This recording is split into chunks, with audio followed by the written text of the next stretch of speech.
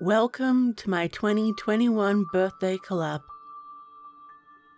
I hope you enjoy these stories. I'm joined by some amazing creators, but also feel free to check out the musicians and the authors who graciously allowed their stories to be used. Now, on to the first story. Have a Happy Birthday. Written and narrated by Lady Spookaria.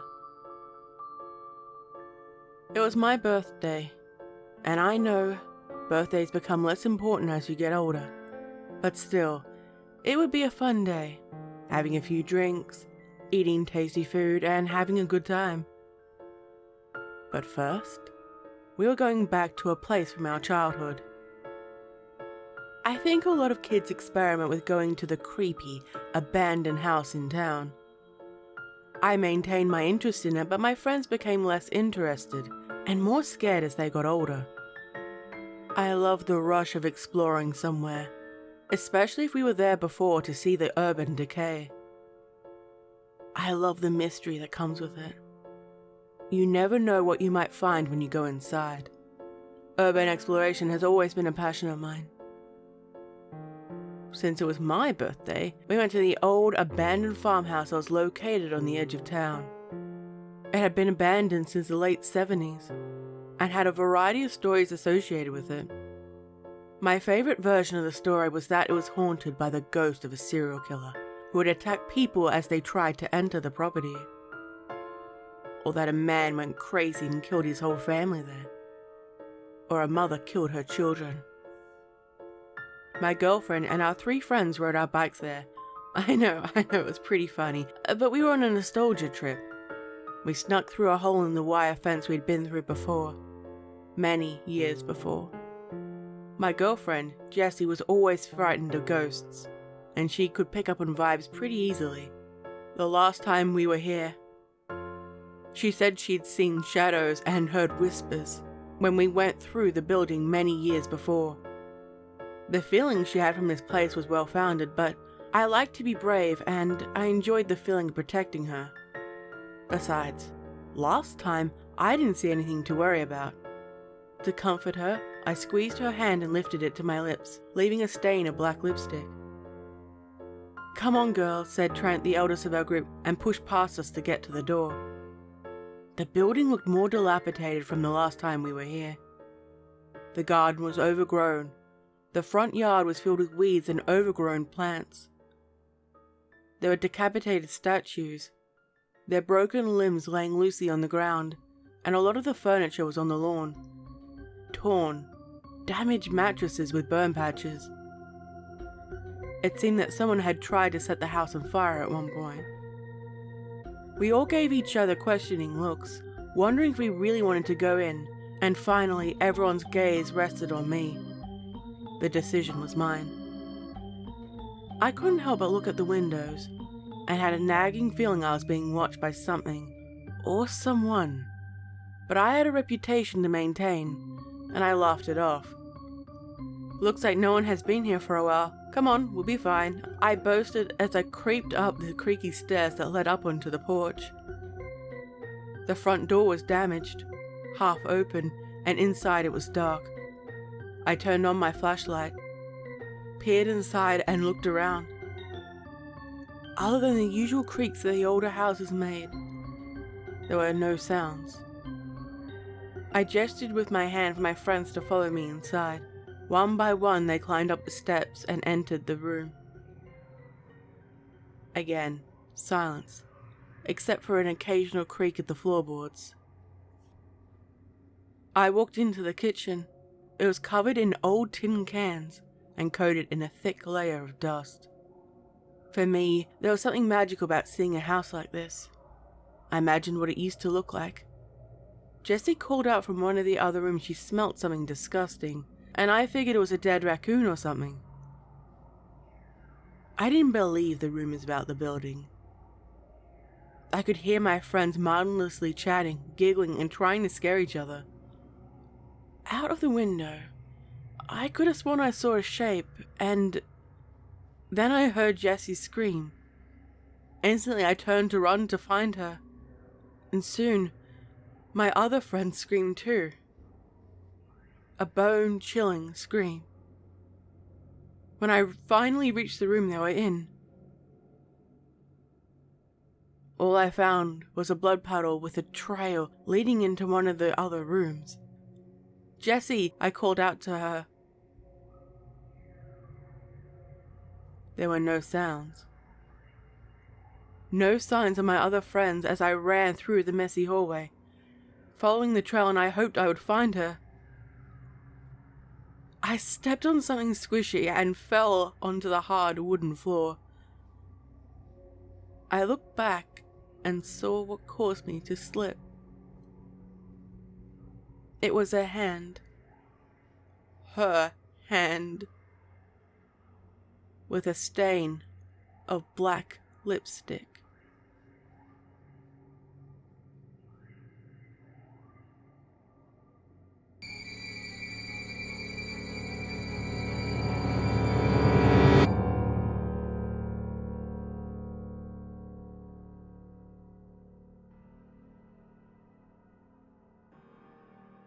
Only in Dreams. Written by tunedtoadeadchannel. Now, my captive audience, let's get started. For a long time, I've had several recurring dreams. Most are of no consequence, or at least deserve a separate telling. One, however, recently took on a significance that I admit troubles me a bit. You see, I regularly talk on the phone with my girlfriend before bed. And since we're both contributors here and share a certain macabre mindset, I suppose it's unsurprising that our conversation often turns for the spooky. In this case, we were discussing night terrors. She told me that only twice in her life had she experienced the feeling of the paralysis that lies somewhere between dreams and awakening. One was a story for her to tell another day, but the other, it was my dream. I was speechless for a moment, shocked, then began to speak in unison with her, and together we recited the events of the dream, then sat for a long time in silence. Our dreams were identical until the final moments. She tells me I should post about it here, so here. If any of you others have had this dream, speak up. I won't say it's significant, because I have no idea, but I will say it is indeed sobering. The night is dark and misted with a foggy, soft rain, the kind that seeps rather than falls and soaks everything it touches to the bone. The streets around me are dark, lit only by the guttering street lamp ahead, which casts its meager light on the sullen cobbles in what seems almost like revulsion. For a short moment, there is nothing there but the silent street light and the gloomy lights. Then, almost as if dropped by stage magic from some unseen door, he is there. A man, or something like one, in a tall top hat and a long cloak-like coat, standing just at the edge of the light, as though he's been there all along. looking down at the ground beside his feet on the soaking street. Often on good nights, this is the part where I wake up. I find myself inching closer though. I try like a man in fear of his life to turn and run. I feel my feet move against my command, pulling me slowly toward that circle of light that should be reassuring. Some nights in the dream, I can hear him chuckle softly to himself, only once. He sees me, I'm sure of that. Despite the depth of the nighttime dark, and his lowered gaze hidden by the wide brim of his tall hat, he is totally aware of my presence, and of my inability to turn away or slow my advance. Any moment now, as soon as I cross some unknown threshold, he will look up. I do not want him to look up. Don't get me wrong, it's not just the dream me that's frightened. Maybe it's best to say that there is no dream me. I'm aware every time that I'm dreaming. I know that I'm in my bed, in my house, surrounded by walls and locks and fences, in the depths of suburbia. I know he is not real. Somehow the knowing makes it worse. There is no sound in this part of the dream, but the oldly muted hollow clatter of drizzling cobblestone. There is an impression of noise, of speech, of something as I drift closer and closer, and my fear and loathing and revulsion mounts to a crescendo as he silently waits for me. And with a gut-churning wrench in the pit of my stomach, I see, as if in slow motion, the brim of his hat tilting as he begins to raise his face towards me. I always end up screaming. I told you that my girlfriend's dream is different from mine in the end. The difference is just as bad to me as the whole extended beginning.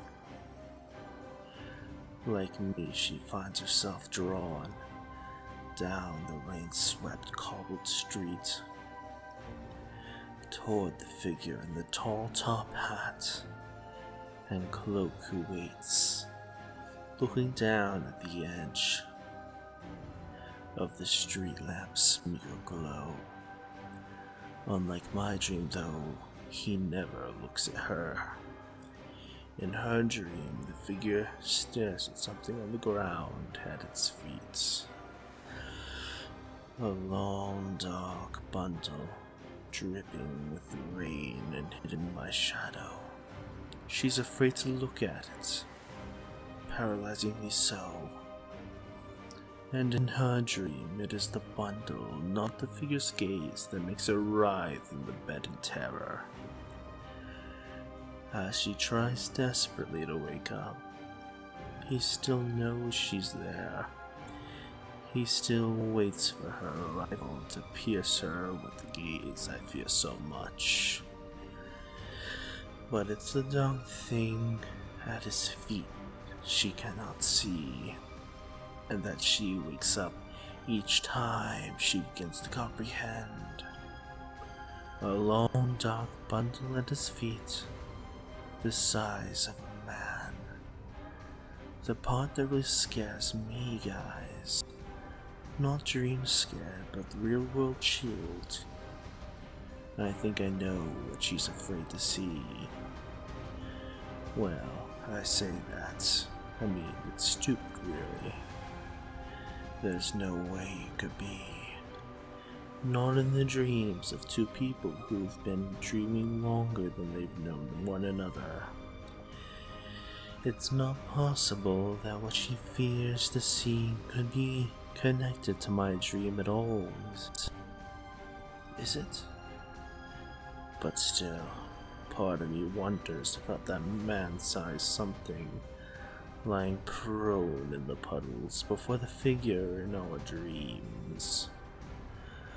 I am scared that it's me.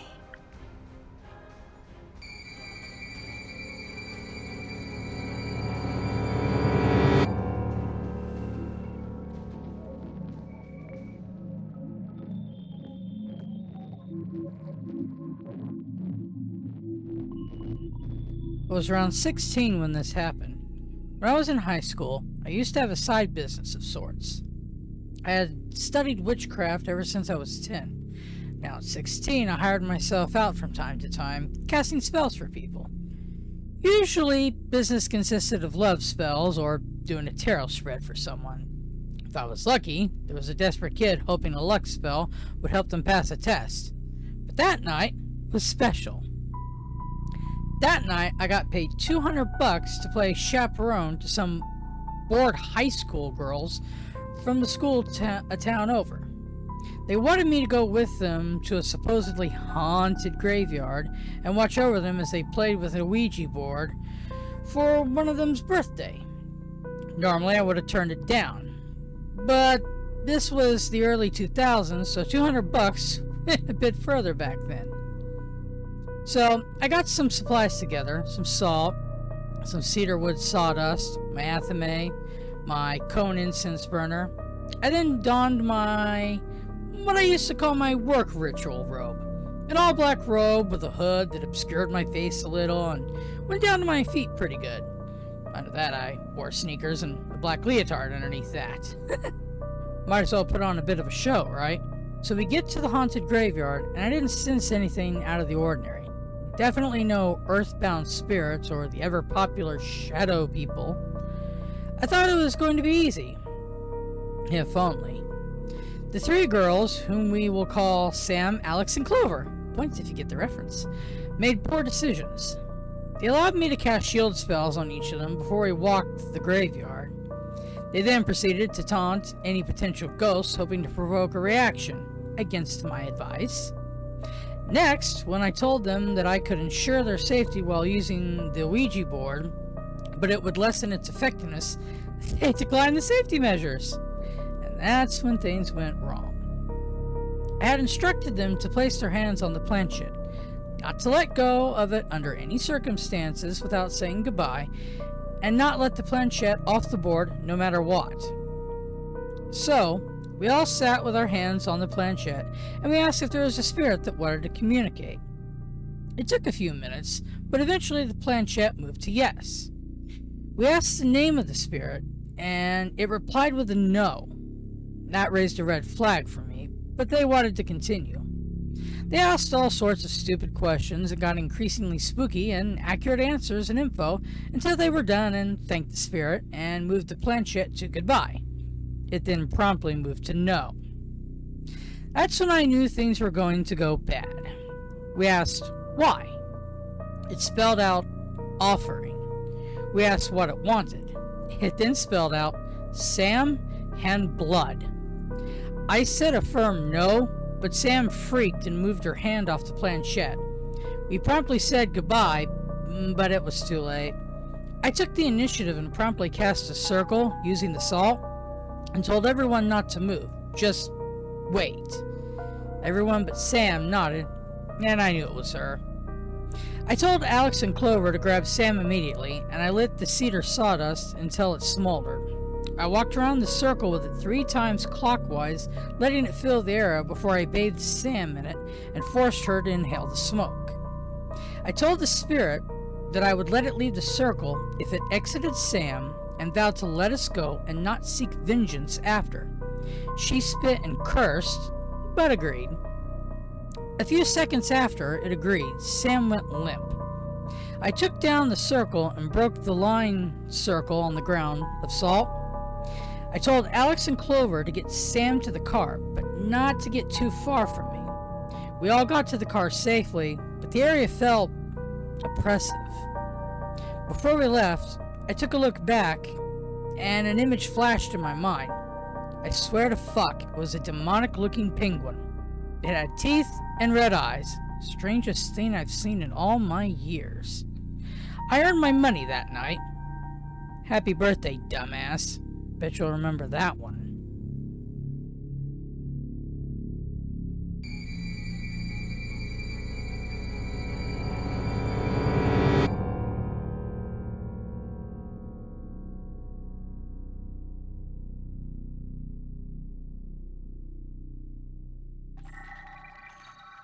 Night Terrors. Written by Kenneth 0505. Nightmares are an unfortunate part of life that all of us have to deal with. The worst I had ever had started a month ago, but thankfully only lasted for 3 nights. The first dream found me sitting in my house alone.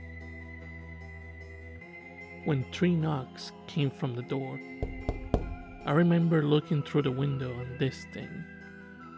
This horrible thing. Pale white, no eyes. Its fingers were long daggers and its mouth was full of long needle-like teeth. It smiled at me and screeched, "Let me in!" I woke up soaking sweat and terrified. I didn't go back to sleep that night. Going about my day, I tried to forget about the night terror, but it seemed like every time I blinked, I caught a glimpse of that otherworldly monstrous smile. I got home from work, exhausted from a long day at my soul-sucking job and little to no sleep. I couldn't wait to get to bed. Sleep came quickly, but it wouldn't last. I found myself in a familiar situation, alone in my house with 3 knocks at the door. I got up and went to the door, but this time I didn't look out the window. I knew what was on the other side. It cackled as I stood there. Then it screamed, "Let me in! Let me in! Let me in!" I shut up in my bed. There will be no sleep tonight either. I got up and made coffee and thought about how much work was going to suck. Knowing it was the lack of sleep, all throughout the day, I felt as I was being watched and could catch movement where there shouldn't be. My God, I need some rest. I stopped off on the way home and got sleep aid, good Kentucky bourbon, and as soon as I got home, I drained a pint. And as sleep found me, so did the dream. I was alone again in my house, and just like the previous dreams, when 3 knocks came from the front door. But this time I heard an old woman from the other side asking for help. I looked out the window, and sure enough, an old woman was standing there. She looked at me and whimpered, "Please, let me in. I'm so cold out here. I just want to in." I opened the door and immediately regretted it. As soon as the door opened, the old woman ripped in half and the monster lunged from inside her straight towards me. I tried to run, but it tackled me and bit down on my shoulder. I cried out in pain.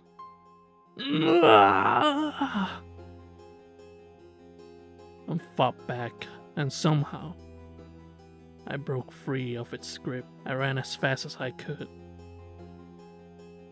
Hearing it behind me, laughing and saying, You belong to me now.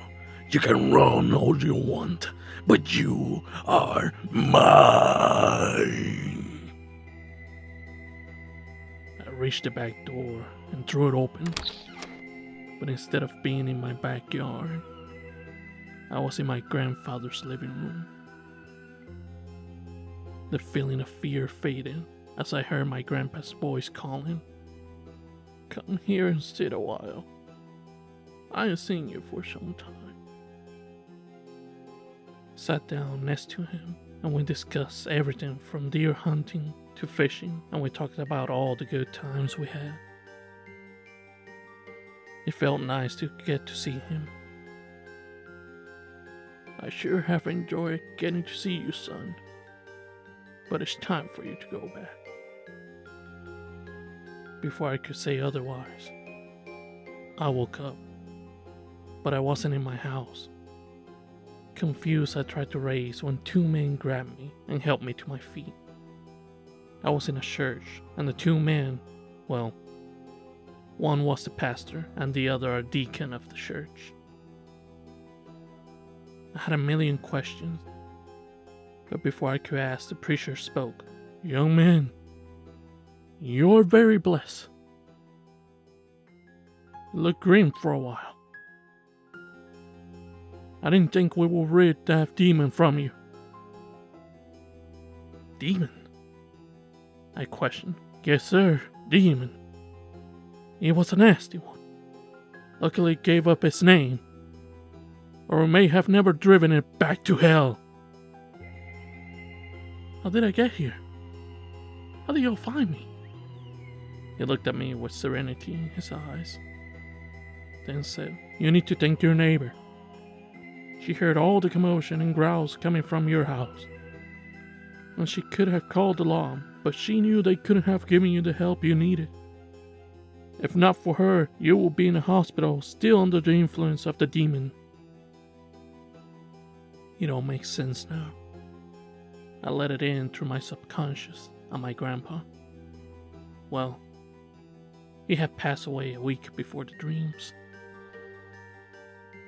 He and I had been close. He raised me, and between my job and life in general, I didn't get to see him much. The guilt and loneliness had been weighing heavy on me since I was told of his passing, and that drew the demon. But my grandpa came to my aid to keep the demon from catching me and have total control. I feel that if it would have caught me and held me, I would have never been saved. A word of warning to you. If you ever dream of something knocking at your door, don't let it in.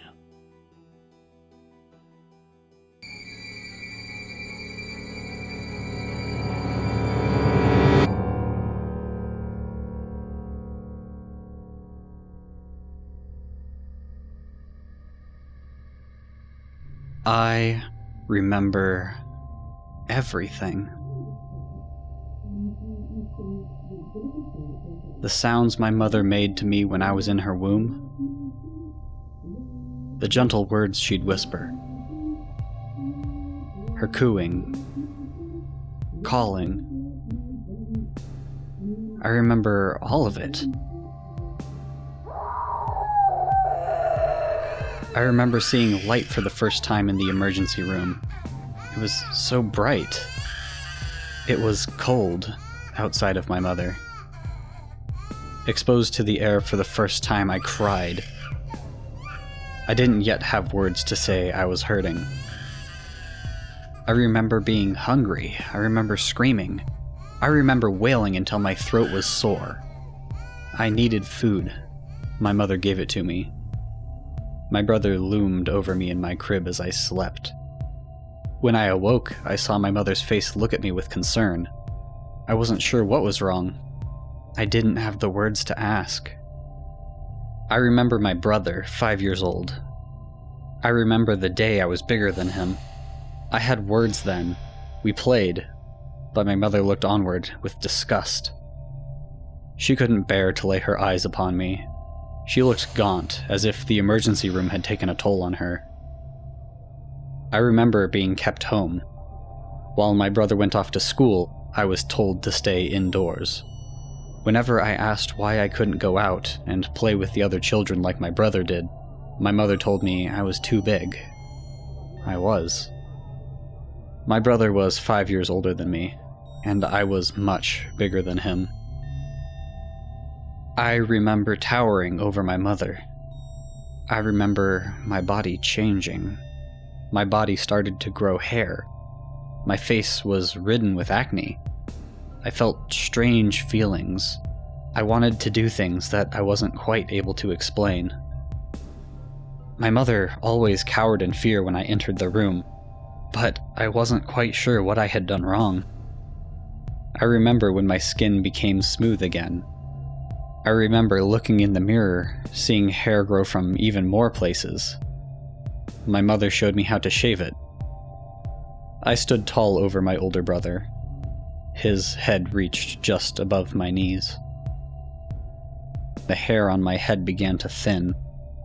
My mother looked at me with disgust no longer. Instead, looking at me with the same concern she had shown as she stared down upon me that time I laid in my crib. I remember when I saw the first wrinkles, the first lines appearing on my face, the crow's feet. I asked my mother what was happening to me. She told me she didn't know. She cried, and I cried too. I asked my mother if I was sick. She said she didn't know. I remember my brother's 6th birthday. My mother told me to stay in my room. I overheard guests asking to see the baby. My mother told them each, in turn, that the baby was still at its grandmother's house.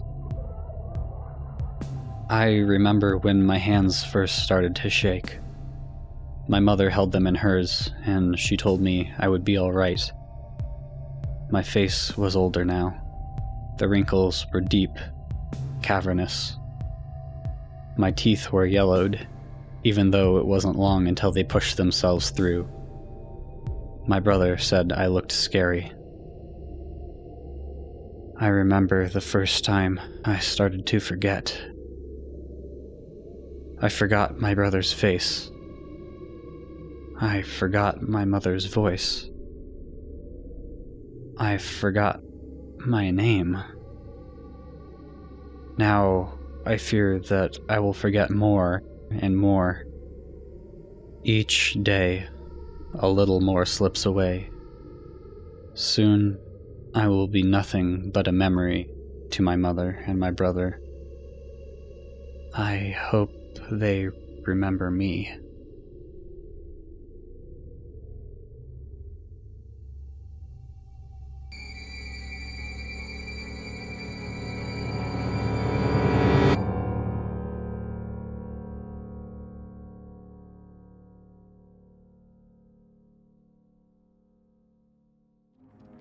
(911), what is the address of your emergency? There it is. Alright, the back. Can you send someone over? This is the 3rd night in a row that I've seen someone or something in my backyard. You say there's someone in your backyard? Yeah, these past few nights I kept seeing something. I brushed it off as shadows or bushes or something, but tonight? No way in hell is that just... Okay, what is your address? My address is 16 Road. Okay, is it an apartment? No, it's a development, but my house borders a forest. I think some homeless dude is trying to break into my house. Okay, if you could just stay on the line with me, I have someone on the way over. What's your first name? Name? Yes, sir. Terry. Okay, Terry, and when did you first see this person? I guess a few days ago. Like I said, I thought it was just bushes or something. You say this happened multiple times. Can you describe what they look like? I can't get a good look at them. Their clothes look raggedy. Hold on, let me get the light. Okay. It almost looks like the one neighbor down the street. What the fuck is he doing? Alan! Okay, sir, we've got officers already coming. Please do not try to escalate the situation. I mean, that's fucking Alan. I wonder if he's like sleepwalking or... Alan! Mate, the fuck are you doing? Sir... I think he's just like fucking with me. He looks like he's like laughing. Yeah, I see you, asshole. Yeah, very funny. You scared the shit out. Please get back inside. What in the fuck? Sir? Hello? Yeah, I'm still here. I must be seeing shit. I don't know. I swear to God, Alan was just standing there. Like laughing and shit, but I blink and he's suddenly 5 feet away from me. I'm back inside now, though. Is Alan still outside? He's looking through the window. Alan, can I help you? Is there a safe area that you can get to? Yeah, I guess so. Fucking Christ! Alan! Sir? He's fucking banging his head against the door! Did you say he's banging his head? Not just like knock, I mean he's full on smashing his head! Jesus Christ! Sir? Hello? Hello? Sir? Terry? Hello? Sir, an officer is on the way. Terry?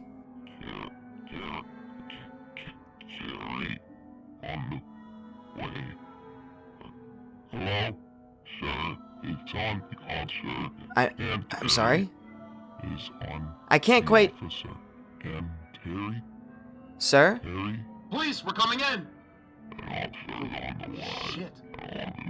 Freeze! Put your hands where I can see them. Jesus Christ, what the fuck?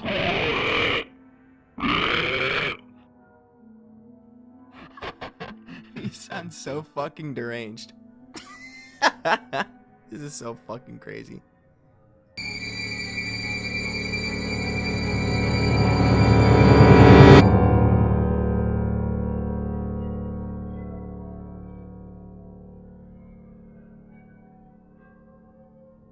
What do you see in your head?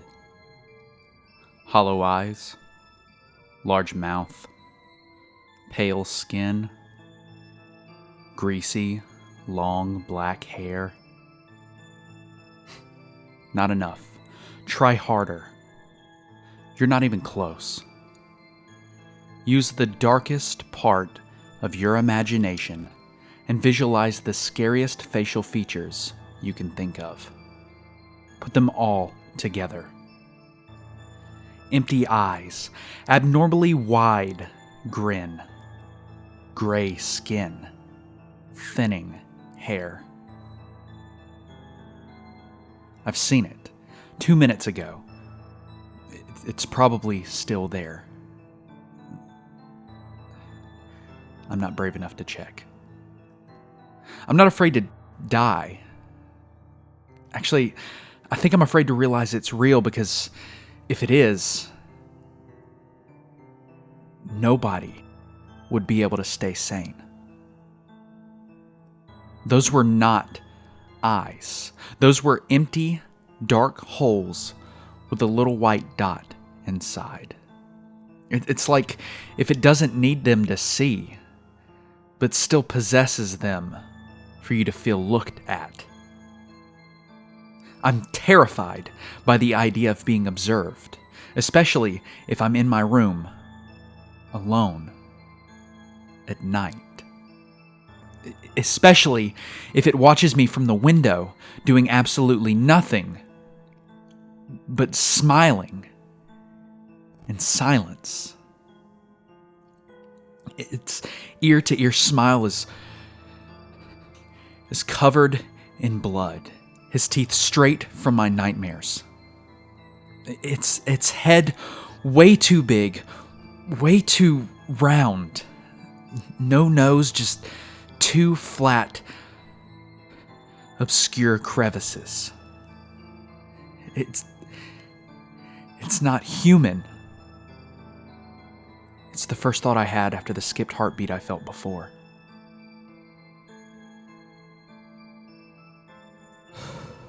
I was reading a book, lying in bed, and suddenly everything felt worse. The air, the silence, the crawling feeling under my skin telling me that I was not alone as I thought. Not anymore. I turned my head just slightly as if I knew where to look, and It was there. The worst horror the human mind can produce. For some reason, people fear monsters much more when they resemble human beings. Now I'm typing this, trying to make sure you understand what I saw. Trying to explain how much terror a person can feel just by looking at the window. Now it's been 1 hour and a half and I don't dare to look there again. My eyes are locked on the phone or the wall on the opposite side of the window. Don't blame me for this behavior. What would you do instead? You'd check again, maybe? You'd probably make sure that it wasn't an hallucination. It makes sense, but I feel like my heart would just stop if I find it still there.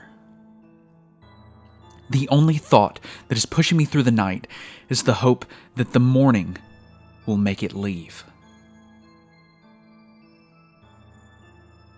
The moonlight casts shadows on the wall through the window. One of them is its silhouette. I can't be sure, but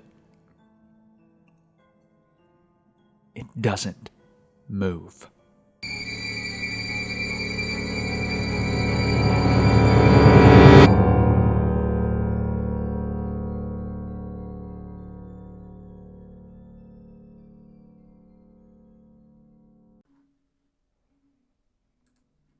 I'm a gambler.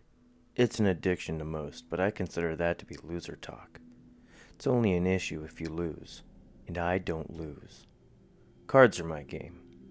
Blackjack and Texas Hold'em. I've bested most of the local casinos here in Cripple Creek, Colorado. If you ever have been there, then you'll know how small the community is. It's an old mining town that was turned into a small gambler's paradise. Within this community, there's a local museum that tells the history of the town, going from a coal mining town to the gambling haven it is today. The history is very shaded and mysterious. The town is very small. Majority of it is a stretch of road roughly 1.5 miles long. The museum sits at the far end of town, in its own little building that seems to have been devoured by time. Once you enter the museum, you'll be greeted by a man in timely garb resembling an old prospector. As he welcomes you with his toothy grin, you'll also notice a cloudy haze in the building, like an atmosphere of despair. There are many relics within its walls that you can read about, like the old canary bird cages used to help detect methane, or the lamps used to light the dark and dank tunnels. The one relic you want to see is the black card box located in the back, surrounded by glass. The small item is pure obsidian and emits its own vibrations. It was calling to me. When I made my way back to the box, I noticed an inscription on old tattered parchment: "Be forsaken to the treasures of one's own greed." One hell of an anti-gambling PSA. I noticed more writing on the bottom of the parchment. "Play me and win. You will be granted mass fortune beyond all time itself. But if you lose, you shall be damned to all pain and suffering." What is this crock of shit? I thought to myself. Thought of untold wealth sounded too good to be true. I went to ask the attendant about the little black box, but he was nowhere to be seen. Turned my attention back to the glass case, and the box was gone. That kind of weirded me out, so I decided to leave that old dingy establishment. As I corralled myself back to the main strip, I noticed all the lights were out. The casinos don't close, ever. And as I pass by windows, I still see patrons at tables and slot machines, but something was off. Their faces showed pain and malice. like an endless void of suffering within their beings, mindlessly gambling their hearts away, literally betting with body parts, instead of chips and coins. I attempted to enter one of the buildings, but none of the doors would give way to my strength, as if they were locked or barred on the other side. That's when I noticed the pulsating light on the far end of town. From a distance, it looked like a massive fire had taken half the town, but as I came closer, I realized it was not flame. It was a casino. Grotesque figures guarded the doors. To describe them would only cause an immense and painful eruption of vomit. I was ushered inside as if I was expected. The entrance of the building had a femur carving on the threshold with bright red neon lettering that said, Despair in Thebes. I'm no scholar, but it seemed to be Latin. And as I crossed the threshold into the main hall, there were creatures all around playing what I would assume are games. Not like the normal ones you get at casinos. No, these were horrendous. Bodies splayed on a rack, betting on life and death, dealings of demise. I thought to myself, this must be hell. Once I gathered myself, I was greeted by a large beast of a man. Come this way. Mr. Morningstar would like to have a word with you. I had no choice but to oblige. As the thing guided me through the main hall and through what seemed like a restaurant, we stopped at a set of gold and crimson elevator doors. And as we sit there waiting for the elevator, I was forced to take in the agony around me. Helpless souls screaming for reprieve from this dastardly place. Their agony echoes through the halls and have left a permanent scar in my mind. The elevator doors open with surprising ding, and we enter. The elevator music was just that, standard elevator lounge music. You'd assume that hell would have more torment and suffering, but this is just ridiculous. As the elevator ascended, the large man thing just kept eyeballing me. Like, he thinks I slept with his mother. It was filled with malice and hatred, gaze that would render flesh if the ability to do so was there. The elevator came to an abrupt stop and my knees buckled out from under me. As I regained my balance, the doors opened to a brightly lit hallway, reminding me of palace-like walls and marble flooring.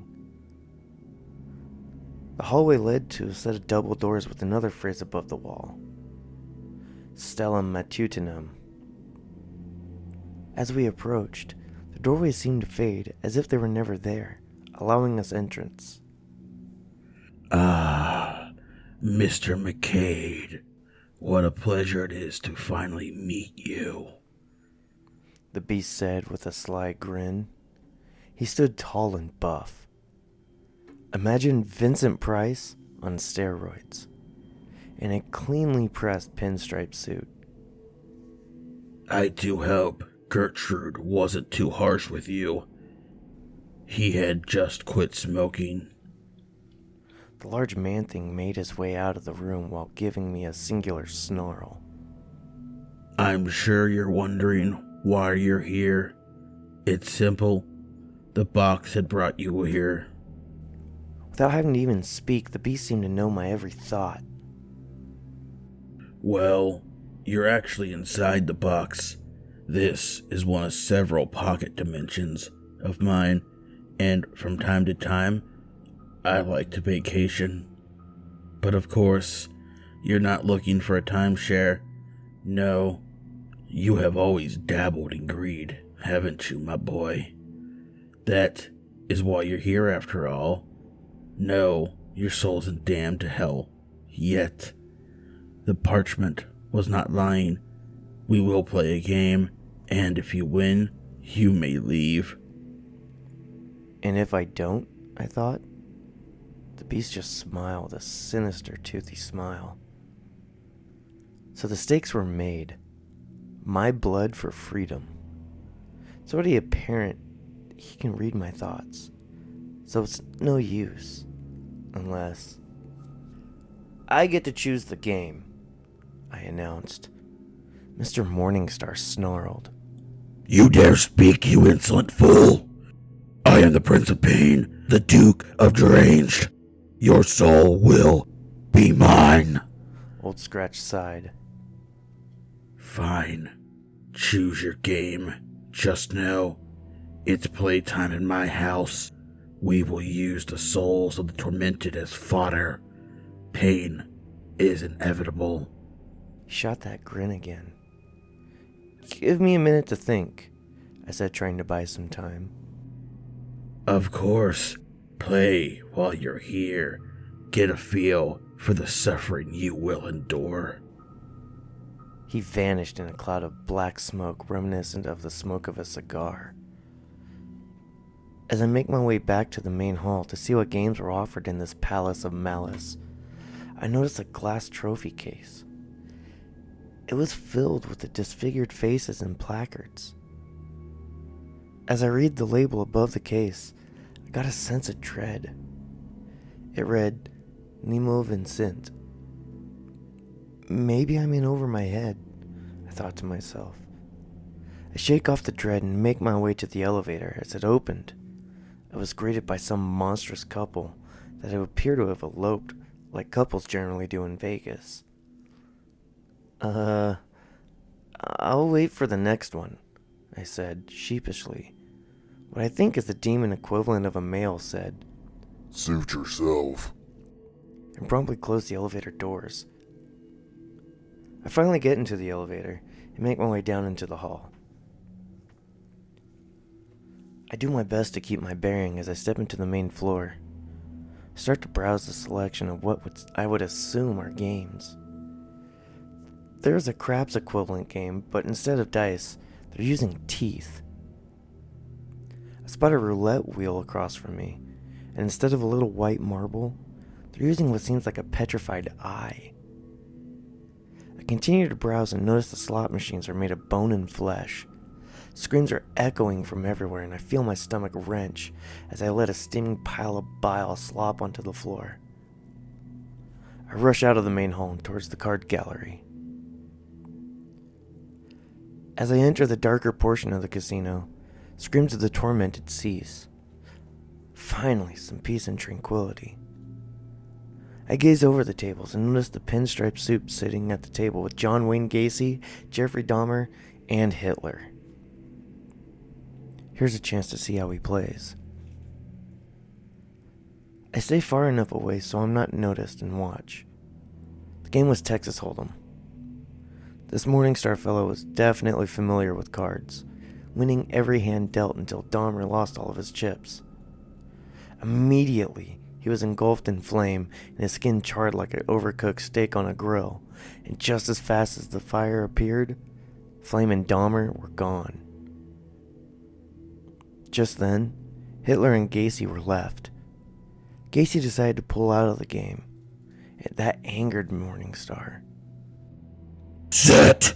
You will finish when I say you finish. Now play your hand. He plays with the souls he owns. Is that for practice? I thought. And just when I finished that thought, he looked over his shoulder and noticed me. Mr. McCade, come join us. Hitler was just finishing up. With a flick of the wrist, Hitler just exploded.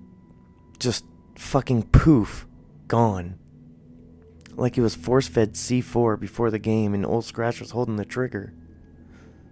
I haven't decided a game yet, I said hesitantly, not wanting to become the new wall paint myself. Being so sheepish now, Mr. McCade? Tisk, tisk, tisk. You didn't seem so sheepish when you were ruining the lives of those around you. The family you have ruined due to your excessive gambling. No care in the world but for your own selfish wants.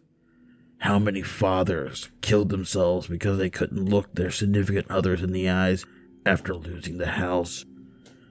because you took it from them. How many mothers live on the streets because of you? You care not for your fellow man, and that is why you are here now. Sit! He commanded.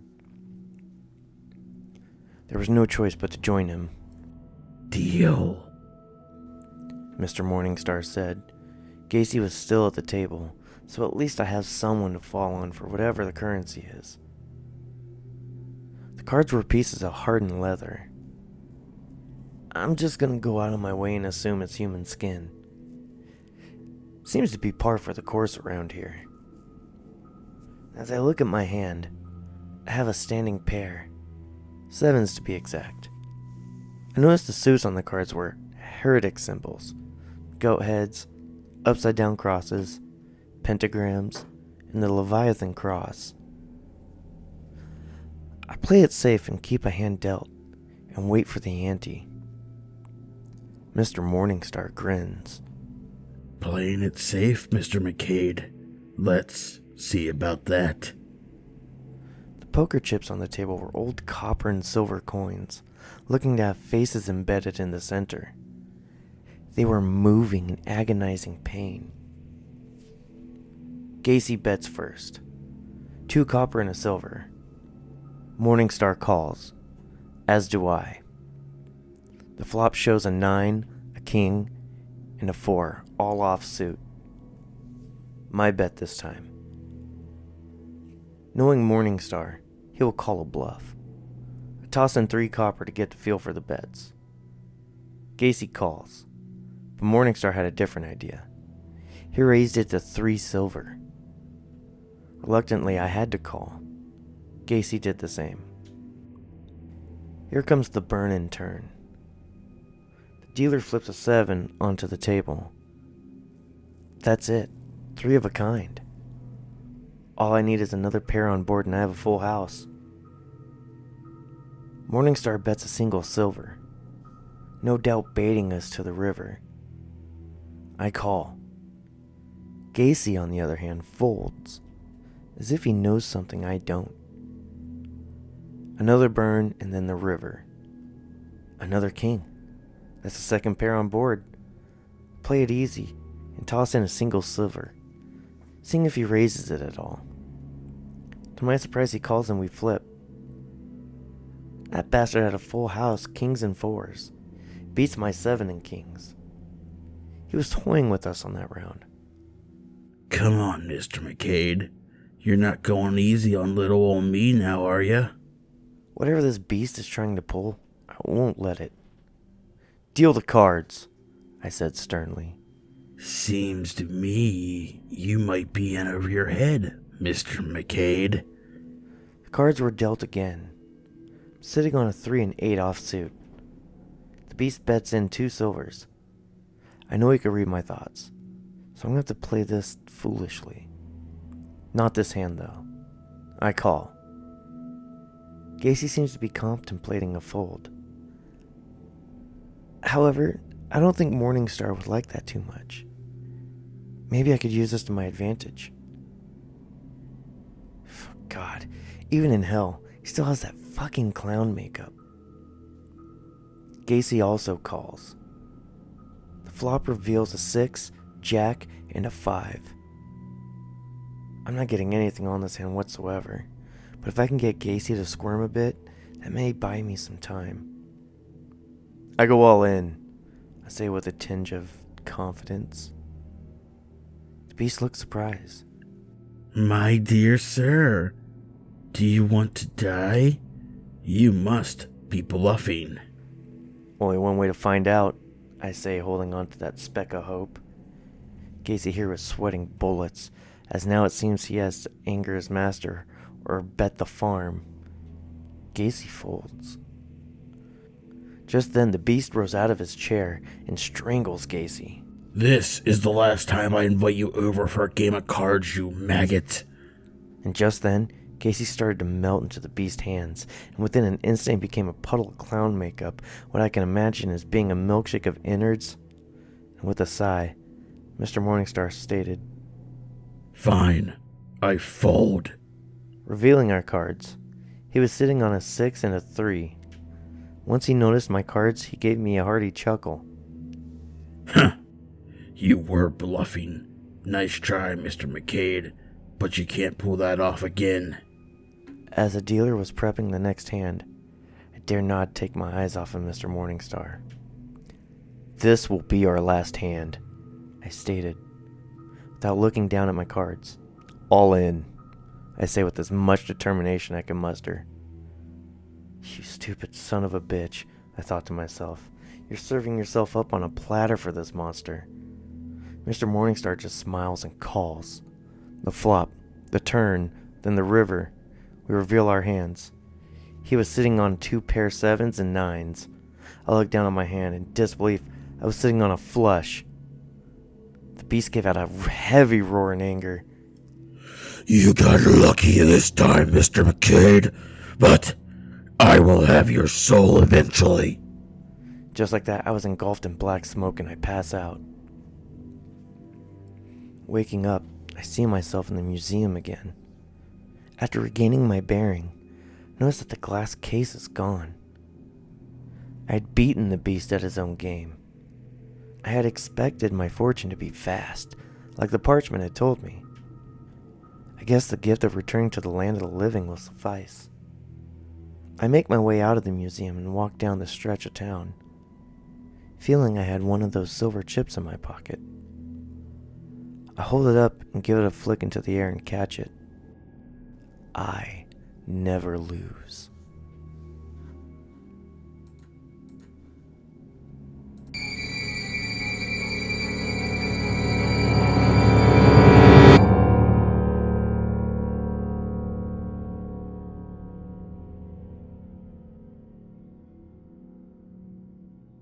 This is Dr. Hall, conducting an interview with SCP-0-73, Object Class Euclid. This interview will be recorded and logged. SCP-0-73, state your name for the record. 0-73, your name. 0-73, I will not ask again. State your name or I'll... You'll do what, Doctor? Put me back in my cell like an animal? Or I will revoke your request for becoming an AO. Please, Doctor. We both know you don't have that kind of power. I have mighty high friends in mighty high places, and I can make sure your request gets revoked. Unless you cooperate with this interview. What's the matter, Doctor? Is my request too human for you? Do you have any idea what would happen if your request was accepted? If you became an AO or an anonymous object? I'm aware of what AO stands for, Doctor. If you became an anonymous object, 0-73, you would be able to leave the Foundation at will, therefore putting the entire Foundation in jeopardy. You people don't understand, do you? You don't ever seem to understand. Or at least, you don't want to. Tell me something, Doctor. Do you even know my reason for wanting to leave this place?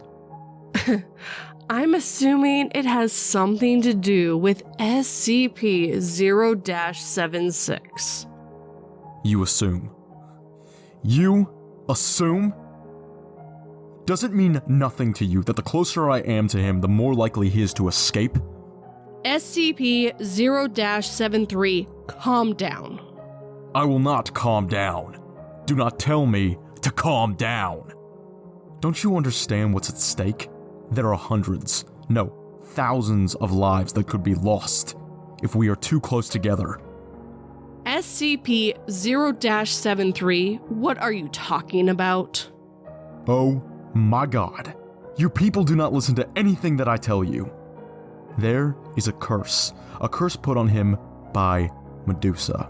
I am bound to that curse, meaning the closer that I am to him, the weaker the curse is, meaning he can break out, which if I'm not mistaken, he already has several times. So far, we have been able to contain his outbreaks. No one's in any real danger. Unbelievable. Do you people honestly believe that? Are you that much in denial to believe that you have him under your control? The SCP Foundation only has the best of the best, so You yes, people are dumber I than do I believe. thought. And believe me when I say, that's saying something. With all the insults and accusations aside, I'd like to continue this interview, please. As you wish. Tell me, since we are on the subject of SCP-0-76, are you two truly Cain and Abel from the Bible? In the flesh. Many of the researchers and doctors here that practice Christianity do not believe you when you say that. Please, Doctor. Enlighten me on why that is. Well, see, the reason for this being is the Bible describes you as aggressive, while the Bible describes Abel, or SCP-0-76, as more of a pacifist. You people have eyes, yet you choose not to see. You have ears, yet you choose not to hear. What's your point? My point, Doctor, is that you people don't seem to understand the consequences of actions. I killed him in cold blood, bashed his head in with a rock until blood and gray matter laced the grass beneath our feet. That still doesn't explain how either of you have immortality, or why you are the Elukid class SCP, and he is the Kilter. Read your Bible, young lady. When God gave me this mark, he told me I would be a drifter, a vagabond. Then how do you explain your brother's immortality? Beelzebub. Is there something amusing, Doctor? You have to understand that none of this is very believable. Not believable? You must be joking. Look around you, Doctor. Look at where we are, surrounded by creatures either thought to be extinct or fictional. And you call it unbelievable. Do you know what I think? Enlighten me. I think you fear how human I am. That I'm the most human thing in here, and it terrifies you. I embrace the spectrum of emotions, from the heights of transcendent joy to the depths of hatred and despair. You see how broken I am. You've seen what I've done, and it terrifies you. But it's not what I did that terrifies you. It's not how I did it. No. What terrifies you is that you're not looking at a creature picking its teeth from its last meal. You're looking at a broken man who has lost everything.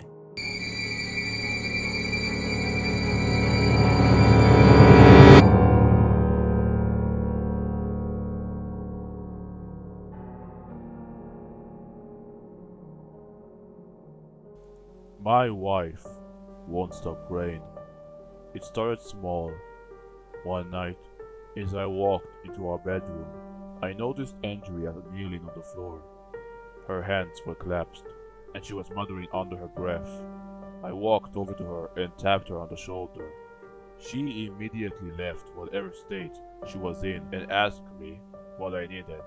I laughed. I thought this were off religion. Andrea shook her head and looked at me with a confused expression. She didn't say anything, and I decided to forget about the incident. I knew she had been a part of some church or another when she was young, long before I met her. She never spoke about it, and I never asked. After that, everything was normal for a while. I noticed that Andrea was a little more quiet, more reserved. I didn't think anything of it, since the change was gradual, but over time, I began to wonder if something was wrong. She had never been the most talkative of girls, but she wasn't usually this secretive. Is she hiding something? I worked long hours during the day and she worked the night shift at the local hospital, so We didn't see each other much. A part of me wondered if she was cheating on me. That would explain the weird behavior. So eventually, curiosity broke me and I decided to investigate. So after I got home from work one night, I hid her phone underneath the mattress and put it on silent. As Andrea was preparing to leave for her shift, she searched up and down for her phone, but couldn't find it. She asked me to call her number on my phone, which I did, but she couldn't hear her ringtone. So luckily for me, she decided to leave anyway, as she didn't want to be late for work. That left me with full access to her smartphone for the next 10 hours. I unlocked it and started searching her text messages and social media DMs for any clues as to why she was acting strangely. However, there weren't any clues on her phone. There weren't any long phone calls with other men, no frantic text messages relaying some problem to her friends. Nothing. She was scot-free. The only thing I found on her phone that was slightly bizarre was the Bible app, but other than that, there was nothing. So that was it, I decided. She had converted to Christianity and was too nervous or afraid to tell anyone. And to be honest, I didn't care what she believed. I was an atheist myself, but she could be whatever she wanted. I decided I would talk to her about it the next night, and fell asleep. However, the next night came and she wasn't home.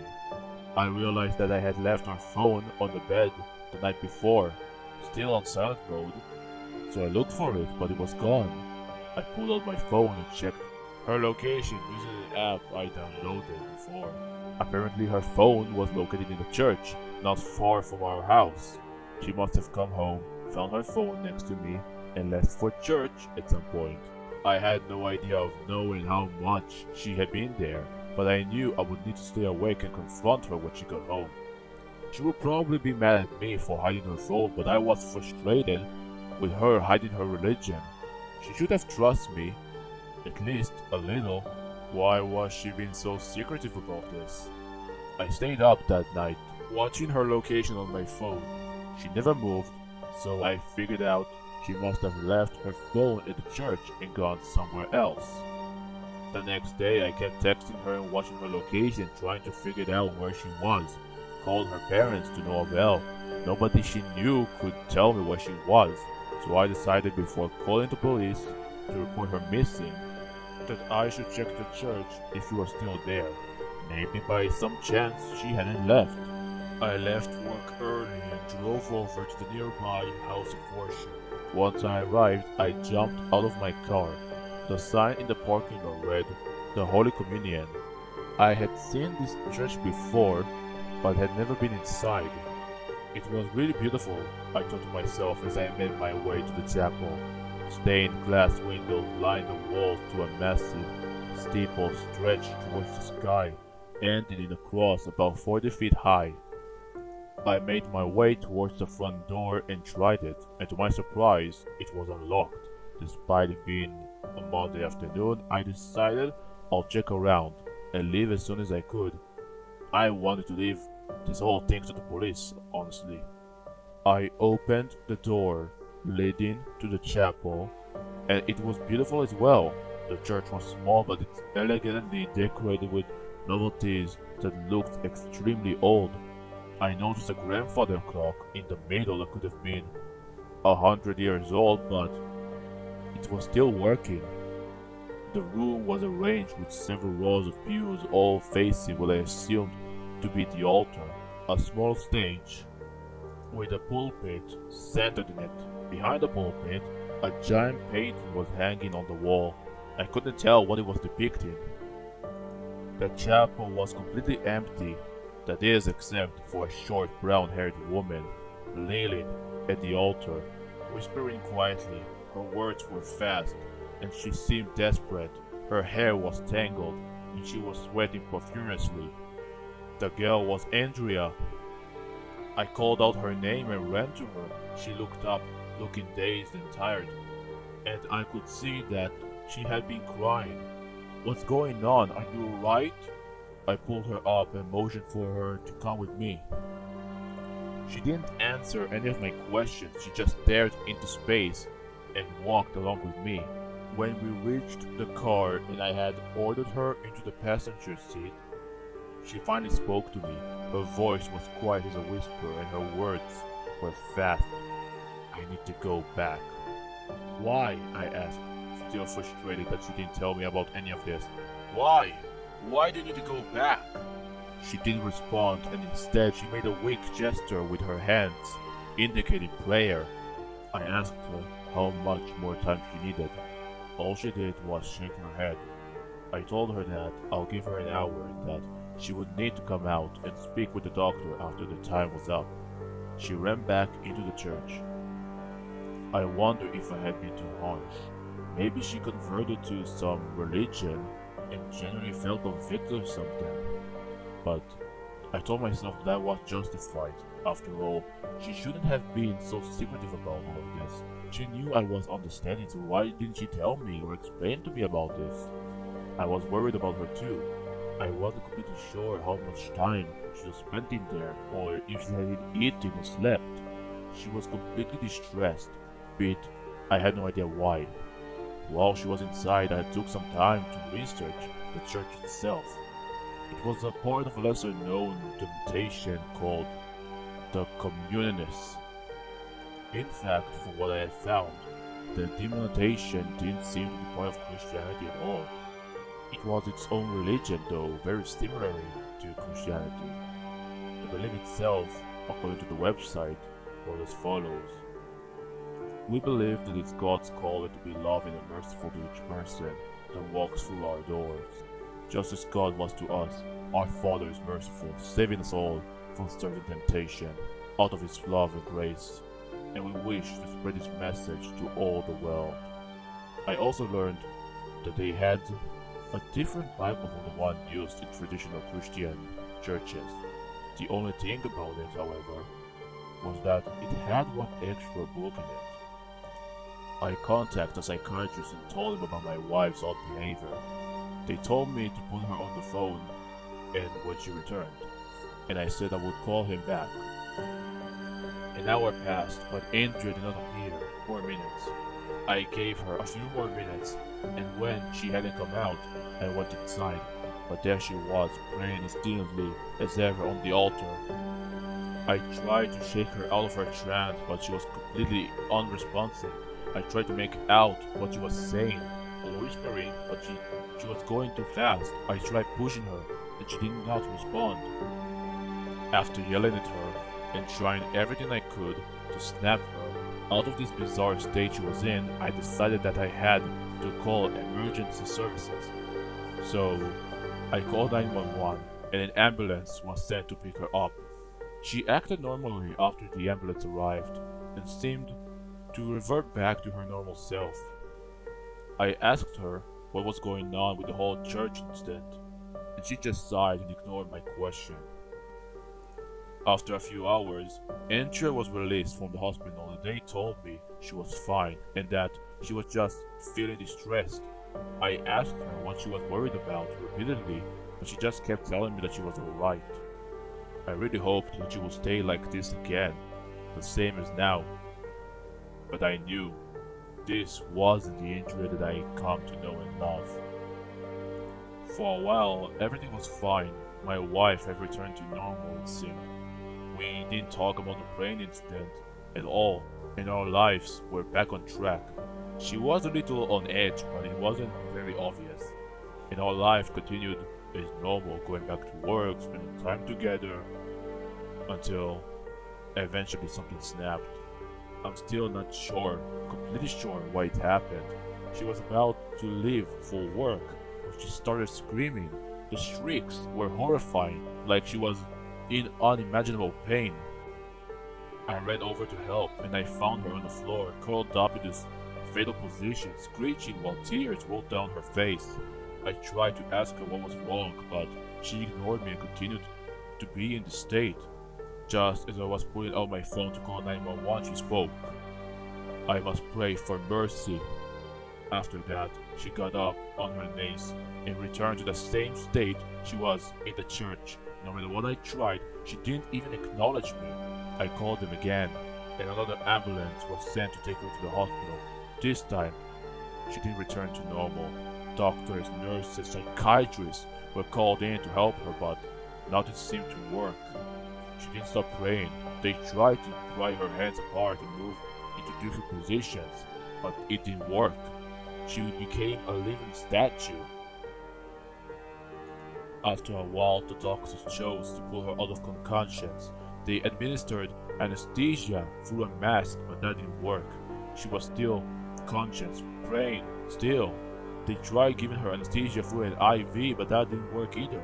No matter what happened, she remained awake, praying non-stop. Since she wasn't drinking or eating, they had to insert a feeding tube inside of her to keep her alive. I was heartbroken. The medical professionals at the hospital couldn't describe any illness to this. The scans they took showed that she was fine mentally, though she was malnourished and dehydrated physically. Nobody knew what was going on. I told everyone about what happened, that it came out of nowhere, that she started screaming on the floor, and now she was here. From that point on, I decided it was my duty to research the cause. I devoted hours upon hours to reading up about this Holy Communion, learning about their beliefs and trying to decipher what this all meant. I knew that little church had to do with all of this, but I wasn't sure how. So this is my theory about what I've gathered together after my tireless research. And I'm certain that this is the truth. In this communionist Bible, there is an extra book, as I mentioned earlier. It took me a long time to find the Bible. It was hidden from most of the world, and in the additional book, God's wrath is explained. The book succeeds the final book of Revelation and describes the fall of civilization. It's extremely vague, but it tells the burning of the great cities and the slaughter of the innocent in droves. This punishment, this Valhalla of sorts, can happen at every time, at any point, whether it be 100 years or in a few hours. God can descend upon mankind and punish it for its wicked sins. In order to prevent God from punishing us, the church must select a vessel to negotiate with him. The vessel is required to pray for God for mercy until his wrath is subsided. It is believed that eventually, when a day will come, that negotiating with humanity will end, no matter what. The way the vessel is chosen by the church is random. They select the first person they see that is young and able to handle such pressure, and call upon him to become a negotiator. And they have no control over this, and instead they are forced to see the visions. Once they've been called to become a negotiator, the visions begin. It's not detailed in the book, but the visions are showing atrocities so horrifying that causes the negotiator to shaken into the state of prayer, like Drea, and essentially begging God for mercy upon mankind. The visions apparently start off small and continue to grow worse and worse until the vessel is forced to pray for mercy for God. And once God chooses to have mercy on mankind, the vessel is released. Drea was chosen to become a vessel, to become a negotiator with God. There are instances of this happening throughout history. By the church itself, Drea saw the first vision the night I found her in our room. The vision started bearing her until she could no longer bear them, and she fled for the church to beg for mercy. She must have temporarily released from this hell when the first ambulance arrived. She thought she was free. But the vision started back the night she began screaming, and now she's trapped there until she dies or until God chooses to finally set her free. That is my theory. I'm not still sure if it's totally correct, however. I recently received news from the hospital. They managed to put my wife into a medically coma. This means she's no longer praying. It also means that the church no longer has a vessel in which to speak with God. Last night, however, I had a dream where I watched my city burn alive. I saw my wife, parents, and all my friends die hopelessly as the fire spread farther and further. I looked around, watching the fire slowly consume everything in sight. Was this one of those visions? I don't know, maybe I'm just paranoid, but somehow I feel the need to pray, to ask God to relieve me of this pain. I hope I'm not a vessel, but who knows?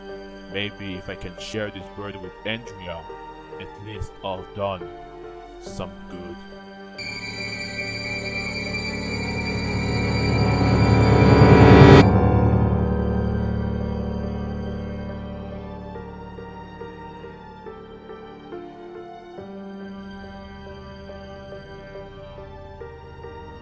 Birthday Surprise, written by PA Nightmares, narrated by PA Nightmares and AKFeniks.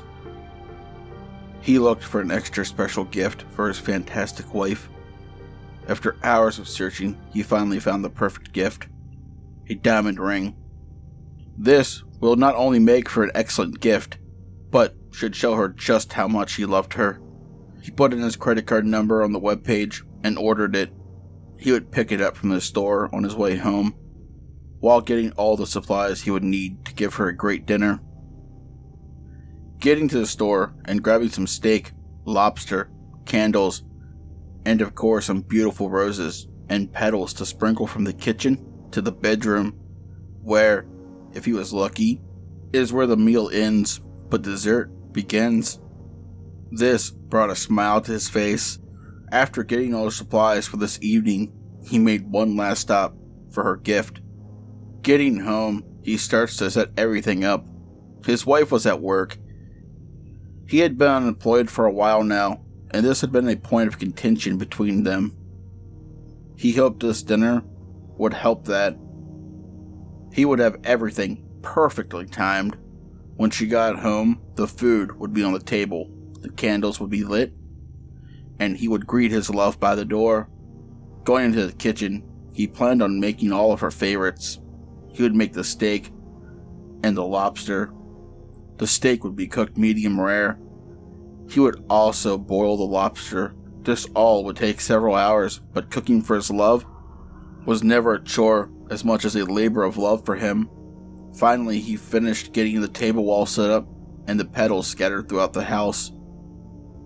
As if on cue, he heard the car door shut and his wife slowly approached the house, the jingling of keys as she unlocked the front door, dimming the lights and hitting play on the music as she entered the house to her favorite song.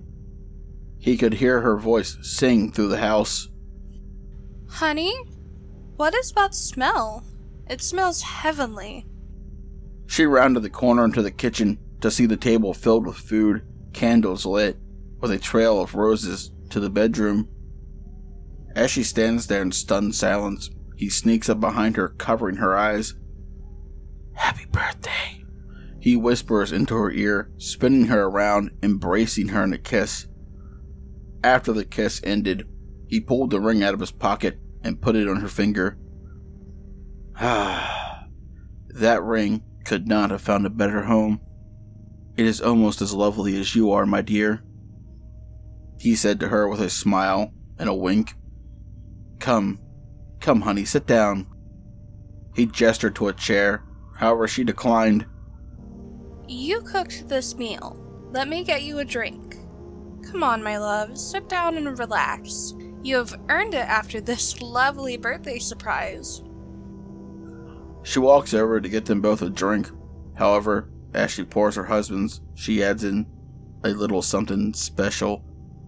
She saunters over to him, setting the drink on the table with a kiss on his cheek as she took the seat opposite to him. Well now, that you're home, let's dig in. The two started to dig in, not too far into the meal. The husband started to feel lightheaded. Moments later, his world was enveloped into darkness. He woke a short time later, tied to a chair with a headache. What the fuck? Why am I tied to this chair? What happened? Honey, are you there? He could not hide the fear in his voice, though he tried. From behind him, he heard someone slowly approach him. Hello? Is that you, honey? Yes, my sweet, it is. She said this in a disinterested tone with a hint of malice in it. She walked over to him and sat in his lap. Honey, this is so sweet, it almost makes up for you. Well, you know. This was a great start to making up for cheating on me. However, I am not sure I can trust you. Can I trust you?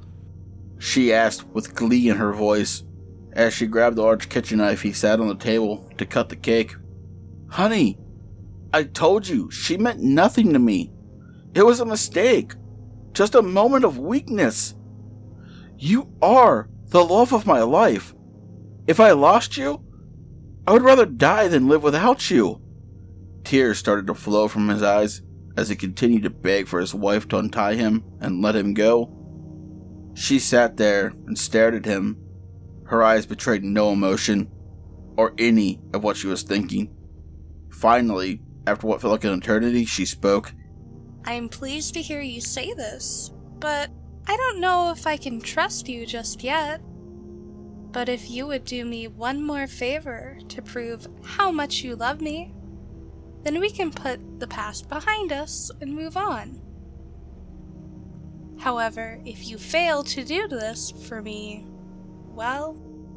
She thrust the knife in the cake, and it glided through the cake like a hot knife through butter. That made my point for me. She giggled maniacally. This is a side she's never shown before. What do you want me to do? He stammered in fear. Oh, it's nothing too much, my dear. Just eat this. As she said this, she pulled the lid off the plate, exposing the human heart. Is that? He stuttered, unable to finish the statement. The whore you cheated on me with? Yes. They say jealousy is a strong emotion that can end a relationship. Well, in this case, it ended a life. Now the question you must ask yourself is whether she is worth dying over. I'll do it, he said, defeated. Or, that is how she took it at least. She unties him, and he grabs the heart, devouring it in one bite. Next time, don't cook it so long. It ruins the taste. He turned around, revealing razor-sharp teeth, and his eyes had become darker than the darkest night she had ever seen. What are you? She stammers. It does not matter. What does is I love you, or I would have killed you long before now. So, where is the rest of the body? Waste not, want not, after all. She looks at him and points in the kitchen, but before she does, she kisses him. I always knew you loved me. Now that I know all of you, we can hunt together.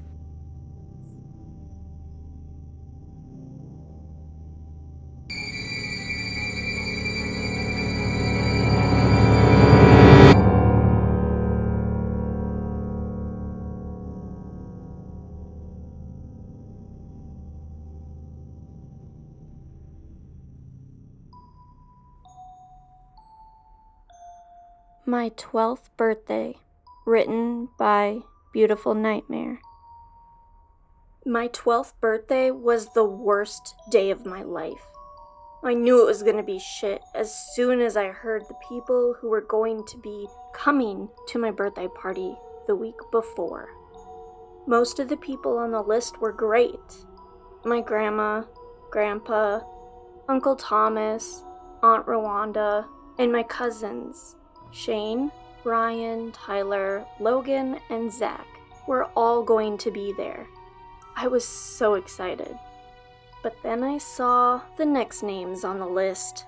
My Uncle James, my Aunt Erica, and my cousins, Daniel, Alexa, and Tay. I groaned, knowing all the bullshit that would be in store for me. My Uncle James is filthy rich and takes any opportunity he had to flaunt it.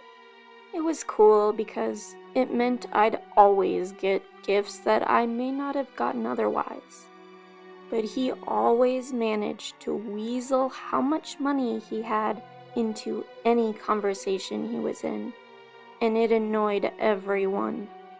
He was also abusive to both my aunt and cousins, regularly beating them whenever he thought they were out of line, as he said.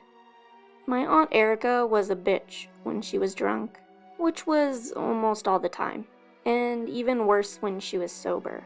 She never had anything nice to say about anything.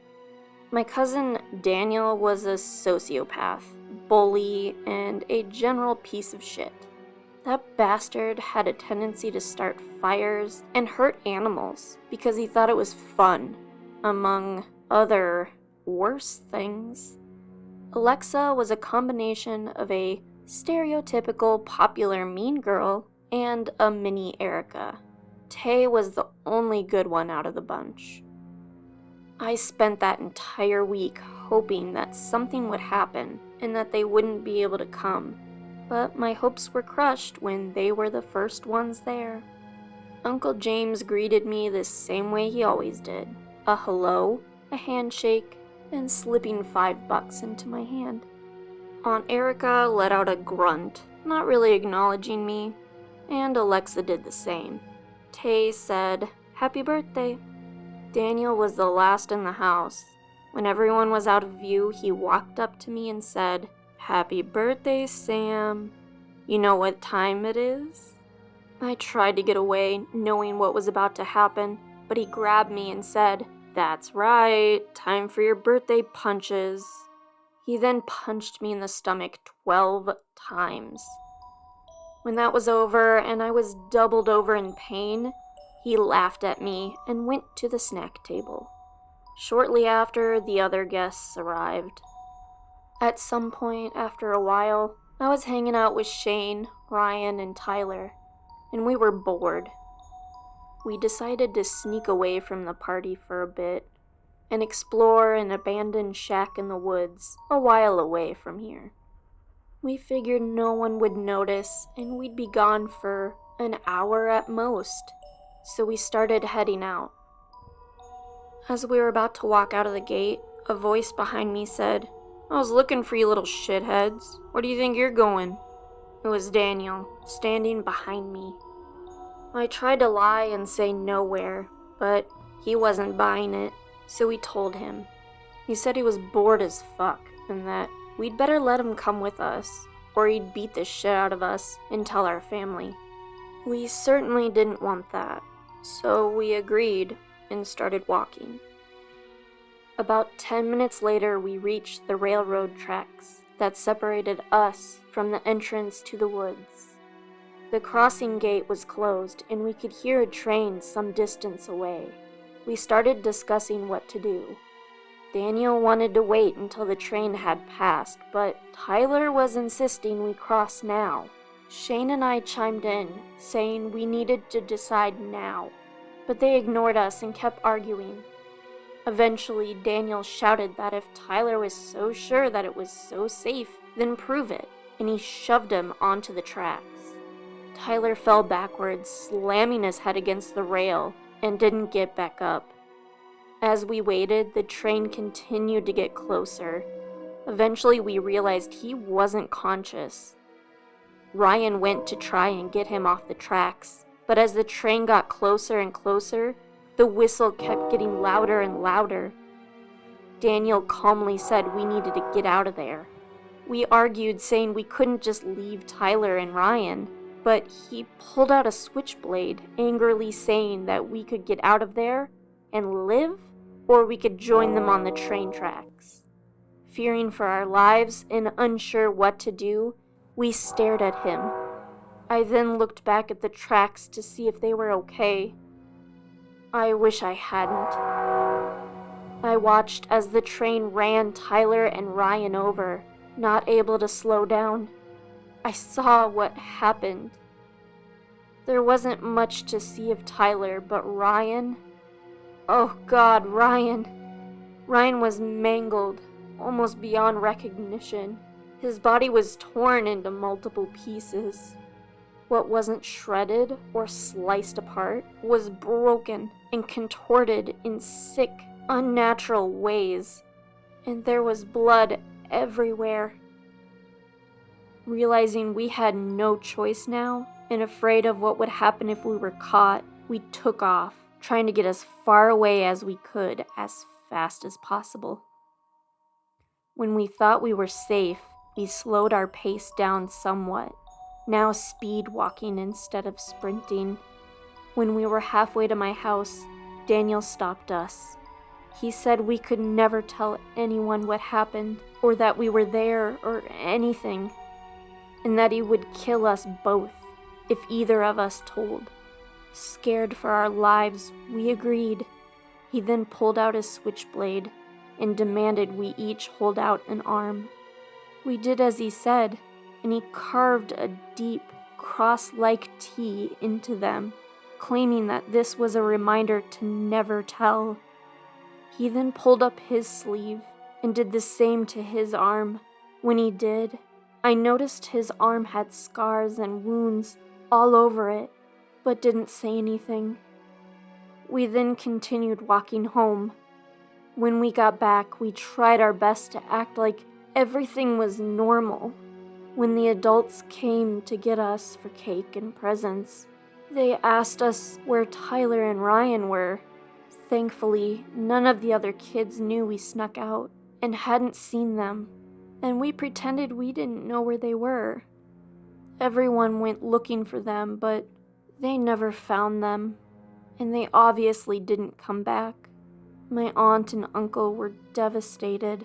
I think that on some level they blamed me and my parents for their disappearance, because they were never quite as friendly with me since that day, and eventually cut us out of their lives entirely.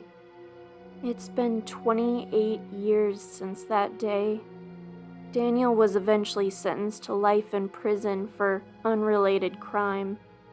Shane was admitted to a mental hospital sometime after, as he had become unstable and was unable to cope with the memories of that day. I can't say I don't understand. I still have nightmares about it most nights, and I still see a therapist every week, and I still have a T-shaped scar, an eternal reminder of that day, and of my part in the death of my cousins.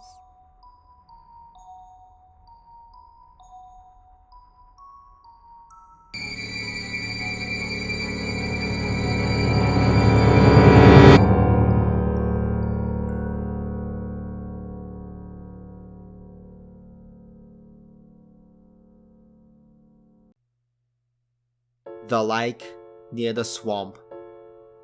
Written and narrated by Alternative Night. Derek was a young fisherman who lived in a small home in a swamp with his wife, Vicky. They lived in the swamp for a while now, and it was not the best place for a home for them. In fact, the swamp was quite a filthy place to live. The smell was foul. It was always wet and slippery, so much moss everywhere, and it was always dark, even during the bright day. However, there was one positive thing about the swamp. There was a lake nearby, where Derek would sometimes go fishing in the early mornings. He did not always catch a good fish, but it was always a good pastime hobby for him in the swamp. Before knowing of the lake, he tried fishing in the swamp directly, but because of its smell similar to a wet corpse, he hated going in there. So he was very glad that there's a much cleaner lake nearby. One early morning, Derek decided to go on an early morning fish like he usually did. He got out of bed silently, trying not to disturb Vicky, who was still asleep.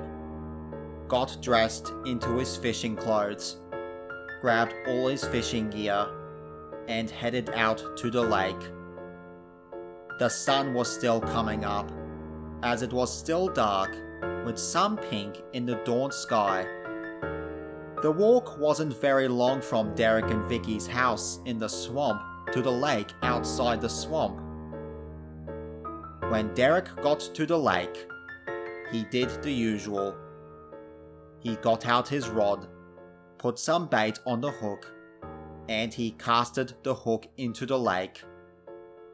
Also, as per usual, he waited for a tug. Usually it takes a while for Derek, but he is a very patient man, so he can wait for hours. But this time, Derek didn't wait for long. But it wasn't because he caught a fish. Instead, he was caught off guard by something else entirely. A small black stallion slowly came walking into the view beside him. A horse never came into the swamp, let alone near the lake, so this was new to Derek. The stallion's mane was long and damp, dripping swampy water. He looked as if he just had a swim in the swamp. He also looked like a black pony, but he was a bit too big to be a pony himself. Derek studied the horse for a moment, very confused by the whole situation. As he studied the horse, he got up and slowly started to approach him. Something felt off about the situation. Derek knew this from his gut telling him to turn back, but he ignored it. As he got closer and closer to the black horse, the horse stood still, not even moving once. After Derek finally approached him, he gently touched the creature. Knowing that the horse didn't flinch once, Derek's guard was put down, and he patted the horse more. Derek eventually felt the urge to ride the horse, climbing on top of him very carefully without hurting the horse, while thinking he might take the creature home to look after. He tried to calm the horse down after he got a bit startled at first, but eventually the horse calmed down and Derek tried to make him ride him home. However, the horse didn't listen to Derek's command. Instead, he started to run in the direction of the lake. Derek tried to turn the horse around, but he didn't pay any attention to Derek at all. As the horse got closer to the lake, Derek started to cry and scream for help, fearing for his life. But the horse gave no care to Derek's pleas for mercy. He just ran closer and closer and closer to the lake, and eventually jumped straight into it, with Derek still riding on his back. After that incident, all there was were bubbles popping from underneath the water for a minute or two. There was no sign of Derek or the horse anywhere. When Vicky woke up, she noticed that Derek wasn't home. This was very odd, because Derek would always be home before she even woke up. Vicky couldn't shake off the feeling that something was very wrong. After she quickly got dressed, she headed straight out the door to find Derek. She called out his name several times, but she always got no answer, no matter how close she got to the lake.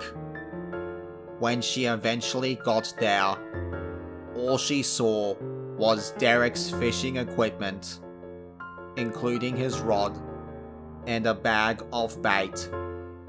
Derek was nowhere to be seen.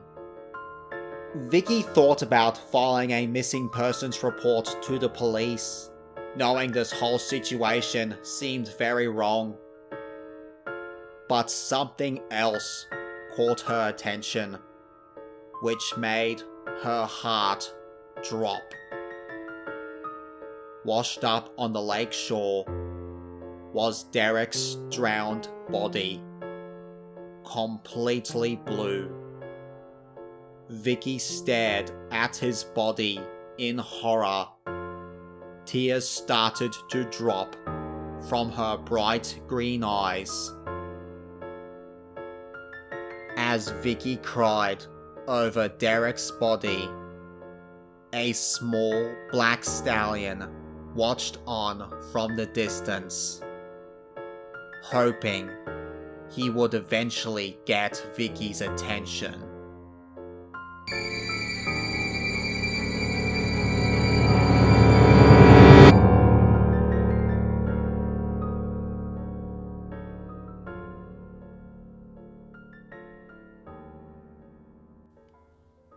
I typically hate birthday parties, but I think after being stuck inside for a year, I was just excited for a chance to see my friends and family again. My birthday was coming up and restrictions on social gatherings were lessening, so I started to plan. I bought a bunch of decorations and sent invitations out. Figured we could celebrate my birthday and the chance to be around each other again. My friend recommended we get disposable cameras for everyone. That way we could all take pictures in case another lockdown started up, and we would have something to look at to remind us that we'll get to see each other once again. I thought it was a cute idea, and it isn't like those type of cameras are outlandishly priced. So the night of, everyone showed up and there was a bowl in the middle of the room full of disposable cameras. A bowl that slowly emptied as guests arrived. There was a decent number of us, and I was surprised that everyone actually showed up. We ended up having enough that everyone could have a camera. As the night went on and the drinks were poured, it became less and less about my birthday and more about just being together. Which I was totally fine with. I don't really like being the center of attention anyways. It was a lot of fun noticing flashes going off throughout the night, looking over to see people in silly poses or doing something stupid. Felt good whenever a friend would come over and ask to take a picture with you, verbally requiring physical memories. Then it came time to cut some cake. Everyone was taking pictures as we sat around the table, watching candles burn away. I couldn't help but smile as I lifted my camera up and let the flash fill up the world around me. After the song that shall not be named was sung, we all dug in and ate the cake until there was nothing left of it. We kept the party going throughout the night, one drink vanishing after another, flashes filling the room. Ubers were called and people were driven home. Then I was alone, happy, but alone. Stumbling up the stairs, camera in hand, I flopped onto the bed and passed out. My head was throbbing when the light peeked through the window, ushering me into the waking world. Rolling over, I saw a set of photos laying on my bedside table. A note attached from my mother explaining that she got them developed for me. I pulled the dozen or so photos up and shuffled through them. Smiling despite the pain in my head, I relived the night one picture at a time. My friends chugging their drinks, dropping things on the floor, playing party games and yelling when they lost. Then I could see all of us sitting around the table, eyeing the cake. Holding the photo up against the light coming from the window kept casting a gloss over it. The longer I looked at the photo, the more unease I felt. My head was groggy and I struggled to remember the night before, but the more I looked, the more certain I became. I once again went over the other photos, quickly shuffling through them. Each time I shifted the photos, it felt like a migraine was splitting my head open. Eventually I ended up calling a friend and asking him who was at the party. He listed off some names. Staring at the photo, I asked him if he remembered anyone showing up in a suit. There was a moment of silence from the other line before my friend let out a chuckle. He asked if I was joking. I replied I wasn't, and asked him if he had developed his photos yet. He hadn't, but pointed out that he didn't see anyone in a suit. The tingling in the back of my head was right. The photo of us all sitting around the table. A man stood behind my head. He was dressed like he thought it was a wedding, black tux with a white dress shirt underneath. He had a pair of sunglasses on, small dark circles that covered his eyes. Thinning dark hair revealed a retreating hairline, age painted all over his expressionless face. He just looked towards the camera. As I looked through the other photos, I started making calls to anyone who was there. One after another, they confirmed they hadn't seen anyone matching the description. He was in every photo I had taken, though. My hands would tremble going from one to the other. His figure wasn't always immediately apparent. Sometimes he was in the background, behind people laughing and smiling, just looking at the camera. I nearly dropped the picture when I shuffled to one and the old man was inches away from the lens. His face had deep wrinkles and a scowl. When I took that picture, he would have been so close to me, but I don't remember seeing him. Slowly, the pain of yesterday's consumption started to leave and I made it out of bed. Picture still in hand, I made my way to the living room to observe the mess I had left behind. It felt so cold in the room, a chill puncturing down to my bones, the feeling that I wasn't alone becoming inescapable. Holding up the photo, I could match the scenery to where he stood. It almost felt like if I were to lower the photo, I would be able to see him standing there. My arm locked up. Such a silly idea was able to make me freeze where I stood. The more I thought about it, some stranger in my house that no one remembers seeing, the more I could feel his presence. My fingers still clasped around the photo, I started to feel a slight breeze on my hand coming from beyond the photo. It was a hot waft of air that wrapped my digits and sent shivers running across my body. As my chest started to tighten up, the sensation of being watched racked my nerves. Out of the corner of my eye, I could swear I saw a shadow forming on the hardwood. I wanted to move the picture. The dread causing my heart to beat was begging me to turn and run, but I feared if I did, he'd be there. The hot air pressed against my fingers more and more. I could even see it causing the photo to vibrate. The motion of the photo seemed to warp the visage of the man within it. Looked almost like it was underwater. From beyond the frame of the photo, something started to appear. It was slow, but a dark orb was drifting into view. I could see my own reflection in the small sunglasses, the aging face that was surrounding it, all too real, resting beyond the borders of the photo. Hot breath and ragged breathing surfaced, and just as I felt the fingers falling on mine, the door behind me slammed shut. I nearly jumped out of my skin with the sudden intrusion. The photo drifted from my hand as my body shook and fell to the floor. Turning to the door, I saw my mother staring at me, soft curiosity glazing her eyes. Without a word, she stepped over and bent down to pick up the photo I dropped. Before I could tell her about the man, she held up her hand to her mouth, stifling a gasp. Slowly, the gaze of the curiosity was tainted by small beads rolling out of her eyes and streaking down her cheek. When I asked what was going on, she stuttered for a moment, but stated that she wasn't surprised I wouldn't recognize him, that I was so young when he passed away. The fear I was feeling, it was all wrong, misplaced. A year felt like such a long time to go without seeing my friends, but it had been so long for him, since my grandfather was able to look at me. I don't know how he was there, but now I'm glad he was. It was a great party. I gave my mom the photo. As cool as it was to think of him being there for me, I barely knew the guy growing up. They would mean so much more to her than they would to me. I could see my friends in those photos any time. She wasn't so lucky. And we have to hold on to whatever we're given when it comes to the people we love. What a wonderful birthday present.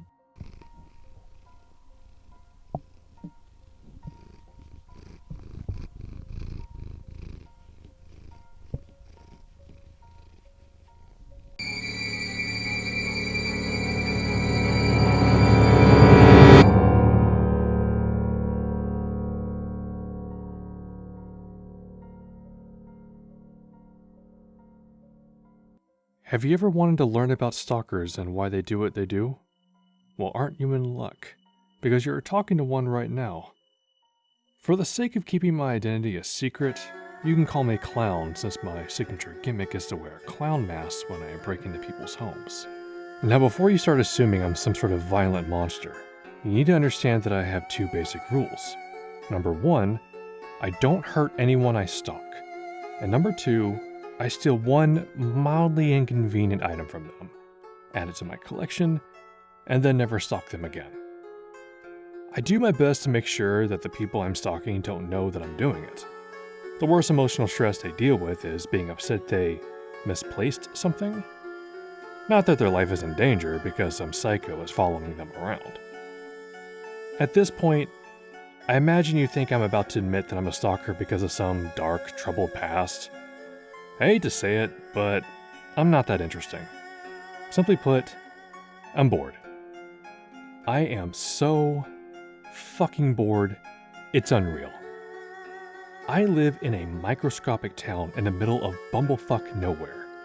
The kind of town where there's only 2 hobbies, which are going to church and crystal meth, both of which do not appeal to me in the slightest.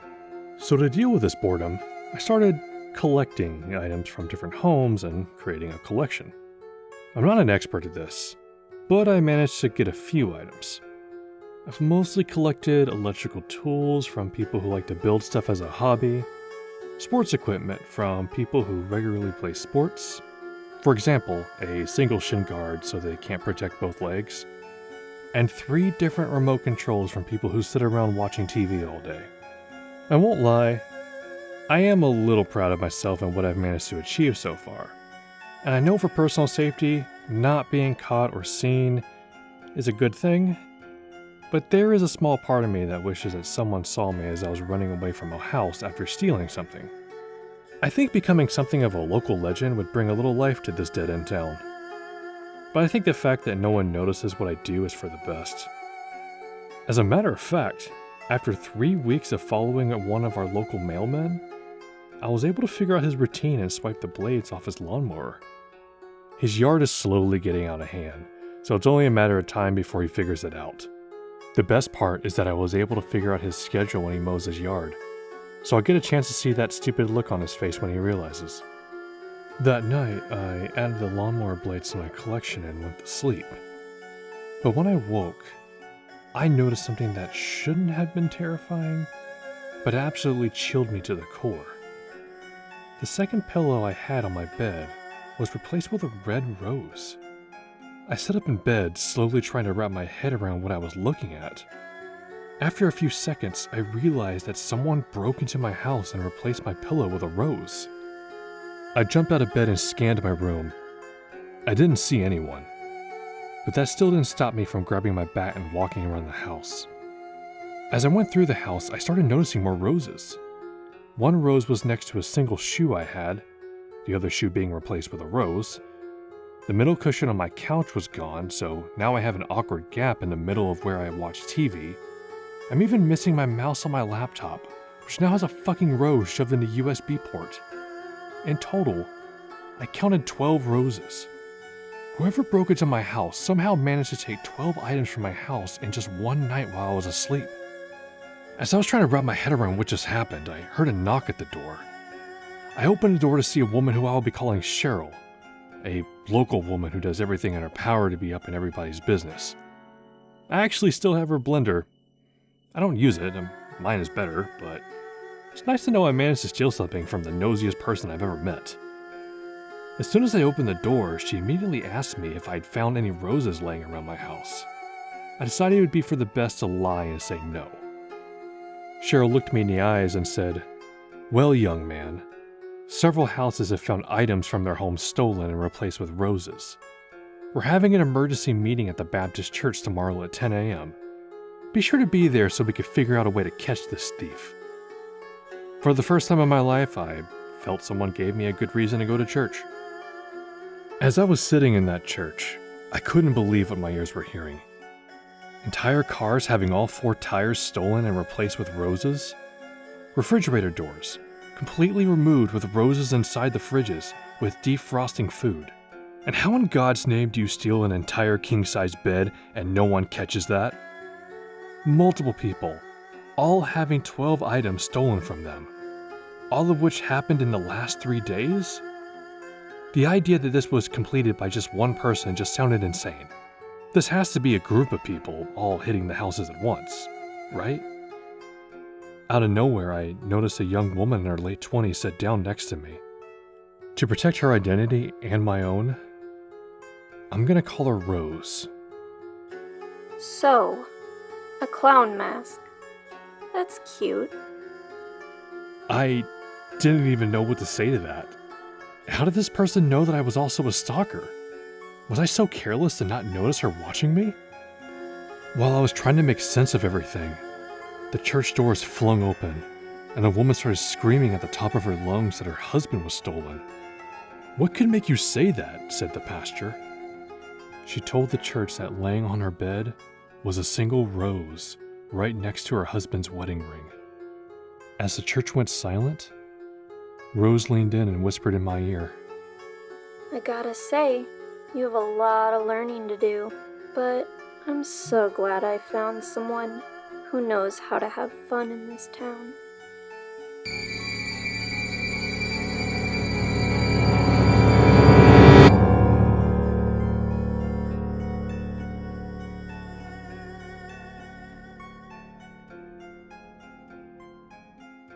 I don't know when it started, but I do know when I first noticed it and when it stopped.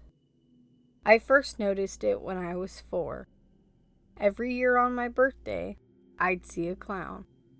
It didn't look like an average clown though. Instead of white face paint, it had what seemed to be a pale, bluish skin tone with wet, shiny, dark red paint around its eyes in a shape that resembled tears, and the same paint around its mouth in a frown. Its nose was a dark blue. Its suit and hat, instead of bright colors in stripes or spots or any other normal design, was a patchwork design made of various tan and brown shapes, with some of the same dark red as the face paint and some yellow. The soles of its massive shoes seemed to be made of an almost tooth-like design. The clown was always holding a balloon with a human face. The face of the balloon was different every year. This clown scared the fuck out of me. Whenever I saw it, it was looking straight at me, never blinking. And every year, it got closer. When I tried to tell my parents about it, they seemed to brush it off, dismissing it as an imaginary friend. After a few years, they got angry with me, telling me I was too old for imaginary friends. Whenever I tried to tell or show anyone, it would be gone when they looked, and they'd think I was making it up, so I stopped talking about it. When I was 13, I tried researching it to see if there was anything like what I'd experienced, but I came up mostly empty-handed. The only thing I found was that there was always one 17-year-old in my town gruesomely murdered every year, starting the year I was born. The year I was born, a boy's parents went to get him from school, only to see their son dead, missing all of his skin. The next year, a girl was found chopped into pieces, missing her teeth. The next year, a girl was found dead, with all the bones in her body shattered, her eyes missing. It just kept going. And as I learned more and more about these murders that were buried among other, bigger news, I started to notice something. The faces on the balloons the clown had were very similar to the faces of the murdered teens. I called the police and told them about it, but they dismissed it as a prank call and warned me not to call again. So, year after year, the clown would get closer, and another teen would die. The last time I saw the clown was when I was 17. I had woken up in the middle of the night from a nightmare, and at the foot of my bed was the clown, staring at me, holding a knife in one hand and a balloon with my face on it in the other. It didn't have the wet-looking fluid I used to think was paint on its face that it normally had. It saw that I was awake and said with the most raspy, high-pitched, ear-piercing voice I'd ever heard, Hiya, Jimmy. Want a balloon? I didn't respond, frozen with fear. The clown then climbed up onto the bed. It's rude not to respond when someone asks you a question, you know? But that's okay, I guess. It'll make this much more fun. It shrieked, giggling like a madman. It then raised the knife up. I finally recovered from my fear and rolled out of the way as it brought the knife down, trying to stab me. I then ran out of the room. Oh, I love tag, it shrieked, chasing after me. I continued running and it continued chasing me, until it eventually backed me into a corner. I've got you now, my friend, the demented clown said. I did the only thing I could think of and kicked it in the groin area as hard as I could. To my surprise, it reacted as if I'd kicked it in the balls, which I guess I did. It shrieked in pain and dropped the knife, which I grabbed. I then started stabbing it over and over, trying to kill it, but it just started giggling and laughing until I accidentally stabbed the balloon, which it was still holding. It then let out the most unearthly, inhumane, blood-curdling scream I have ever heard, and burst into flames, rapidly disintegrating into ash, the knife in my hand turning into ash as well. I stood there for a while after, shocked at what had just happened. I then went back to my room and tried to sleep, having nightmares about the ordeal. I moved on with my life, getting married and having a child, never forgetting about what had happened, but thinking it was over since I hadn't seen the clown again. But now, I'm not so sure it is over, because today is my daughter's 4th birthday, and she just told me something that made my blood run cold. She said she saw a creepy clown staring at her from a distance, so I asked her to describe it. The clown, she says, she saw looks exactly like my birthday clown.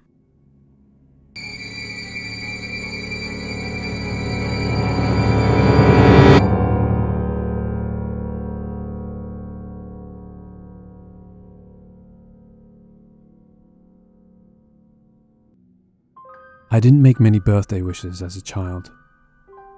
My parents always told me I should before blowing out the candles, but I was a hyper kid. I was too desperate to eat the cake or to get on with the party games to bother thinking of a wish.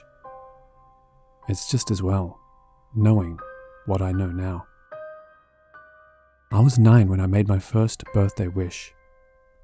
My best mate, Cody, had recently got an Adidas t-shirt. I was super jealous because Adidas was popular with the kids at school, but my dad hated spending money on pricey brands. He said, "You're just paying for the label." So on my 9th birthday, I wished for an Adidas t-shirt. After my party, my mum found a present that had fallen down behind the table.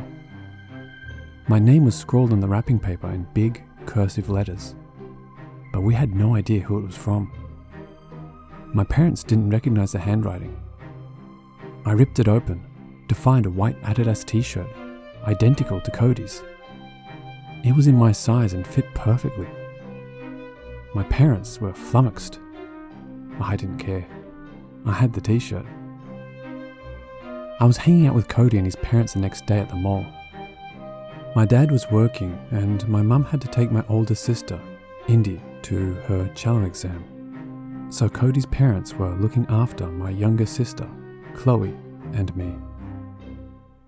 A waiter tripped over the strap of Cody's mum's purse and dropped her tray of milkshakes. Chloe shrieked as the shakes came tumbling towards us. I pushed my chair back slightly, but there was barely time to react. A chocolate milkshake splattered all over Cody's Adidas t-shirt. He banged his fists on the table in fury. Chloe laughed until she was struggling to breathe. I was preoccupied checking my own t-shirt and was pleased to find it clean. Cody's mum placated him by saying she'd get the stain out in the wash, but in the end, the stain was too stubborn. Cody's dad later bought him a black Adidas t-shirt. He said stains were less likely to show on black material, so it ended well.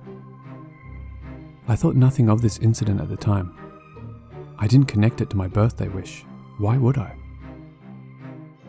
On my 10th birthday, I wished that the school bully, Derek, would wake up to find his lips sewn together. I was in a bad mood that day because only Cody and one other friend from my class turned up to my party because Derek told everyone not to come. People listened to him to avoid him turning on them. The next day, Derek wasn't at school. He was absent for 2 weeks.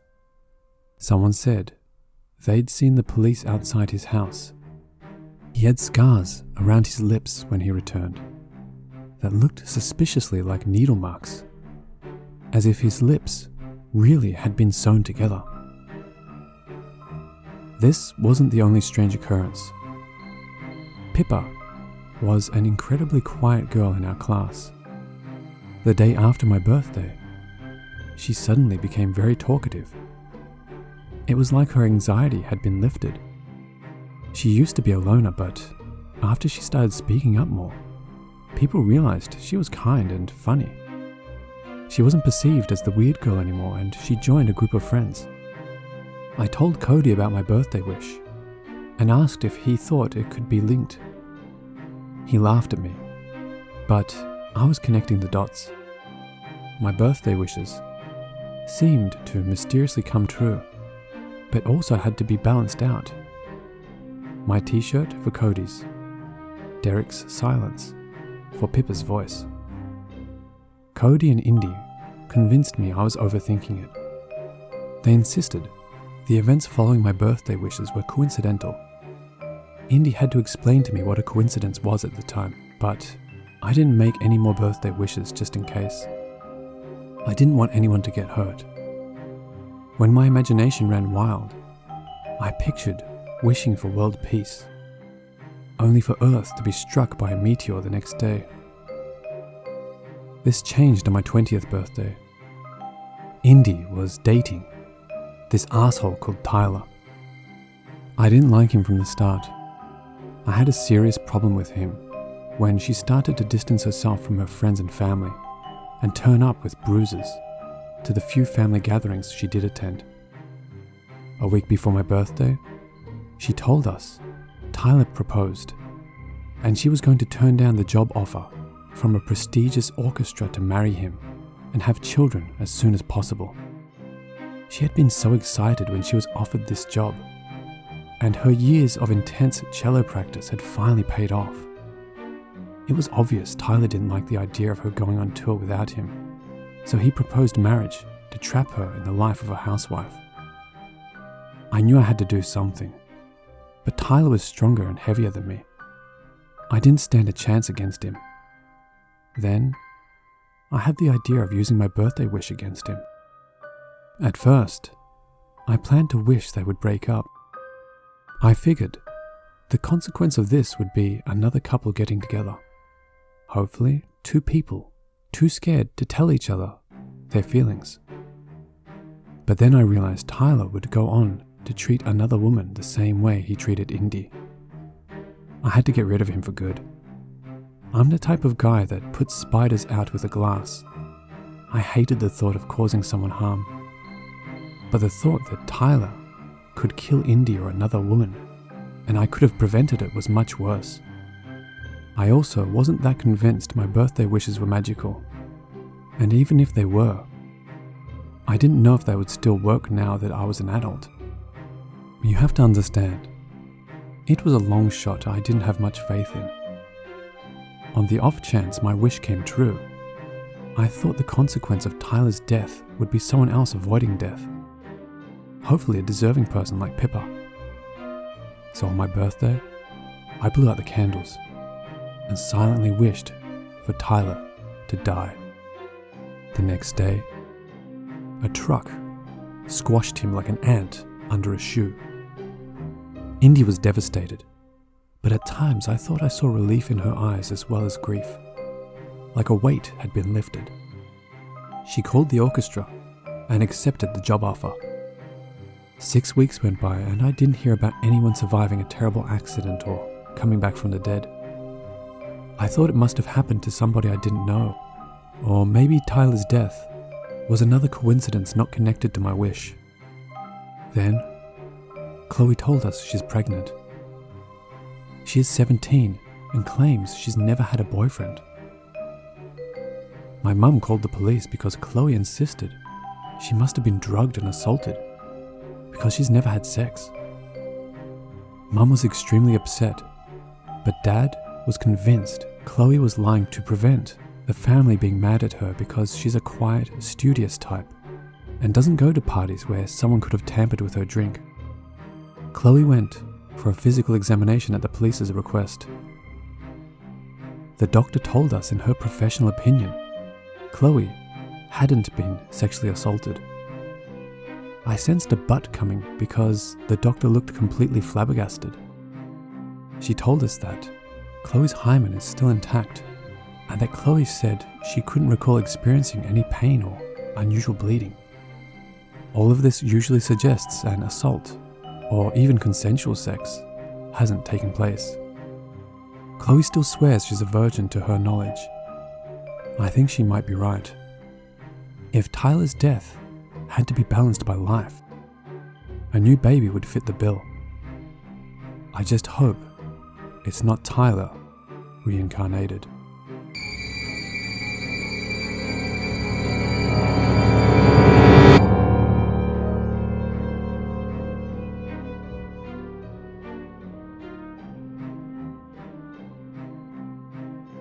I work for the Paranormal FBI, Part 1. Written and narrated by T-Stash.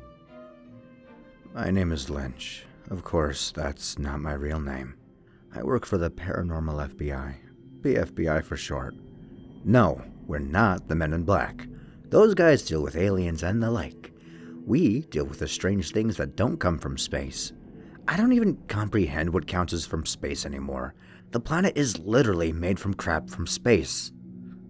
I'm getting off topic. I'm not one of the guys who goes risking their life capturing or killing things. I have a desk job. Sure, it's not as exciting as field work, but screw that. I like to live, so I'll gladly take the mundane job. If I can call this job mundane. I deal with paperwork and legal stuff, usually. Most of what I read, I can't even breathe a syllable. Otherwise, all files telling of my existence get shredded, just like the KIA operatives. The job isn't all that bad. Occasionally I'm assigned to script interrogations. We keep those records for any organization that has the dough to buy a copy, or the rights entirely. Lucky for you, I found a few not-so-secret files that I'll tell you for free. I think this was my 5th time scripting an interrogation. Whenever there's a case too strange for the normal FBI and the like, we get called in. This case is about a woman in her early 20s. She was suspected of murdering her parents as well as countless others, yet all the evidence found proved inconclusive. This was a pretty regular case for me. Okay, that sounded quite dark. I forget you guys haven't gotten used to stuff like this. Anyway, here's my report. One of our agents was assigned to interrogate Miss Selena. This specific interrogator we call Blood Eyes. I usually recommend not keeping any kind of eye contact with them. If you do, you've lost. Their gaze forces you to speak the truth. Suspiciously, Selena gamed everything her parents owned after they were murdered on the night of her 18th birthday. I already talked to the police 2 years ago. They couldn't find anything that proved me guilty. I thought this matter was settled. We know. What we want, however, isn't anything that can be pulled from official evidence. They like to pretend these kind of things can be explained away with logic. What I want is to listen to you of what really happened. Your own tale. I can't tell you that. You'll just throw me in the loony bin. I'm not crazy. I know you're not. Someone crazy couldn't be this meticulous. I didn't do it! The interrogator's eyes changed from their usual dark green to a bright red. They stared into Selena's eyes. Then tell me what really happened. Selena drew in a sigh and shuddered. Fine. I hate retelling this. It was Friday night, my 18th birthday party. My parents let me have a huge sleepover with my friends, as long as there were no boys there. We were loud as hell, yet my parents never came out of their room to keep us quiet. A couple years before I found they soundproofed the room. You can probably guess why. Rachel, my best friend at the time, had snuck a bottle of tequila from her mom before heading over. After having a small glass, I started to not remember clearly. Just bits and pieces. Courtney had admitted to breaking up with her boyfriend earlier in the day. She cried, and then laughed, then cried again. Stacy and Amanda played Mario Kart. I kept losing to them. Apparently having older brothers has its advantages. We all fell asleep around 2 in the morning, I think. Selena shifted in her seat before continuing. I woke up to the front door being pounded on by Rachel's dad. My parents didn't answer it, so I had to. He was furious with her and grounded her for 2 months. Stacy and Amanda left a few minutes later. Their boyfriends were playing against their older brothers in a football match later that afternoon. Courtney was the last to leave. She helps me clean up everything, while finishing off the last few drops of tequila. A half hour had passed and she was picked up by her mom, leaving me alone at home. The night before, my parents both told me they had to work. I went to go check on the mail since they were gone. On my way, I found both my parents' cars in the driveway. I was too confused to notice the shattered glass on both driver's side doors. I simply thought they had slept in, or had huge migraines, or a hangover. I went upstairs to look in the room. I knocked several times, but no answer. I didn't hear them snoring through the door either. She began to tear up a bit, taking a few deep breaths before continuing. I opened the door and there they were, covered in their own blood. I called the police. They arrived only minutes later. I told them about the party, about the booze, about the shattered glass. They brought me in for suspicion of murdering my parents. Selena began to pound her fist on the table as she spoke. I couldn't comprehend why they suspected me. I had loved them all my life. How could I do such a thing? She took a few minutes sobbing. I glanced over at her. I couldn't tell if it was an act or not. As insensitive as that sounds, I've seen too many fake tears that resulted in a bloodbath. Anyway, she wiped away her tears and continued. It was after half a year of countless interrogations and so many reporters not leaving me alone that I couldn't take it anymore. I needed help, so I went to see the only person I could, my boyfriend. It had been so long since I'd last seen him. I had practically abandoned him. So I went over to his house like I used to back when we were dating. I just needed the one person who felt like my last pillar of support. I knocked on his door a couple of times, which was a bit odd. He usually answered quicker than this. When he finally opened the door, he looked surprised, shocked even. I asked him if I could come in. He told me it wasn't a good time. That's when this blonde bimbo wrapped her arms around his neck and planted a kiss on his cheek. She had the audacity to ask who I was. I just blacked out after that. The next thing I remember was heading to my car with my blood-stained clothes stuffed in my bag. I couldn't feel anything, as if my head was completely clear. It felt like that the entire time I drove home. I burned the bag along with the clothes and went to bed. The next morning I woke up screaming. I could finally feel again. It was terrifying. Things like that happened more often afterwards. It was as if I was being piloted by someone else. Someone very calculating and precise. It took a few months before I remembered these blackouts, before I could interact during them. Over time, I began to enjoy it. It was like a thrill, an excitement. I began looking for trouble just to feel anything other than boredom. The police never caught on, but you guys did. Selena sat for a couple of minutes, just staring at her interrogator. They finally cleared their throat and asked her one more question. This pilot you speak of, seems you've gotten used to its effects. Can you control it? The lights in the room flickered a bit, causing me to jump. One of Selena's eyes had become absolutely black. In a voice both her own and not, she responded, "Yes, I can." Rereading that made my skin crawl.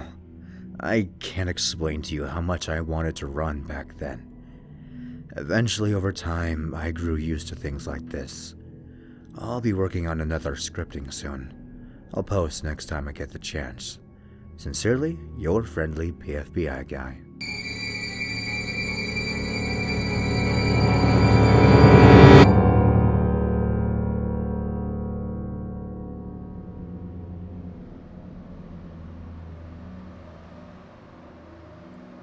Growing up in a Christian household, I knew the battle between good and evil existed in our world, whether we saw it or not. Going to church and Sunday school every week, I was taught about the Word of God and how He wants us to live. But in Sunday school, I was never taught that my faith would make me a target for several demonic spirits that would eventually attack me and my family for 3 years of my childhood. What started as an evil spirit attaching itself to me eventually culminated into 2 separate events. The first event is a situation that won't be included in this story, for I'd have to cram it. I'll try to make the retelling of my story as quickly as I can, but the basic gist of the first event was a situation where the entity that followed me everywhere ended up physically attacking several of my classmates at my friend's birthday party.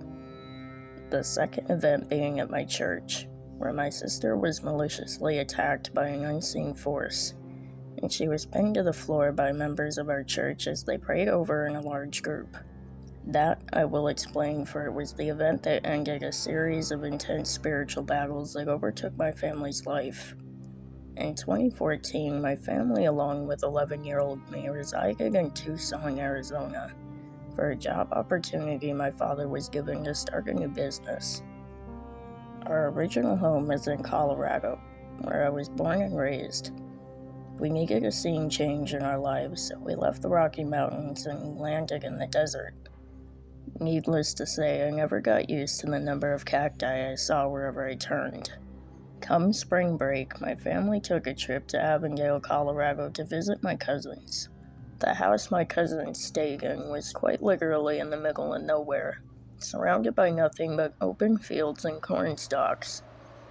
The nearest neighboring house was a half a mile down the dirt road. As if my cousin's house wasn't creepy enough, it was so far out in the country that nighttime was especially dark. I always remembered having an uneasy feeling about the property itself. Don't get me wrong, it's a beautiful house, not to mention its huge size. It has 2 floors, including a basement and a modern layout with a cement exterior. The house was so big and so isolated, you'd be able to see the house driving several miles away. My cousins were the only family to have lived on the property, so any possibility of death on the land was out of the question. The house my cousins lived in had no conceptual reasoning to be as creepy as it was. It wasn't until one night my cousins and I were about to go to bed. My cousin Savannah told me why she didn't like sleeping in her room at night. Every few nights, she would see a little girl standing on the edge of her bed and stare at her. Just the thought of that scared the shit out of me, and I couldn't blame her for not wanting to sleep in her room. As a matter of fact, Savannah had taken the opportunity to sleep in the living room while we were visiting. Me, Savannah, and her friend Taylor huddled up in the living room and treated it as a fun little sleepover. When Savannah had told us she was seeing that little girl, we ended up staying on the topic of scary stories. This is when Taylor told the story of Courtner Road, a story that would soon become very personal to my life. Courtner Road is an actual road that sat about 10 minutes away from the house. and where a legend spreads that a man went crazy in the house that he lived in with his family. The old man savagely murdered his wife, son, and daughter, and skinned the family dog. The old man was so out of his mind. He hung up his daughter's body on a tree branch that hangs over Courtner Road, so everyone who drove past could see it. In a fit of rage, the old man lit his house on fire, and now all that remains on the property is an outline of destroyed walls and a basement. Taylor and Savannah told me they both had gone to the property at some point and confirmed that's all that's left standing, the remains of the fire that burned the house down. At some point, I asked if anything had happened to them when they went to the property, and they replied with a list of things that people they knew had experienced in the past when they went. Things like still seeing the little girl in a pink dress hanging in the tree or Father Tiger too, or seeing the family's white dog chasing you away from the property. But the worst one for me was seeing a tall man in a black cloak that showed itself to people that visited and continued to haunt them in the future. But knowing these were just stories to freak me out, I passed them off. Eventually we stopped freaking each other out and fell asleep. Savannah and Taylor slept on the only two couches in the living room, leaving me to sleep on the carpet floor with a blanket and pillow in front of the couch Savannah was laying on. Around 12 in the morning, I had woken up from a heavy sleep. Everyone else was sleeping as well. Savannah snoring, and Taylor stretched across the couch in a way that's sure to give her back problems when she wakes up in the morning.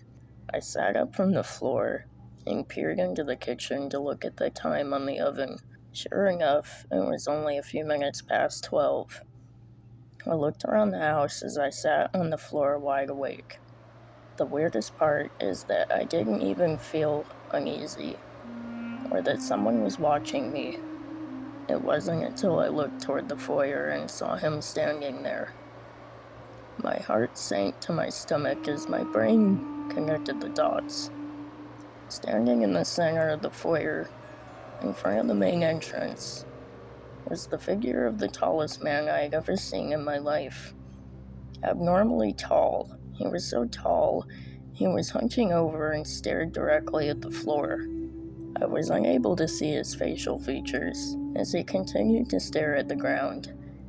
I even contemplated if my mind was making up what I was seeing, but the more I stared at him, the more real he became. His entire body was covered in black, with a hood that sagged over his head, almost as if he was the perfect embodiment of the Grim Reaper. His clothing made him look almost cartoonish, with his hands at his sides as he continued to stare directly at the floor. When it became clear what I was staring at, a coldness flowed through with a sensation as if the blood in my veins had turned to ice. I quickly tucked my head under the covers, hoping that whatever was standing there didn't notice I saw it. But it became very clear that it was an attack towards me. The voice of a man spoke through the blanket and into my ears as if his lips were speaking directly above my head, speaking in a language that sounded like gibberish. I couldn't understand what he was saying, but I knew in my heart that his intent was to hurt me. I could feel it. It took strength out of me to snap out of it and scream for Savannah to wake up. Several times I screamed for her, each time getting louder and more urgent. By the third time I shouted, the voice above me had stopped, and I heard Savannah's groggly voice asking what I needed. I quickly hopped onto the couch beside her and cried as I told her and Taylor what had just happened to me. I didn't leave the couch for the whole night and didn't even go back to sleep. I sat in shock and fear, watching television, waiting for the sun to come up. I didn't experience anything supernatural again until we had gone back to Arizona. To sum it up, the next few months of my life, I began needing to have white noise playing while I slept, or I'd hear the voice of the tall man call my name over and over again. I also slept with my closet light on. because I was scared of being surrounded by complete darkness in the circumstance I saw the tall man again. The worst nights were when I'd wake up and feel my bed mattress vibrating and breathing. For years, the entity continued to make its presence known, not only at night, but even throughout the day. Daytime is when I'd notice shadow figures running around my house. I had confirmation that I wasn't just making it up, because my dog Harley would react to what I was seeing, either by growling at the figures or following them where they'd run off to. Fast forward about a year later, my mom and dad had decided to get a divorce. My mom took me and my sister Jessica back to Colorado, where all of our family resides. This time we moved to Colorado Springs and stayed with a family friend until we had enough money to get a place for us to stay. By this point, my sister had been tested and diagnosed with PINES, post-non-epileptic seizures, a mental illness that the spirits that followed me would soon take advantage of and target my sister. Being extremely financially unstable, not knowing if we would find a place to live, while battling my father in court for custody of me and Jessica, my mother had a lot on her plate. And that was the perfect opportunity for the entity to strike. What started out as convulsions, Jessica's seizures, soon turned violent. When Jessica had an episode, she began screaming for help and crying in agony. There was pain on her face. Jessica would explain to our mother that during these episodes, she would see several shadow figures surrounding her, holding her down, and whispering horrendous words that threatened her. Jessica was being oppressed by several demonic spirits, and her mental health took a toll. At the age of 16, Jessica had attempted suicide more than once, and her doctor was convinced she was showing signs of schizophrenia. She was eventually sent to several different psychiatric hospitals throughout the next few months. In the short amount of time we'd have Jessica home with us, we would attempt to go to church every Sunday, but as expected, Jessica's episodes would become more intense and violent than ever. Her episodes got so bad, we would have to leave halfway through the service. My mom was desperate for help, would cry on the way back home. The grace of going to church had been stripped from us.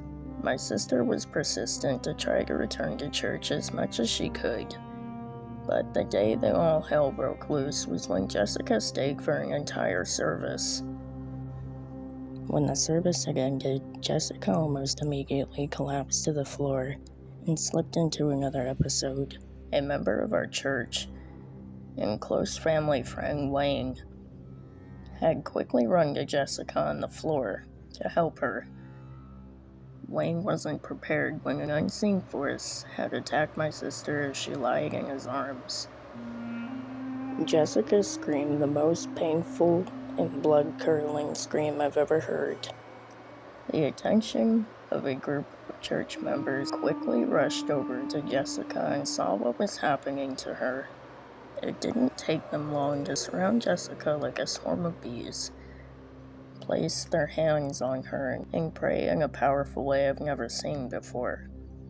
Several church members began speaking in tongues, holding her to the floor as Jessica wailed and struggled to push them off of her. This episode continued for at least 10 minutes before Jessica had become unconscious and laid limp in Wayne's arms. A few more minutes of praying went by, and Jessica had finally regained consciousness. She cried about what had happened. She was embarrassed, but most of all, she was crying tears of joy that their prayer had stopped the attack on her. That was the last time Jessica's seizures were like that. She still has seizures to this day, but they've transitioned back to convulsions that she had when they first started. And eventually so did the experiences that pursued on to me at night. It wasn't until recently when I was talking to my mother about my experiences as a child when I realized they had stopped the day of Jessica's last episode in the church. That's when I knew it was important for me to tell this story, for people to understand that in this world evil exists, and how serious of an issue it is. Over the last few years, I've researched as much as I could to gain an understanding of the events that occurred in my life.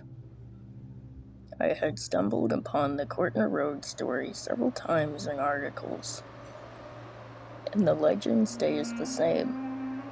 But with more research, I found out the real story of what happened on Courtney Road. The tale everyone hears now was made up during the era of the Satanic Panic in the 1970s and 80s. A man who actually knew the family on Courtney Road personally made a statement that the old man and his wife died in the house due to natural causes in the 60s, and their children are alive and well to this day. The rumors and stories of the old man killing his family led to trespassers on the property, where they conjured up the spirit of what they thought was the family that died there. When this caught wind, the house was set on fire and destroyed to stop people from sneaking onto the property, and the things that they were doing there. Finding out this information has made me wearier of what haunts the property on Courtney Road. I've never been to the property before, but whatever it was, we gave it recognition to the night I saw the tall man followed me and traumatized me for 3 years of my life, whether it was what haunts the actual property or not. The entity manifested itself as the idea created in the minds of naive kids. We invited something we could not handle, and that is the message the world needs to hear.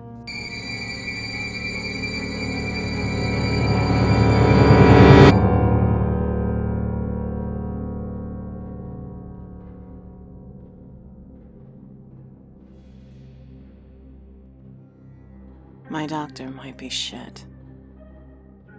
Written and narrated by DodgeThis82.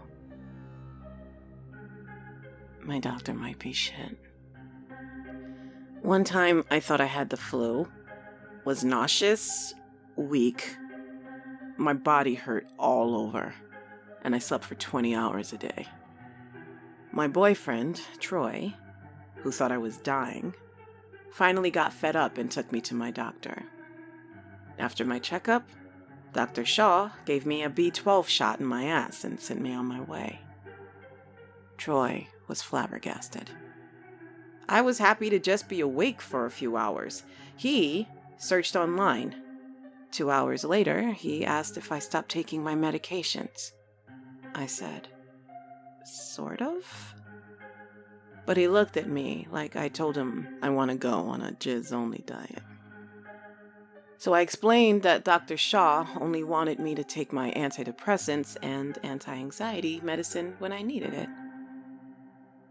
You need a new doctor, Troy said without blinking. No, was the worst time to do that, I said, in my best Chewbacca accent. God, this B12 shot was amazing. I can help you find one, he said, actually understanding what I said. Troy is the B12 of boyfriends. I'll find one myself, I replied as I left the kitchen. I didn't find one. I played Team Fortress 2 until the shot started wearing off. Apparently, Troy thought looking for a doctor would elicit the same response as getting stabbed in the back by the same teenage spy 5 flippin' times. Ugh! Can I be honest with you? Dr. Shaw is a doctor. Troy can type 78 words per minute, but that doesn't make him qualified to give medical advice, no matter how quickly he could enter symptoms into a search bar. I can understand why he's concerned, though. I felt fine for a couple days after going cold turkey. But then I started having trouble sleeping. Troy goes to bed with the door open. He also gets up at 2 a.m. every night to use the bathroom. When he came back to bed, he noticed me staring behind him as if some serial killer was about to stab him in the spine with a rusty knife. Luckily, he already used the bathroom, or he would have lost his shit. I didn't tell him I had been staring at the doorway that way for hours, stuck playing Don't Blink with the shadows right outside our bedroom. We sleep with the door shut and locked now. But that doesn't stop the doorknob from turning in the middle of the night, my red eyes glaring at our carpet where the absence of light reveals the shape of someone's boots. I lay in bed with overnight maxi pads on in case I have to pee.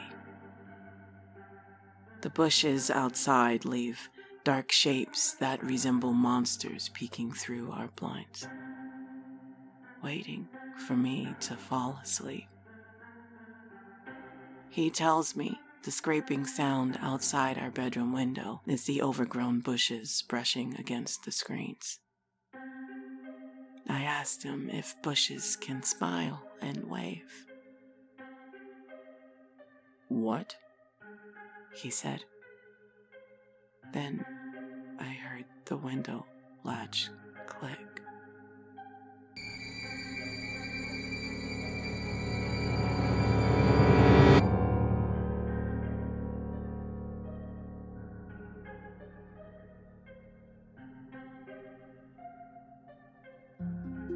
My mother used to say, you attract what you put out into this world. In the same sense, what you desire is normally what you obtain. Growing up, I wasn't the best regarding relationships because I despised rejection and non-reciprocated feelings.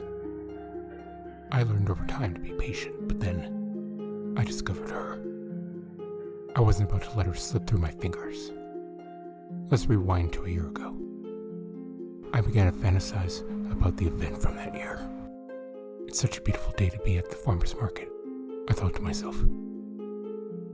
Picking up a carton of delicious-looking strawberries, my attention was suddenly diverted to yet another delicious view.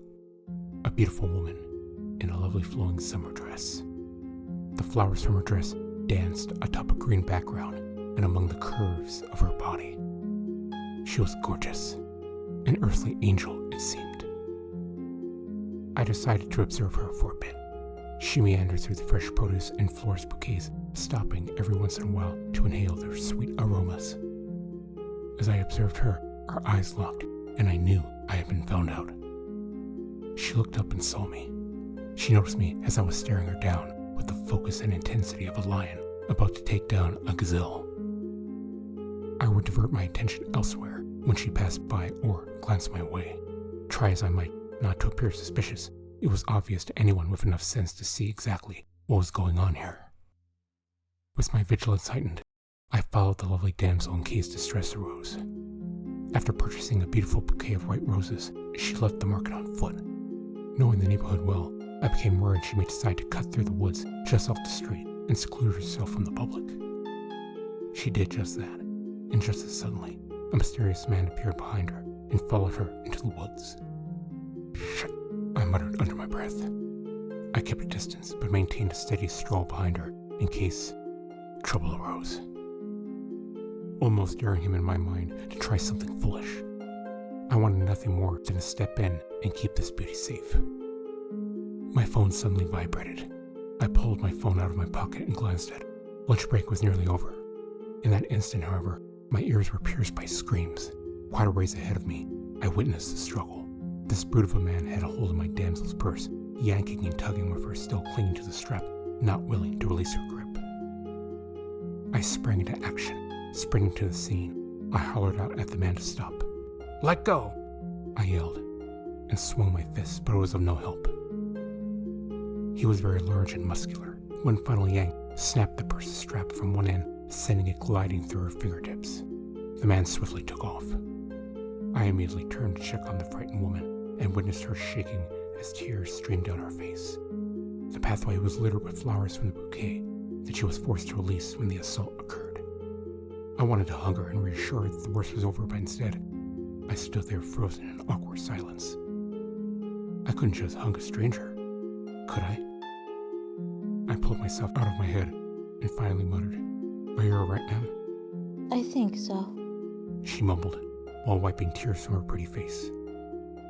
"Would you mind if I escorted you home? I would feel better knowing you were with someone," I asked. Through her grief, she obliged, and we began the slow and cautious journey to her residence. "Oh my, this is where you live?" I inquired as we approached a quaint house. Yes, I've been here 3 years now. It's small but simple, and I like things that way. She responded. 3 years, and yet I had only just met you. Living in this area for 5 myself, I didn't understand how I hadn't discovered her yet. I thought to myself. After a brief chat, I explained that I had to get back to work, but that I'd love to have lunch with her sometime. She hesitantly agreed. Turning to leave, she called out, Hey, "Yes," I responded. my name is Adrian. She said with a smile. "I'm Samuel, but call me Sam," I responded. Smiled, shot her a quick wave, and was off. From that first date onward, I was completely enamored, and honestly, I felt like she was too. We were inseparable. Oh, how I just wish her friend Brad weren't in the picture. Sure, they'd only met a few weeks prior, but something about him felt off, and he started becoming way too clingy with my Adrienne. She called me frantic over the next few weeks, terrified that someone was after her. Even though my reassurances that it was just nightmares brought on by the trauma she experienced from the husky man, she couldn't let the uneasy feelings subside. She claimed to hear odd noises in her house at night, and chills would creep up her spine when she felt like she was being watched. There is a mysterious anxiety about the whole thing, however. She would claim particular items somehow ended up missing, mostly clothing, and car headlights circled her cul-de-sac nearly every night at 2 a.m. I was certain it was only some mild PTSD of some sort. Adrian pulled me out of my thoughts. What are you thinking about? She asked me. Not much, just thinking about how we met, I responded. I ran into Johnny about an hour beforehand at the market. Striking up a conversation, I learned about his desperation financially. Johnny asked me, "Hey man, you know of any jobs? I will literally take anything from lawn maintenance to cleaning out the gutters." His voice was desperate. "I wish I could help you, man, but I got nothing for you," I told him. "No worries, man. I just wish I didn't have a record, you know? Makes it hard to find extra work. Nobody wants to hire an ex-con. Go figure." He responded. That's when I had a stroke of genius. That's how I was to meet you. A seemingly innocent encounter brought on by a chance occurrence of tragedy. I said as her eyes grew wider. I looked at Johnny. "Hey man, I got an opportunity for you. You said you're a hard out for cash. Well, look at her. That woman has a $100 purse, and them shoes look mighty expensive. I bet she's got some dough in that bag. Follow her long enough, you're bound to get a chance at some cash." I pointed at you and stated. Continuing, you see, I was betting on his desperation, that if he couldn't resist the temptation, he'd fall into old habits and seek to gain some of your alleged financial security, I continued. He took the bait, and the deed was done. I was on my way directly into your life. I held contact, got to know you, we got close, and my obsession increased, I said with a grin. It wasn't a coincidence that I knew you took lunch at the market, or that you cut the woods to get home. You see, I had been watching you for a while, many months in fact. I knew you frequented the farmer's market at lunch, and so planned my lunch break there as well. The more I watched you wander through the market, observing the produce and goods for sale, the more I observed you, the more I wanted you, and the more I couldn't see my life as whole without you in it, I wailed. All those mysterious incidents, the feeling of someone watching you, and that instinct in the pit of your gut that you just couldn't shake, well, they were very real. Someone was watching you. That person was me. I finished my explanation with a growing intensity, gripping the knife and gliding the tip from her neck down to her chest. I began to watch as her breathing quickened, and I could sense the vibrations of her pounding heart through the knife. I just can't stand to see you in anyone else's arms, my love, I stated. I know. She forcefully interjected. The way you are always so clever with knowing everything I like, remembering every detail, and how you carefully ponder every word you say before you actually say them. The wheels are always turning. I see it in your eyes, too. They turn black whenever my attention isn't on you, or my life somehow doesn't involve you. I know all this because of how I am. We are more alike than you realize. An irrational pair of obsessed personalities colliding. Thank God I chose you over that idiot Brad, she stated. As I spoke, he let down his guard, and the knife began to draw away slowly. Its threatening presence now parallel with Sam's body. His expression became puzzled, and he pondered while searching for reasonings. So, I took my chance, slowly easing my hand into my pocket. I grasped at the gun. Before he could even realize it, it was aimed directly at him. I forced him into the car, and in a blur of adrenaline, the scenery changed rapidly. From anxious car ride with him handcuffed to a desolate barn in the countryside, stocked with all the torture devices necessary to fulfill my desires. I started slowly with prying off some fingernails, pulling the occasional tooth, and then eventually sewing his mouth shut. Sure, his screams riled me up at first, but what I enjoyed even more was the pain in each of my beloved's eyes. Pure agony in their expressions was what I was after. I moved on to branding, carving in his skin, and then skinning large patches of flesh from his body. I chopped off fingers and toes and dipped the open wounds in lye. The blood loss became immense, and at one point I thought he might be having a seizure, but I knew not to get my hopes up too much. I finished, of course, by placing a fresh bouquet of white roses on his lap. The electric nail gun released its contents within his chest so forcefully that blood splattered onto the delicate petals of the roses, creating a masterpiece. My masterpiece. I left him there as I made my way to yet another new location. My mother was right. You do indeed attract what you put into the world. But she forgot one thing. If it didn't kill you, you'll get stronger. I survived, and my strengths returned. The experience has been helping me divert from past habits and grow as a person, while I try to adjust to life without many fingers and approach relationships differently. I'm okay now, though. At least, I'll try to be good.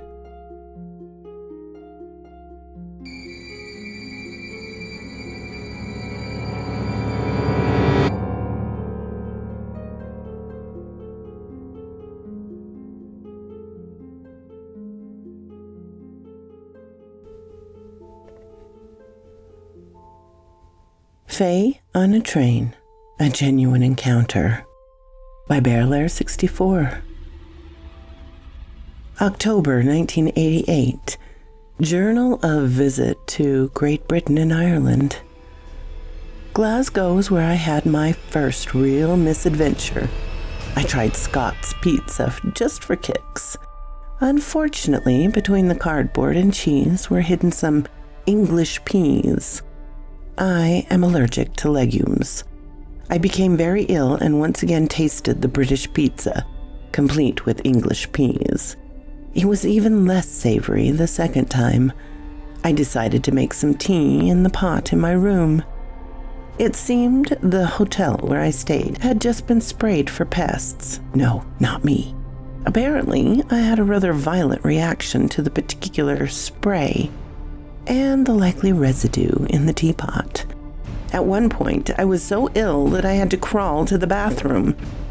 The journey involved crossing a hallway and a small open area between a block of rooms. Several passerbys harumphed indignantly as I crawled past.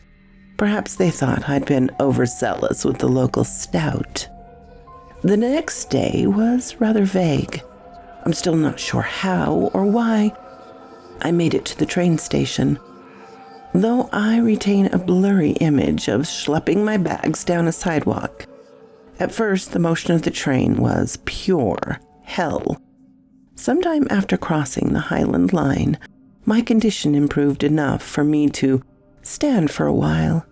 Beside, I had to look away from a pair of sickeningly sweet newlyweds. Good thing I'd skipped breakfast and lunch. I stood near the doors contemplating the scenery and noticed that the hedgerows outlined the countryside had changed to stone fence rows. I was still not completely alert when I felt someone staring at me. I looked down and saw an elderly lady standing to my left. When I looked at her, she stared straight into my eyes. I recall thinking that in her youth, she must have been strikingly beautiful, and in fact still was. She was pale under pale hair, maybe white, faded from blonde.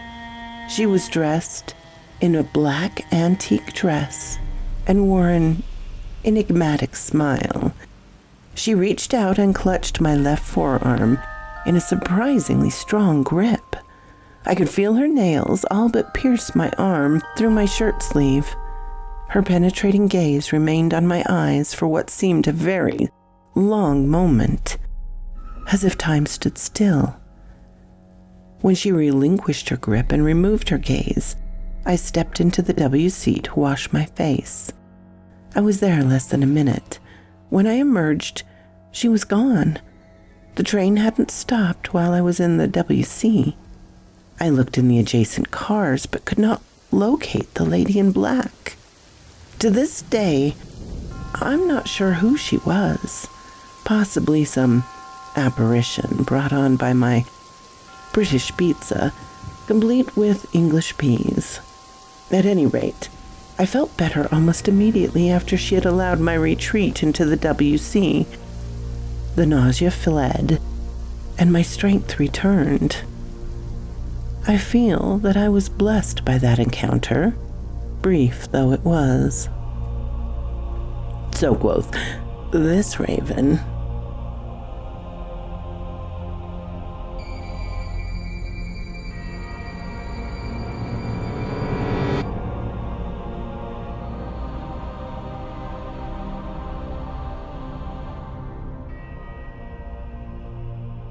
Last month, my sister Ellie made one of those chain links from strips of construction paper so she could count down the days until her birthday. She would wake up in the mornings, remove one of the links, and announce to us how many days were left until her 10th birthday. My birthday is in 20 days. My birthday is in 11 days. My birthday is in 6 days, etc., etc. It was getting a bit annoying, especially when she would bring it up in front of guests, trying to nonchalantly ask them for gifts. Every day, she would remind me that her birthday was coming up, and she would ask me what I was getting her. Of course, being her older sister, I always said nothing, which would then result in her running to her mom to tell her that I wasn't going to be getting her anything. 3 days ago, we planned a small pool party with a few of our friends and some of our cousins, and that's all she's been talking about ever since. Should I invite Zoe? We're not really friends anymore, and I don't think I want to forgive her, she said to me yesterday as I made dinner. I don't know. Do you want to? I replied, rinsing a spoon. But I want to give her a second chance, she said, grabbing a noodle from the colander and slurping it into her mouth. It's your birthday. Invite her if you want. Or don't invite her, whatever, I replied. I personally didn't like Zoe. I know this probably sounds like it shouldn't be a 20-year-old's business, but I know she wasn't a good friend. She had come over quite a few times, so I'd gotten to know her pretty well. And Ellie constantly complained about Zoe not wanting to hang out with her at school because she didn't think my sister was popular enough. I'm gonna ask Mom if I should, Ellie said, taking another noodle and leaving the kitchen. I finished dinner and we ate, as Ellie gave us the news. She had decided to forgive Zoe and called to invite her. I know she probably thought that more people, more presents, but I didn't say anything. Before bed, Ellie came into my room. What have I told you about coming in here with your toothbrush? I asked. It's gross. Go brush your teeth in the bathroom. My birthday is tomorrow, she said, ignoring me. Yeah, I know, I replied. What did you get me? She asked. Nothing, I replied. This wasn't true. Ellie had recently been interested in drawing and painting, so I had gotten her a set of good quality colored pencils and a sketchbook. But again, I wasn't going to tell her that. Otherwise, she would be bugging me for her present all day long. That's rude, she replied. Ellie, even if I got you something, I wouldn't tell you. That's the whole point of a gift, I replied. So you did get me something, she shouted. Get out, I snapped. She laughed and ran out of my room. This morning I woke up to the sound of Ellie shouting, "It's my birthday!" At 7 a.m., I groaned and rolled over, using my pillow to cover my ears. Mom! Cassie, Simon, it's my birthday! She screeched. I sighed as I heard our mom shush her, and I managed to fall asleep for another hour or so. When I finally got up and opened my door, I jumped as I saw Ellie standing right outside. Want to see what Mom got me? She asked. Sure, I replied, yawning. Ellie ran down the hall and into the living room, and then ran back with a giant teddy bear in her arms that was about a foot bigger than her. Wow, I replied. Yeah, it's for my birthday, she said. Oh, right. Happy birthday, I replied. Thank you, she smiled. How does it feel to be 5? I asked as I walked into the bathroom to brush my teeth. I'm not 5, I'm 10, she laughed. Oh, that's right, my bad, I said. Ellie ran back down the hall, telling Cassie and Simon how it was her birthday and she had gotten a giant teddy bear. We spent the rest of the day setting up tables and preparing the food for the party. I blew up about 7 balloons before I felt like I was going to pass out, and then spent about 30 minutes in the sweltering heat, hanging up birthday signs and unicorn decorations. The first person to arrive were some of Ellie's friends, who lived down the street. They ran through the front door hidden by pool toys and floaties, and carrying gift bags. They set the gifts down on the table in the kitchen, and then ran outside screaming. I sighed. I retreated to my room for a bit, as the kids ran around outside and jumped into the pool. There was a steady stream of guests after that, and the pile of presents on the table grew more and more. I volunteered to go pick up the pizzas for the party, as well as a few other things that we were missing. I went outside to check on the kids, taking some paper plates and sodas with me. Who wants pizza? I asked. None of the kids replied, so I turned around to ask again, when I noticed that I didn't recognize any of the kids that were in the pool. The neighborhood kids were still there, but they were the only kids I recognized. Pizza! I shouted. This time, my sister, my brother, and the neighborhood kids all got out of the pool to get some pizza. Hey, who are these kids? Where's Zoe and Melinda? I asked Ellie. I don't know, she replied, taking a bit of a slice of pepperoni pizza. You don't know who they are? Or you don't know where Zoe and Melinda are? I asked. I don't know, Ellie replied.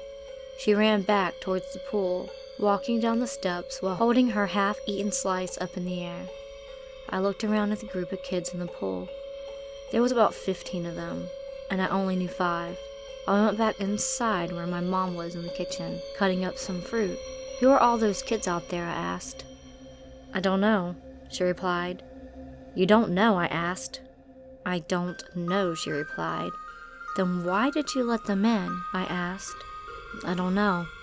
I walked out of the kitchen, trying to figure out where these kids came from. A while later, I heard my mom calling the kids to open the presents. I walked outside interested in seeing what these mystery kids had gotten Ellie for her birthday. The first thing she opened was from the neighborhood kids, who had gotten her some new headphones and some bracelets. After that, the presents got weirder and weirder. Someone got her half-melted candles. Someone else got her a baby bird skeleton. There was a crown made of twigs and dead flowers, a rusty screw, a jar of fingernail clippings, and finally, an envelope filled with pictures of Eli doing things like eating dinner, watching TV, sleeping, and walking to school. No one else seemed to think that this was weird. In fact, Ellie seemed happier with these presents than the normal ones. I watched as she jumped in joy whenever she unwrapped another one of those creepy gifts. What is this? I asked, picking up one of the photographs. Is this supposed to be a joke? No, these are my gifts, Ellie said seriously. These are super creepy, look at them, I said, gesturing to the stuff on the table in front of her. No, they are not. They are my gifts. Ellie, you don't even know these kids, I said. They don't like you, she whispered. I don't care, I replied. I turned around and went back inside, standing near the kitchen window and looking outside at the crowd of strange kids. They were standing in a circle around Ellie now as she ate a slice of her cake. Suddenly, the candles lit up again by themselves. I watched as Ellie blew on them again, but the flames grew until the entire cake was on fire. No one reacted to this for some reason, and instead they stood there looking at the cake peacefully. I reached for the door to open it, but it wouldn't turn. I banged on the window, but no one reacted. I watched in horror as the fire spread until all the strange kids were on fire, and still, no one moved. I reached for my cell phone to call 911, but none of the calls would go through. I tried to open the door again, but it was like it had been sealed shut or something, and it wouldn't budge. Suddenly, there was an explosion, and I was launched back into the dinner table. I got up, my head pounding, and I looked around. I was back in my room somehow, and I heard the doorbell ringing. I got up and walked to the front door, opening it and seeing the neighborhood kids out on the porch, hidden by the pool toys and floaties. One of them handing me a present as they made their way into the backyard. I followed and saw that there were no other guests here yet besides them. There was no sign of fire at all, and no other presents on the table. Pizza's here! I looked back to my mom walking through the side gate holding boxes of pizza, as Zoe and Melinda followed behind her. I walked outside as the kids walked over to grab some pizza. Why don't you go get the cake? It's in the fridge, my mom asked. I went back inside and pulled the cake out of the fridge, freezing when I saw the candles on the counter. There were 2 ones. I grabbed the candles and walked outside. You got the wrong candles, I said to Mom. What? Are you kidding? She asked. Taking them from my hand, she looked at them confused. No, I didn't, she said. That's 11. Ellie is 10, I said. No, she's turning 11, silly. Don't worry, it goes by fast for me too, she smiled. I'm sure that Ellie is turning 10 today. I'm 100% sure, in fact. I even managed to dig up Ellie's birth certificate to look up the date on it. July 9th, 2009. Just as I thought, I walked back outside more confused now than I was before. I saw something in the pool that caught my eye, so I walked over and looked down into the deep end. I knelt down to get a closer look until I could see the strange kids from earlier at the bottom of the pool, along with the lifeless body of Ellie, Simon, and the neighbor kids.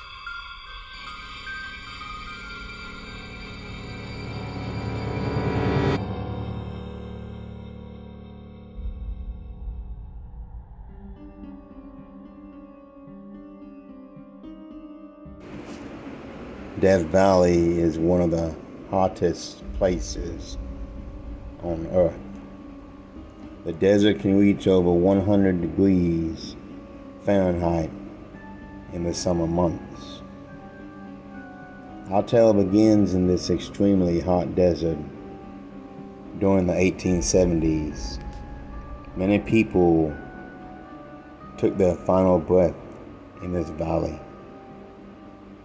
It was a hotbed of bandit activity, as many a carriage was ambushed, robbed, and passengers brutally murdered. These lost souls still haunt the living, as they cannot find rest from their untimely death.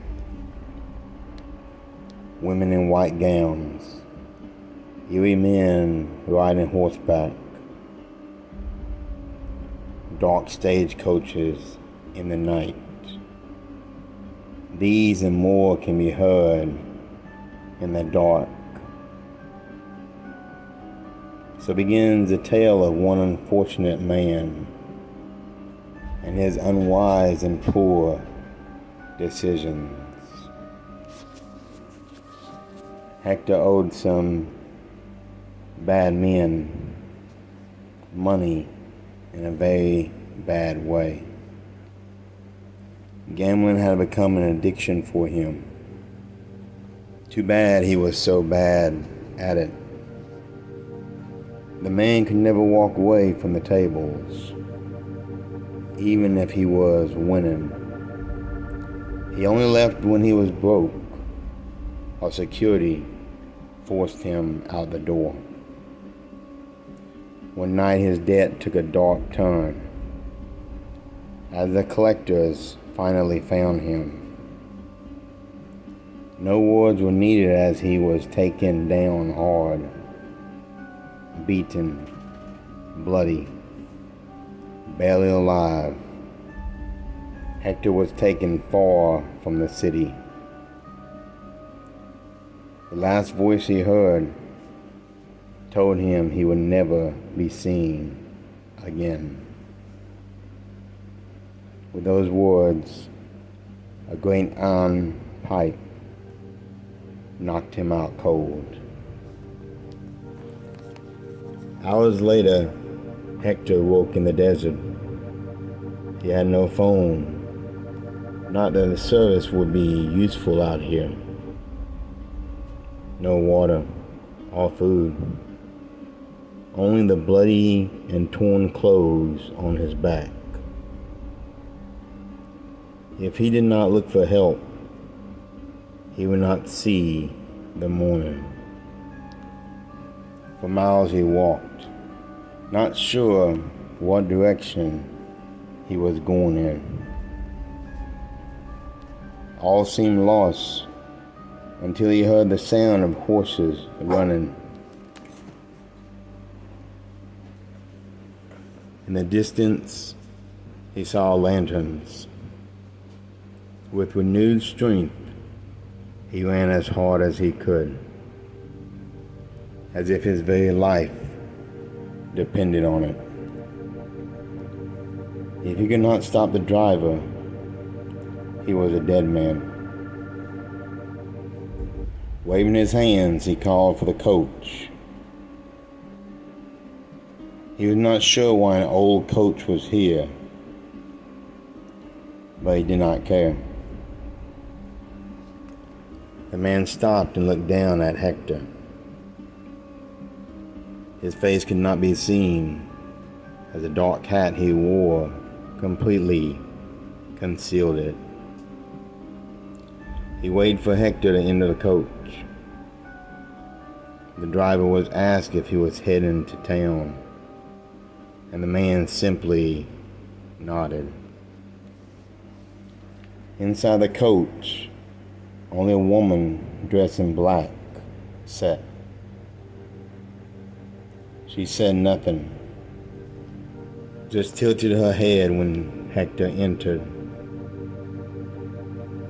With that, the driver was moving again. As the woman remained silent and would not speak, she only looked down into her hands. The driver made good time as Hector saw lights just ahead. He was preparing to leave as a woman grabbed his arm. Her grip was strong and her touch cold as a grave. "Do not leave the coach," she beckoned him. "Do not get off here. This place is not where you want to be." Angry and upset, Hector yanked his hand free as the coach came to a stop. Kicking the door open, he jumped from the carriage. He walked toward a saloon. After all he'd been through, a cold drink sounded good right now. He no longer cared about his debt or escaping the desert.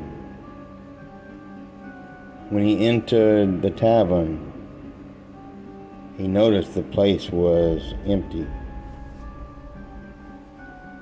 Looking around, he saw a mirror and was quite surprised at what he saw. His face was pale, and he looked at his chest. It did not move up or down. As he placed his hand over his mouth, to his surprise, he did not have any breath. He sat at the bar and tried to remember what he heard before. The man told him he would never be seen again.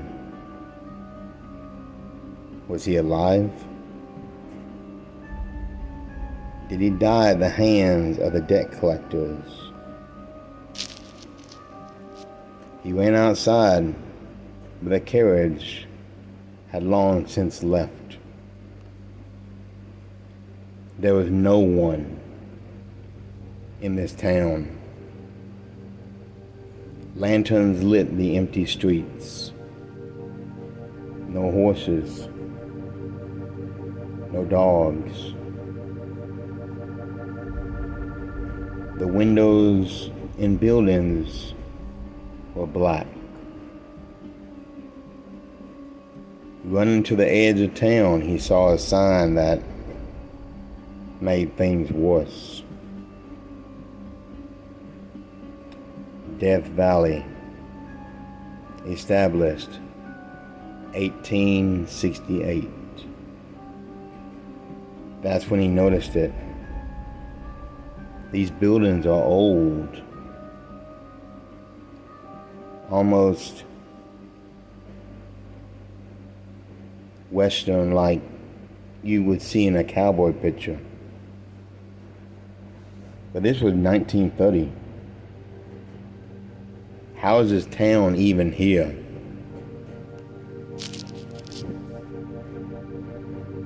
He fell to his knees. His head in his hands as he wondered, what will I do now? Soon a laugh was heard, sinister and frightening.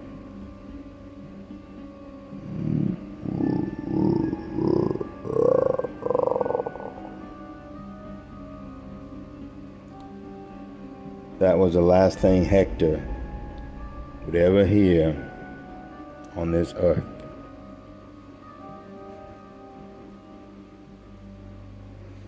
Days later, his body was found in the desert with a simple note attached to it.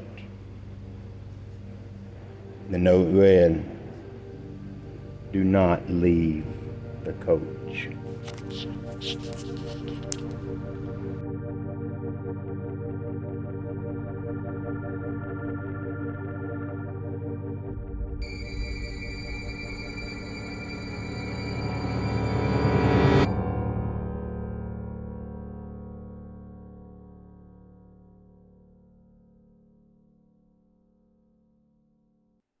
The Ladies' Night 2, Out on the Town. Yes, that day has come again, so much to mortals' plight. It is Spookaria's birthday, and thus the Ladies' Night. Every year a gala's held, one that's truly like no other, attended by the thousands. To them she's like a mother. From all across this bloody world they'd flock at sudden speed, and stand an army at her castle, a mighty sight indeed. Gifts were brought from far and wide, of such wonders all attest, in hopes that theirs would be the one their lady felt was best. The outstanding entertainment, it all was such galore, but there was one thing that every guest was truly waiting for. Her attendants waiting patiently on the vast swathes of her land, and in the shadow of her home would await her great command. Out onto her balcony, to a wash of cheers and praise, she'd step then stand and watch them all, caught in her crimson gaze.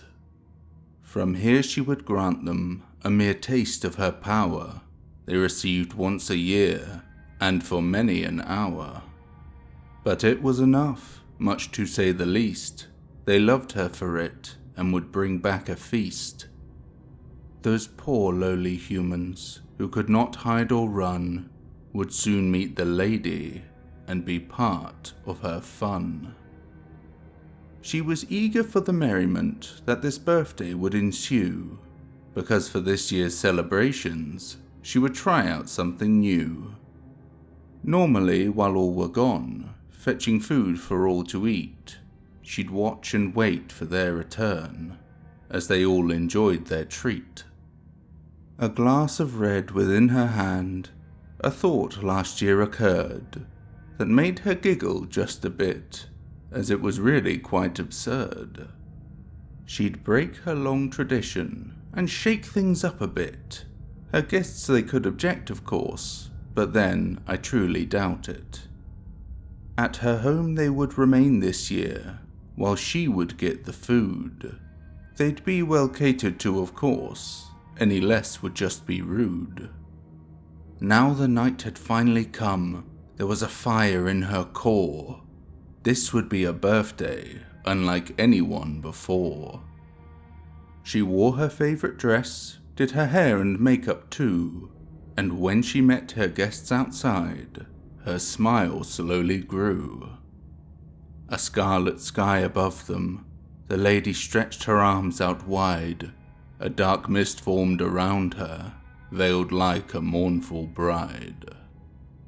With a sudden mighty gale, the mist did lift her high, her laughter striking out aloud, she soared on through the sky.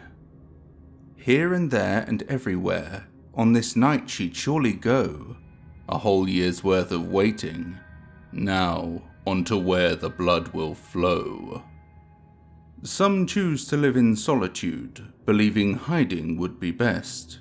In caves and woods and underground, concealed shacks might stand the test. Surely those out hunting them would pay such folk no mind, and prefer to go for larger stock in cities they could find. However, in this isolation, not all might go to plan, though wish with all your might and prepare as best you can. From deep within a cave, they heard the calling of her voice, such mesmerizing incantations, they had no other choice. Those within less sturdy homes will hear sounds of greater dread as she tears apart their doors and roofs and drags them from their beds.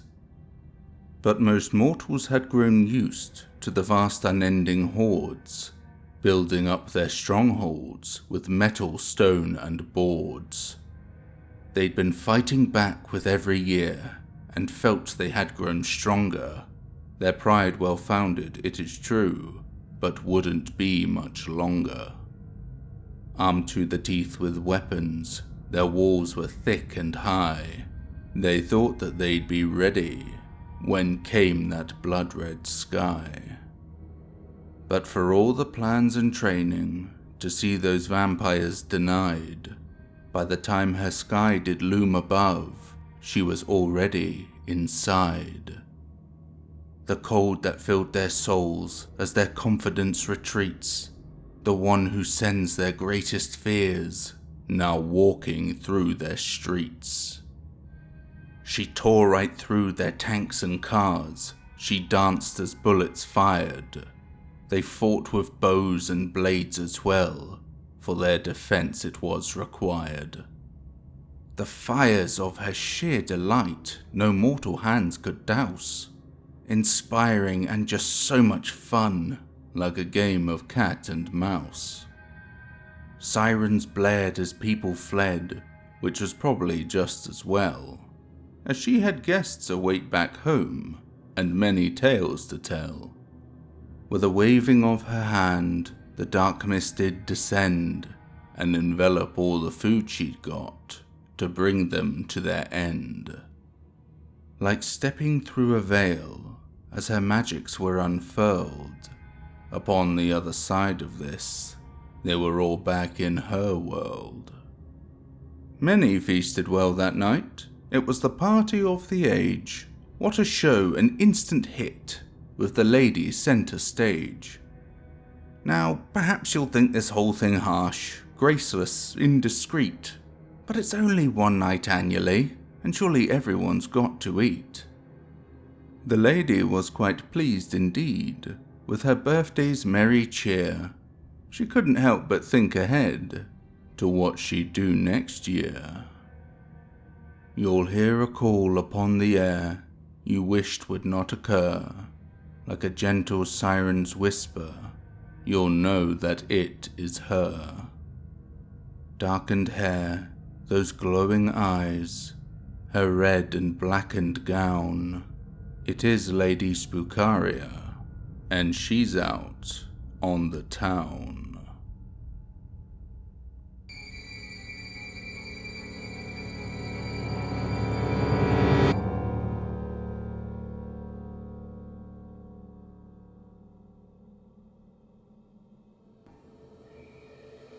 The Dragon's Gift by Raphael Marmel. For the theft of his cattle, King Entra has sentenced you to death, foul creature, the knight proclaimed and pointed his sword in the direction of the dragon. The rest of the party followed, readying their weapons and muttering magical incantations. The dragon growled at the intruders in his lair, causing the earth beneath their feet to rumble. Their legs trembled for fear of the majestic beast and the dark fate awaiting them. As per the king's demands, they were to slay the beast, or be slain themselves for cowardice. Is that so? The dragon asked, lowering its head and showing row upon row of razor-sharp teeth. It snorted fire from its nostrils, clearing its nasal passage of fiery mucus. At the sight of these flames, the group cowered behind a wall of ice conjured by the group's wizard. It was at this point the bard, drunk off too much ale to calm his fears, jumped out from behind the wall of ice and shouted, "Prepare to die, foul beast!" With strums and plucks, the bard played the song of pacifying beasts. The sweet melody of his instrument and his singing filled the sulphurous air and assaulted the dragon's ears. In response, the dragon reared up on its legs and roared loud enough to hurt their eardrums. It spewed a torrent of fire and flames into the rocks above. The cave shook, threatening to collapse under the sheer force of the dragon's laughter. "Oh my, is this bard also a jester?" the dragon bellowed. "I have not laughed this hard in centuries." The adventurers were shocked to hear the dragon speaking, especially in a language of their own understanding. "You're speaking," said the wizard, as if to confirm to himself that it was indeed happening. "And your jaws are still upon the ground," the dragon responded. The wizard realized his mouth was indeed hanging open and closed it right away. "It matters not, we shall slay this dragon and return to King Entra with its head upon our swords," the knight called out in an attempt to motivate his men. "Please, oh please, spare my life," the dragon said with blatant mocking in his voice. He pretended to cower back into the shadows of the cave, leaving behind only its head in their sight.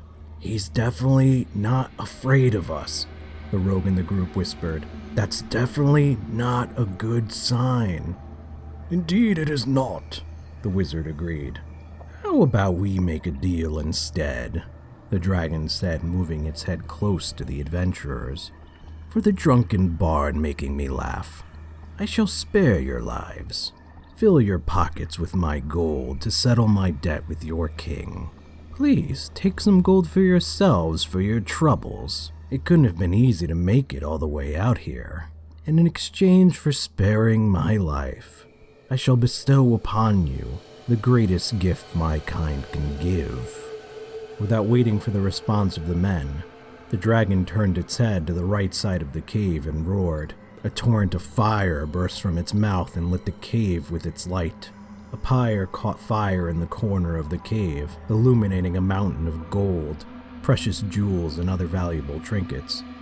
"By the gods!" the rogue said and ran toward the pile of riches. The rest followed in his footsteps and filled their pockets and travel sacks with as much as they could possibly carry.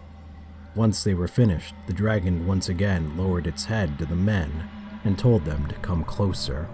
The dragon slithered its neck flat against the ground, and tears dripped from its eyes. "To prove my undying fealty to your King Entra, please present his most gracious majesty with a drink of my tears. A single drop will grant eternal life. Take a sip now, gentlemen, and then dump your flasks. Fill them with my tears and allow me to enchant them, so their contents shall never run dry. Spread them among your armies and people. Never be afraid of the grave again," the dragon said. The adventurers huddled among themselves and discussed the dragon's proposition. On the one hand, King Entra's command was to slay the dragon, or face the consequences of the most painful ways conceivable by the Inquisition. On the other hand, returning to King Entra with tributes of coin and jewels and a potion for immortality seemed to yield the greatest return for the king. However, it would leave his command unfulfilled. Leaning heavily on their wizard's wisdom, the adventurers wasted no time imbibing the tears of the dragon. If the dragon's promise was true, immortality would guard against the punishments of the Inquisition. If the dragon's coin and jewels appeased the king, their unfulfilled duty would be forgotten. Most importantly, an army of immortals would make the kingdom of PK the most dominant in the world. How could King Entra harm them for providing such an incredible bounty? All this in exchange for a few stolen cows and horses. The weight of the coins alone was tenfold the cost of the lost cattle. As the dragon instructed, the adventurers filled their flasks with tears and allowed the dragon to perform its magic. It chanted words in a language only dragons were capable of speaking, and the flask glowed blue as their enchantments took hold. With their pockets full of treasure, a potion for immortality, and having attained eternal life themselves, the adventurers bid the dragon farewell, then embarked on the journey back home to their kingdom. 100 years later, as the dragon dreamed his dreams of open blue skies and cattle the size of towers, he awoke as the stench of human filth entered his nostrils. Such clumsy, unsophisticated creatures. The stomping of their delicious horses gave away their position. The trampling of their boots gave away their numbers, which caused the dragon to smirk. Yet another army of men marched upon his home. He stood up on his back legs and stretched out to his full wingspan. He snorted and spit a wad of torched, gooey phlegm. He readied himself for a battle, but knew there wasn't going to be one. 2 hours later, a cacophony of hellish voices filled the dragon's lair. The voices of hundreds of thousands of people cried out in celebration and in anger, but the loudest sound was their agony, the moans of pain, despair, and fever. There was madness in the air, too. The chains of the insane clinked as they fought against their restraints. The time has come, the dragon thought, and readied himself for another performance. The ocean of humanity parted down the middle as a caravan of horse-drawn wagons and knights escorted the most important figures within the court. The dragon wasn't familiar with the coat of arms on the flags, but forgave himself, as there were too many kingdoms and kings in the world to have them all committed to memory. Too many empires rose and fell within his centuries of life. He'd forgotten more than he'd remembered. As the dragon contemplated his many years in the world, King Entra was transferred from his wagon onto a portable bed. 6 of his Kingsguard carried him across the threshold of the dragon's lair, and to the very spot where the adventurers of his kingdom had once stood 100 years ago. "Welcome to my lair," said the dragon, with as graceful a bow as something of his kind could pull. With all the might his fragile body could muster, King Entra feebly raised a withered and decaying hand into the air. At his signal, the men of the Kingsguard tilted the bed until King Entra was almost standing. He made a valiant attempt to stand on his own 2 feet, but ultimately the ruse failed. King Entra's skeletal body hit the ground. He was barely capable of issuing a cry of pain. "Enough with this performance!" a voice shouted from the king's entourage. A raven-haired young man in gold-plated armor approached King Entra's guards. Judging from their lack of reaction, the dragon assumed the beardless man was a prince. Without hesitation, the prince lifted his father from the ground and swaddled him back in his bed, as King Entra must have done many years ago to him. With the king secured in his bed, the prince dismissed the Kingsguard back toward the entourage. "Dragon, I am Prince Arbol, and I speak for King Entra and the kingdom of PK," the young man said. "I am at your service, my prince," the dragon replied. "I'm embarrassed you have witnessed such a scene," the young man said. "My father wished to address you directly, but alas, as you can see, he is incapable of such feats these days." "Worry not, young man. Time spares no one," the dragon replied. Upon finishing its sentence, the young man dropped to his knees. He said, "Dragon, for the sake of the kingdom of PK, I wish to thank you for your generosity many years ago. Your gifts filled our coffers and enriched our kingdom even to this day. I humbly request your wisdom in our time of great distress." "Please rise, my prince. Royalty bows to no one," the dragon said. The prince rose to his feet and replied, "Your gift of immortality has left PK in ruins. Millions starve as there isn't enough food to fill their bellies. Plague has reduced thousands of men, women, and children into wraiths. Their screams of agony fill our kingdom like banshees in the night, yet none perish. Please, dragon, tell me why we suffer endlessly." "My prince, there is no need to beg. I am at your command," the dragon said, unable to hold back the smirk on its face. "The gift of immortality is exactly as such. You shall never die. This does not mean you shall not suffer the ill effects of age, plague, or suffering.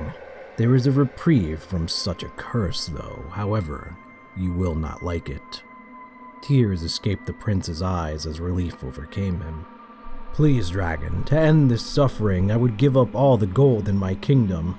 I'd renounce all my titles and become your servant for the rest of my life. I'd give my own life for the sake of the kingdom, Prince Arbol said. Very well, the dragon replied and raised itself to its maximum height. It rose to the top of the cave and bellowed behind its nest. In response, the cave filled with the sounds of fluttering wings.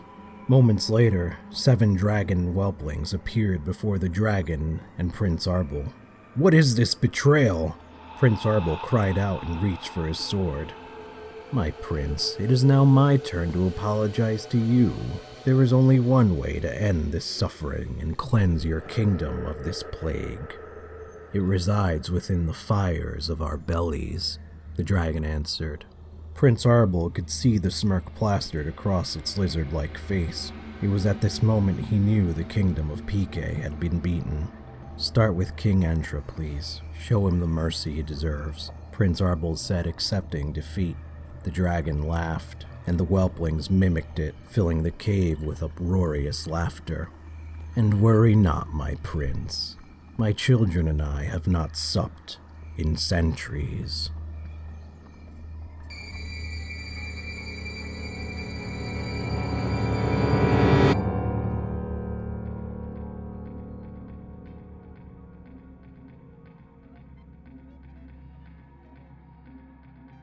I'm not talking about the memes around it. I'm writing this as quickly and as fast as I can because you guys have to stop listening to it. It's not what you think. I laughed at the creepy TikToks and the guy with the scary face and shit. It's nothing to do with it. You don't understand where this recording is coming from. It's specific. It's got a hidden message deep inside the audio. The original sound recordings are fine. Even the ones that are animated or the creepy bits, whatever, they don't have an issue. But the original was recorded by an IBM computer in 1961. As in, it was output by a computer, an old IBM 7094. Programmers put together code to generate the audio output, okay? There were no codecs like today, nothing to generate the audio. This was all programming. There's no analog sounds, it's all digital. And in that digital bullshit is something sinister. I need to back up a bit, because it's kind of freaky. I was watching the original videos with a friend of mine, and we were having a mix of shocking and enjoyable experiences with it. Dude, that guy with the negative face freaked me the fuck out, my friend Darren said. I know. I shook my head. I'm gonna have nightmares. What are you kids looking at? Darren's father, Daryl, asked us. Is this this eerie version of this song? I laughed, showing him the video on my phone. His father, Daryl, looked my phone over and, after a few moments, handed it back to me with a strange look. Okay, Dave. My mind is going. Mr. Langley taught me to sing a song. If you'd like to hear it, I can sing it to you. Would you like to hear it? I frowned. What? Daryl laughed. You've not seen 2001: A Space Odyssey? I shook my head. It's a song sung by HAL 9000, computer in the movie. It says that's the first song it was taught, Daryl chuckled. Kids should check the sources of this stuff first. That's when we started to dive down the rabbit hole. I searched and found the original animation on YouTube. It was fine, right? Well, I dug deeper and the creator said he had seen it on another video. And we found that version. The whole song apparently was programmed and performed by the old IBM machine. Darren and I were pretty unimpressed after that. So is this them tweaking the code of some old PC that filled up an entire room? Darren laughed. Man, that takes the creepiness out of the whole thing. wonder my dad wasn't scared. I sighed. Yeah, that's how internet stuff goes. You think it's cool, and then it turns out to be boring. I went home later and didn't think much of it. The next day, I was reaching for my phone, and I saw the search results from yesterday were still up. I found something different, and today I really wish I hadn't pressed that link. Daisy Bell, original recording, IBM, 7094, Library of Congress. And when I clicked it, it was a .wav file. It sounded the same, but something was there. Something behind the audio. I couldn't put my finger on it. The YouTube videos all had higher quality audio, sure. This had more of a tinny sound to it.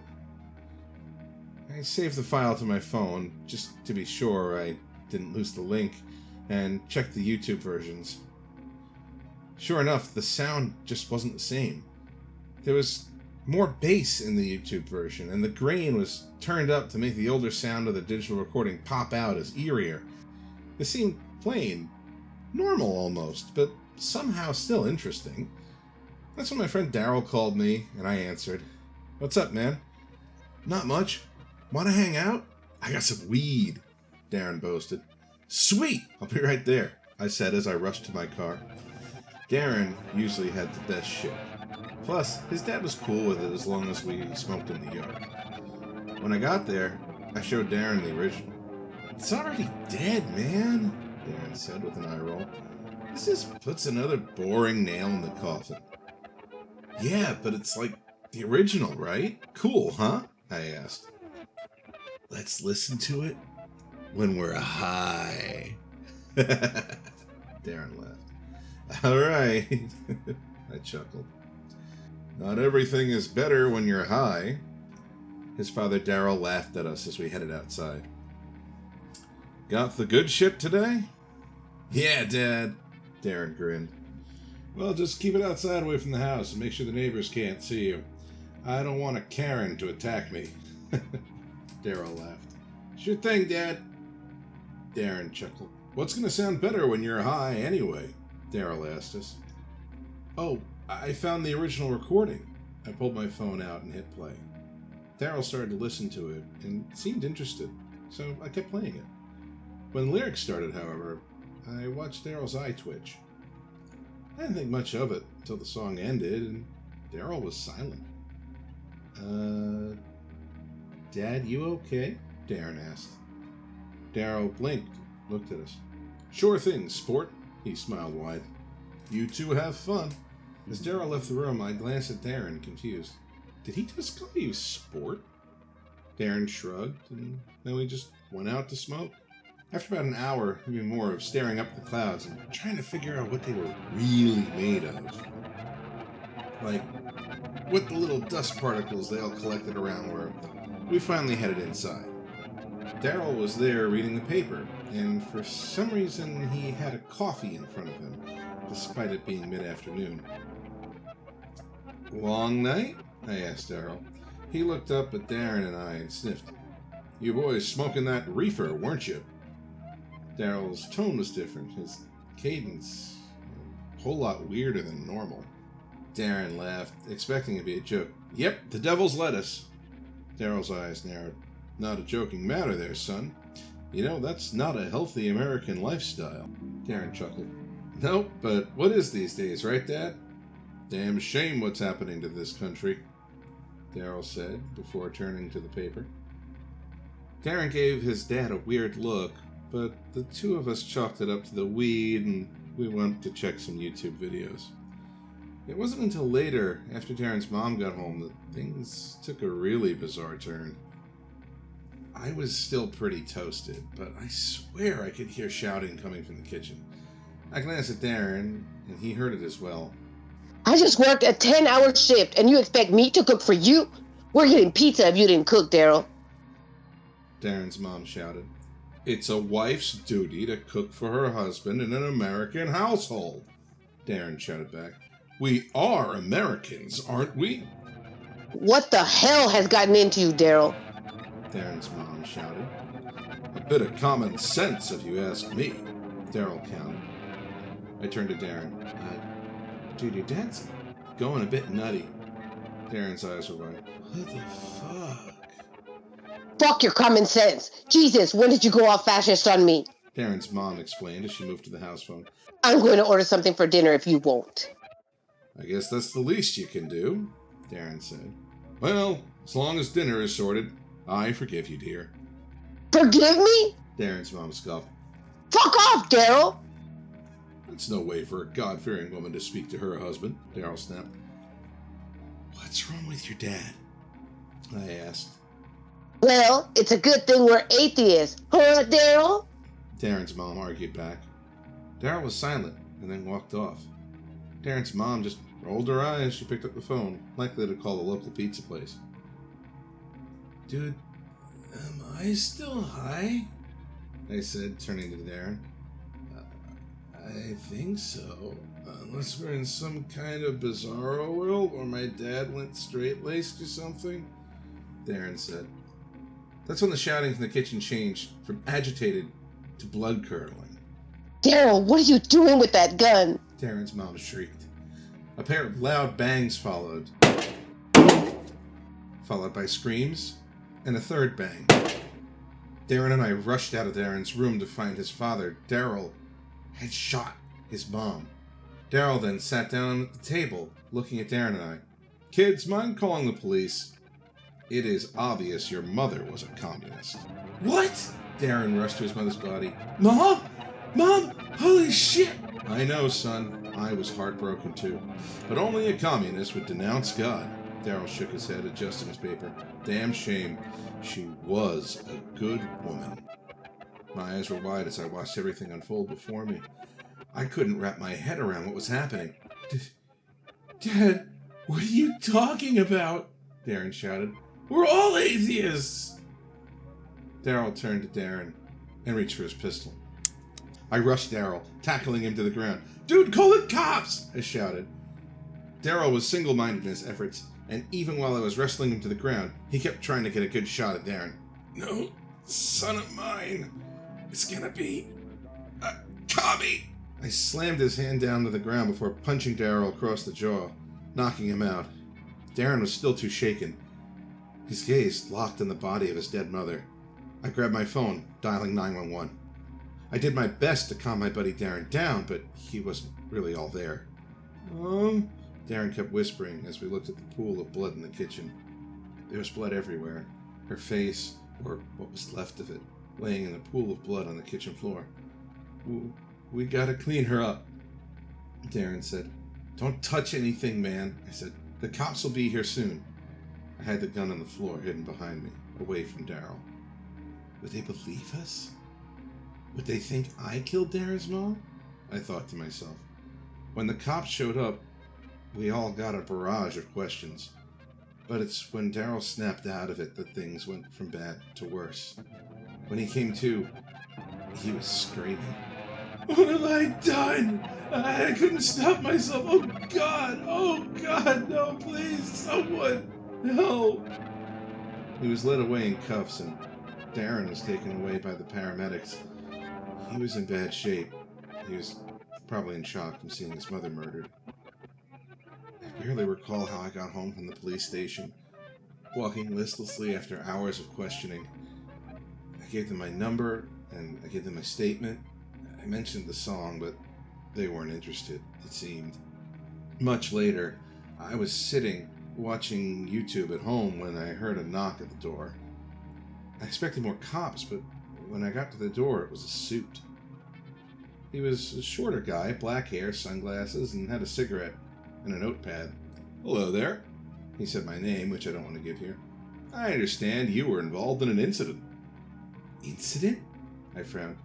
You mean my buddy's dad blowing a few holes through his wife? The agent chuckled. Yeah. And the cause of it. The cause? I asked. I'm Agent Watterson, he said, showing me a badge that said NSA Special Agent. I'm here for your phone. My phone? I shouted. Yes, Agent Watterson said, holding out his hand. The one with the file of Daisy Bell on it. Listen, I was cut off. Give it to me, or I take you in for withholding evidence. Agent Watterson said with a smile, his hand moving to a pistol at his side. I frowned. Why do you need my phone? The less you know, the better, he said, grabbing my phone. You didn't make any copies, did you? No. I winced as he snatched my phone from my hands. Good. Agent Watterson pocketed the phone. We'll be in touch. He left. I'm writing this now to tell you. Don't let anyone older than 55 hear that song. It does something to them. It makes them half crazy.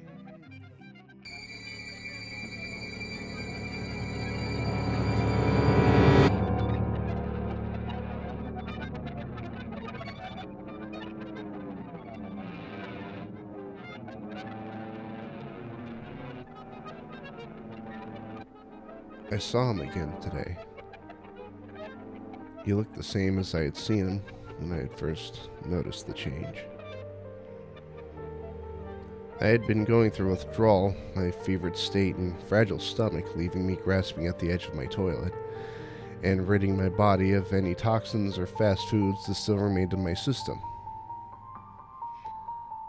I had made this sudden life change as part of an ultimatum set upon me by my, hopefully still, girlfriend. If I could kick this habit, purge my body, and prove my worth, she said she would take me back. This thought served as comfort, something to strive for. During the third day is when I had begun to see him. After a particularly violent bout, I grabbed the counter with both hands and wobbled to my feet. I stood, leaning my weight on the sink, and turned on the cold tap. I stared at the water rushing into the drain, reminding myself that I'm becoming healthy, and I should be happy. The thought barely registered as my peripheral vision caught something. A movement, more specifically a twitch. I shot upright, my eyes searching for the source of the movement. I peered into my mirror, looking past myself, trying to see if something behind me had fallen. I turned away, checking my surroundings and ultimately chalking it up to a fevered twitch of a nerve, an involuntary action. I sighed and resigned myself to the fact that I had simply seen something that hadn't happened. I turned back to face my reflection, and he stood there, staring back at me. His face was red, contorted into a scowl of pain and confusion. His eyes shone with tears, his hair matted to his forehead. I had been frozen in place observing him. Surely I hadn't been crying, in pain for sure. But the last time I had cried had been when I had promised her that I would be better. I slowly reached a hand toward my face, and he followed. My fingers touched gently to my cheek, and his hand mimicked the action. I pulled my hand away to examine it for signs of moisture. Had I been sobbing and not even noticed? A shiver made its way to the base of my spine as we looked at our respective fingertips. My fingers are completely dry. I reached back up and pawed at my face, trying to confirm, my cheeks void of anything that could be considered a tear. I stared at my counterpart in the mirror for what felt like minutes. He met my gaze and began to sob. I could see him mouth something, but the barrier between us removed any sound coming from his mouth. Without warning, he lunged forward and planted his hands on the frame around the mirror, shaking the image I had of him. The shock of this sudden outburst sent me scrambling backwards out of the bathroom, landing with a thud on my hardwood floor. My eyes couldn't look away. He still stood where he'd been seconds ago, his face and throat straining to scream out his message. With a surge of adrenaline, I hooked my foot around the base of the door and kicked with what strength I had left. The latch clicked, and I threw my weight against the door. questions clawed at the inside of my mind. Have I lost it? Did this actually happen? And what if he managed to get through? That last thought has plagued me for the last few weeks. In that time, I've thrown a towel over the mirror. I wouldn't want him to watch me shower, after all. I had been tempted to lift it, to take a peek, to confirm that I hadn't simply gone insane. We had reached an impasse. I couldn't tell anybody about this. They would just take it as the inane ramblings of an addict. Beyond that, I certainly couldn't tell her. Confessing that I had seen another man living in my mirror would ensure that she wouldn't come back, and end with me entirely alone. To make myself feel better, I had taken to making the present situation a joke to me.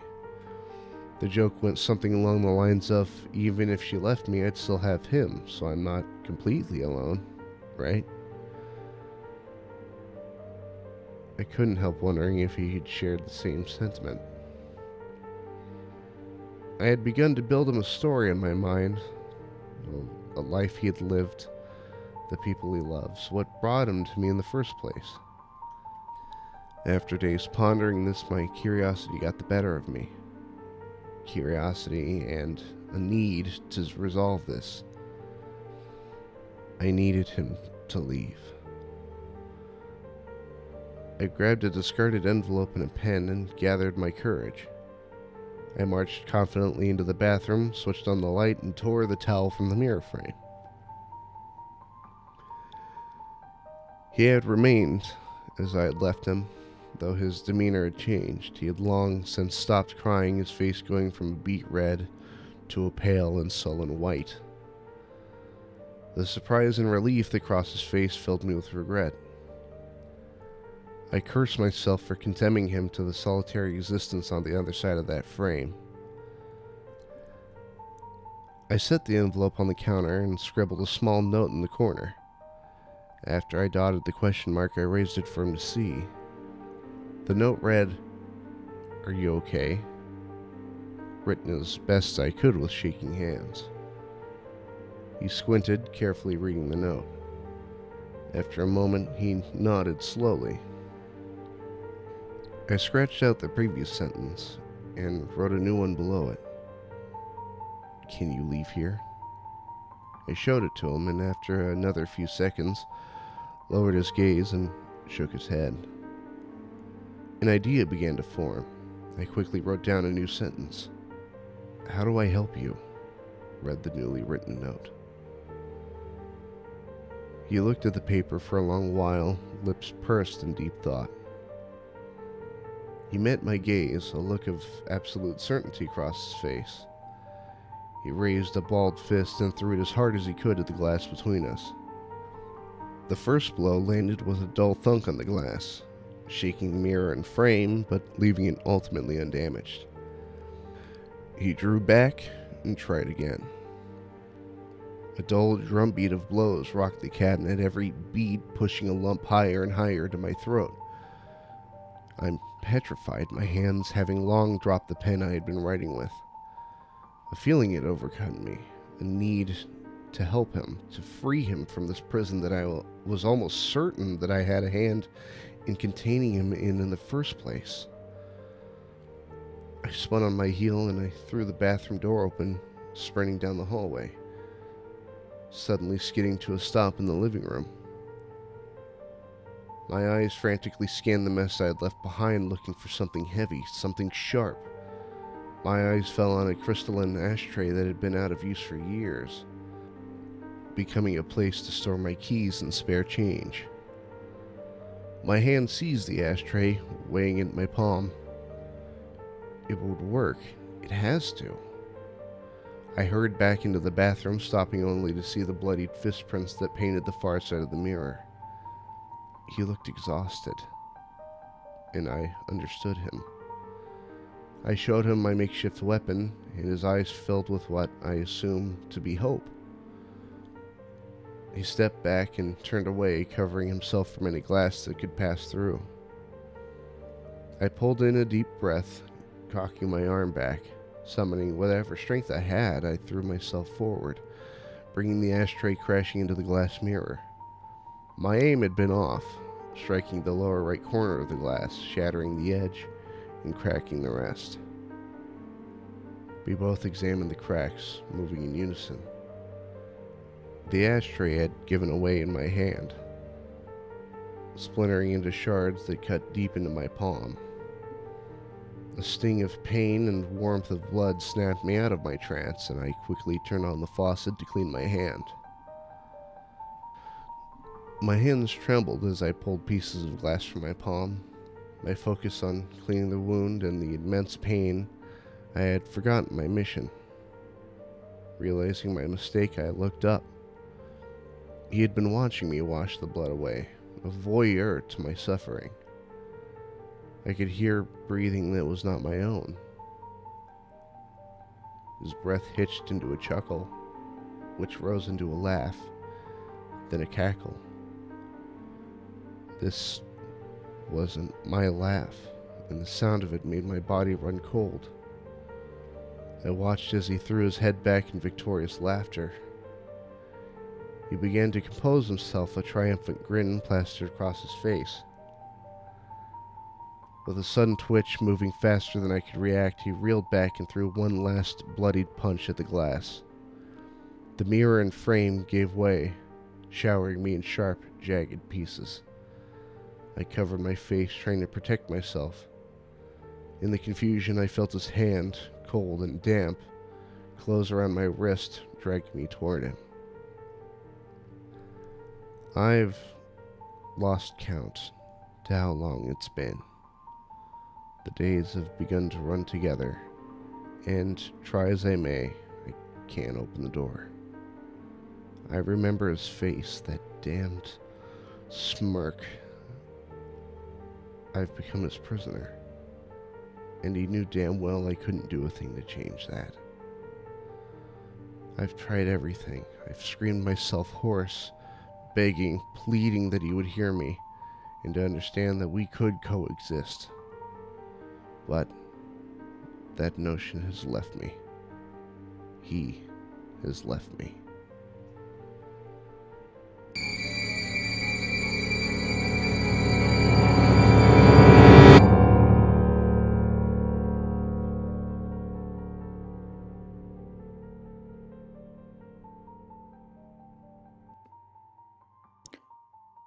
I'm a professional cloud watcher. The only one left that I know of, in fact. I'm sure there are others, watching their own skies for information and signs, but at least for my little corner of the earth, it's just me. Old Sam the Cloud Watcher, as they call me. Or just the oddball staring up, mouth agape at the sky. That too. But I'm coming here in the hopes that someone else can shed some light on recent occurrences. Perhaps some other cloud watching enthusiast or licensed professional. As the title suggests, one of them has followed me home, and I'm unsure as to how to get rid of it. I realize how strange that sounds, to be a professional cloud watcher. After all, isn't it just staring up at the sky? How hard can that be? Sounds relaxing, actually. Well, there's a bit more to it, and it boils down to the same thing any profession requires. Aptitude. While almost everyone loves watching clouds, very few actually see what the clouds mean, what they are concealing, and what that spells for the future of the area those particular clouds are formed over. It's not something you learn. Not at first, anyway. You have to see the patterns naturally before it can be cultivated. You see it all the time in films. A couple or some friends are laying down cloud watching. They see shapes in the clouds like food, animals, or sometimes what they want to see. It's the latter that shows something special. I was always fascinated by the clouds. My father would scold me for constantly daydreaming and losing myself in the skies and subsequently failing my tests at school. But one day, I pointed something out to him in the sky, looming behind a particularly large, bright cloud obscuring the sun. That one there. There's a catcher behind it. You can see its hands peering out from the corner. I think we're going to get a storm soon. My dad looked at me, bewildered, and told me there was no such thing inside the clouds, that he could only see the usual bland shapes and designs. He sent me to bed without dinner, even as I protested that we had to take shelter, shouting to the rest of our family and neighbours until he placated me with promises of a father-son trip if I stopped this cloud nonsense. I awoke that night to the sounds of billowing winds uprooting trees, thunderclaps that burst the eardrums, and bursts of horrific ball lightning ripping through the streets below. By the time my family realised what was going on, it was too late. Within 17 minutes, my little town, formerly known as Great Salmon, had been decimated. I was found in my bed, amid a ton of wreckage, bruised but alive, and repeating Cloudcatcher over and over. I was taken in, educated, and my gift for cloud watching grew. I was sought out by other small towns for predicting the weather, helping to prepare for threats and what unusual clouds would entail. It's been a good way to live for some time. I get to help others and I get to relax, watching the clouds in the process. The problem is, the latest town I'm helping to cloud watch for has a far more unique weather situation. Most of you will have seen all manner of cloud formations not really considering it for more than a few seconds. Heavy dark clouds rolling in as the storm approaches, a blanket of grey and white obscuring the sun for a chilly day, speedy white battalions giving way to small slithers of radiant blue on a summer's afternoon, and so forth. But what do you do when the clouds you watch don't conform to any of that? What do you do when the clouds bring with them a life of their own? The mayor of this town reached out and implored me to come and visit, said that once every summer solstice they were besotted by an unknown weather calamity that came in 3 stages over 3 weeks, ending with untold destruction and death to the town. They could never see anything more than just the clouds, but they knew something was lurking up there. They said if I could find out what it was before the final stage, it could save a lot of lives. I could save a lot of lives. How could I refuse to help? And I won't lie, the prospect of something new lurking in the clouds was most certainly enticing. My first day on the job here involved my usual ritual: park up on the highest hill overlooking the town with an opportune vantage point, drink some Fiji water, and play some vaporwave while I sat in the hood of my car and took notes. To help put into context what I saw and why I've come for you all today, here's some of the more relevant logs. For the sake of time, I'll only share a handful. Day 1. Blue sky. White clouds. 1 hour. Their density is thick. They march in a structured formation to the west, their generals up front with tendril-like white edges to their almost marshmallow base. They rush past me, but carry no breeze.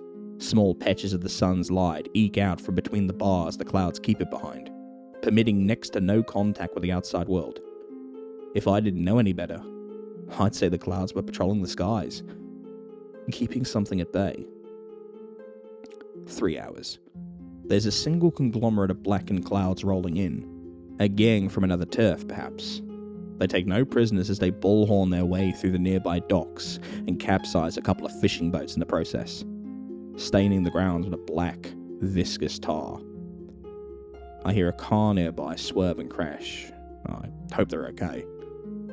I see the thin gap of blue sky rapidly being dispersed, the white clouds converging around it as if to defend it. Something in the general clouds begins to stir, and I sense a bitter wind on the horizon. 4 hours. It is almost sunset, but there is no lavender sky or palette of beautiful colours to marvel at. Instead, I watch the black clouds push in until they are nearly overhead, their anger felt by every citizen in the town below. So many are covered in the black tar that brought me here, though I didn't believe it when they told me. It cakes the great spires and oozes through the windows. The people here call it the slow rot, and won't tell me what it does to anyone who comes into physical contact with it. There's a clear line between the bright and grey clouds and that of the dark ones. Something in the lead black cloud moves, and a brilliant spark of red ripples through its body, sparking all the way down the ranks before depositing its contents. A sea of red descends on the town and mixes with the black tar, causing it to bubble and fizz like acid.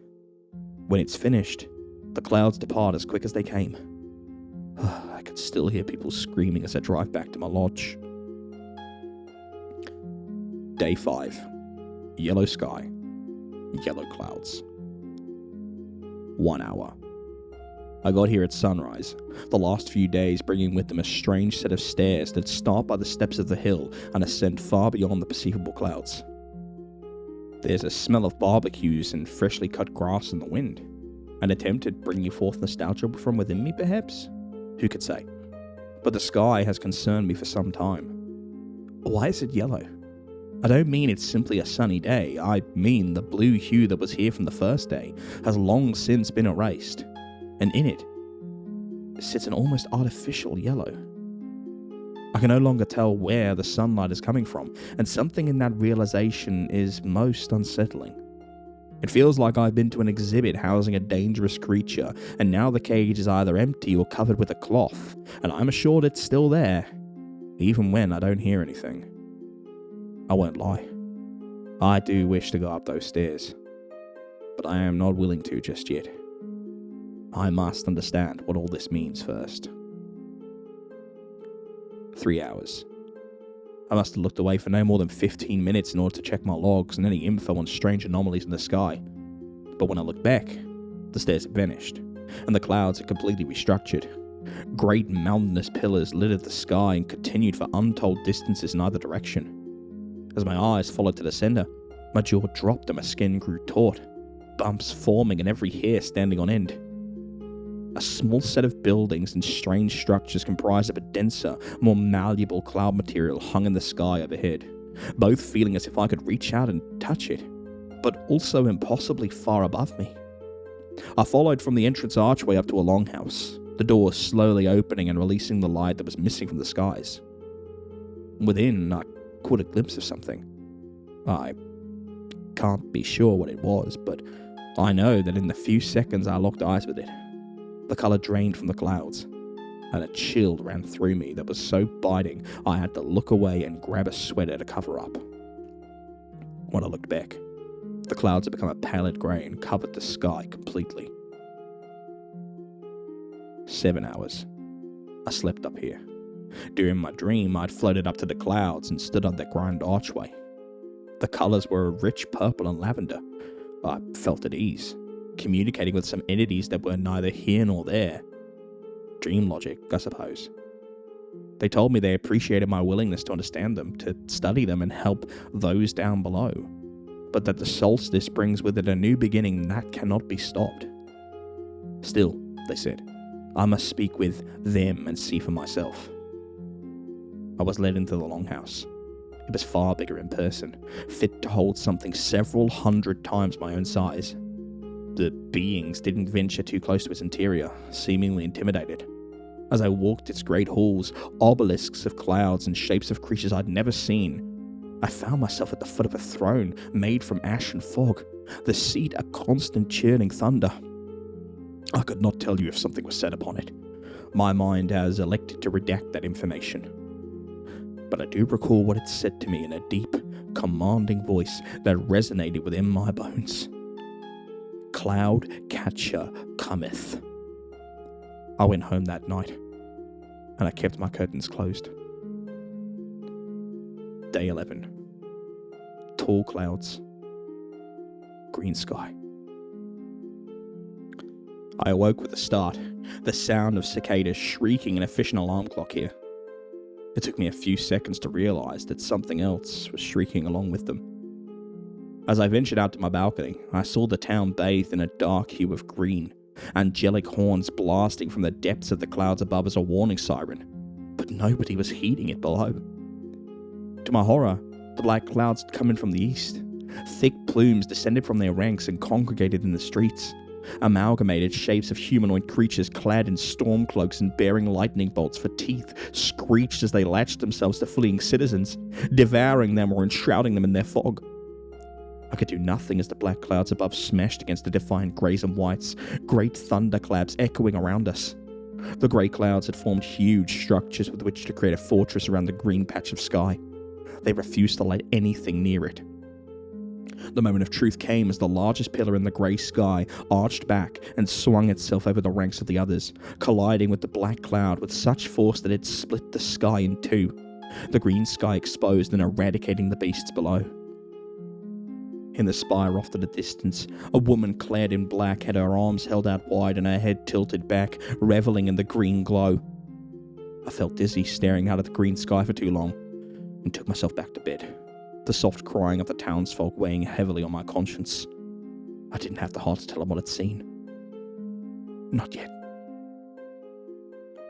Before I share with you this last log, I feel it is important to explain what I believe is being concealed in the skies and who or what is coming after it. It's been a long-standing belief that there are things that lurk within the deep sky. The first humans who crawled out of the caves believed the sun itself was a god, to be revered and feared in equal measure as it brought them sunlight and safety each day before the darkness came, and brought instead a slew of predators that craved human flesh. So it's no small leap of faith to assume what is being kept in the sky above this town. A sleeping, ancient god. I don't mean a god in the sense of what traditional beliefs hold. I don't believe this is something omniscient or omnipresent. But it is powerful. And it knows that people covet its power. Which leads me on to the black clouds. To the cloud catcher I mentioned before. There have always been people who crave power, and will get it by any means necessary. Those who have not the means themselves will frequently utilize methods of force to grab it, using any tools they see as proficient. Tools like me. Day 18. Crimson sky. Obsidian clouds. It is dark when I ascend to the top of the hill, but it is only 10:45 in the morning here. The townsfolk have taken shelter underground or in the churches. I was able to relate to the mayor what the danger was and, in turn, receive their gratitude. I did not guarantee them I could fix the issue, but they seem satisfied to know what is lurking in the skies, and what is coming to try and take it. Old towns have old traditions, that much is certain. It is not my place to question them or judge them, especially when I've seen the strangeness for myself. While it can be chalked up to strange chemicals in the air, unusual weather patterns, or collective hysteria, my job is to interpret and extrapolate. And that's what I'll do. I'd be lying if I said I knew what the cloud catcher was, but it has been known to me for some time, just as the clouds I'm familiar with have been. I stood atop that hill, vulnerable to the elements and the burning sensation of the crimson sky. No white or grey clouds to remain to shield me. The once dark clouds had now adopted an obsidian hue, solid in their structure and single-minded in their resolve to take what they wanted. This time, I did not relent as I watched them, waiting for the large cloud to pass over me. It undulated and split apart, ugly hands and furtive eyes peering over its edges. I don't dare speak of what it looked like further. Giving it further power is not wise, but it saw me, and it remembered me. And I made a deal with it. If it followed me away from this town, from its people who had seen untold ruin and slaughter every summer solstice for centuries, I would give it new places to feed and thrive with its kin. It agreed, and the remainder dispersed, the singular black cloud following me wherever I travel. Now, I bid my farewells to the town and travel to my next job, a small town not far from this one. Sturgeon. And so it brings me to the present, to sitting in my car on a silent, singular road cleared by thick trees and a blotted-out sun that my cloud-catching companion has assured will never shine on me again. My dreams are now fraught with this creature peering over the skies in my sleeping realm, determined that it will one day bring me into the clouds and harness my skills for itself. It is always hungry, and I cannot feed it forever. If any of you out there are seasoned cloud watchers or readers of the heavens above, I beg you to offer me your advice before I reach my next destination. Before I reach this humble little town of oddities, known as Sturgeon. Please, how do I stop this black cloud from consuming me?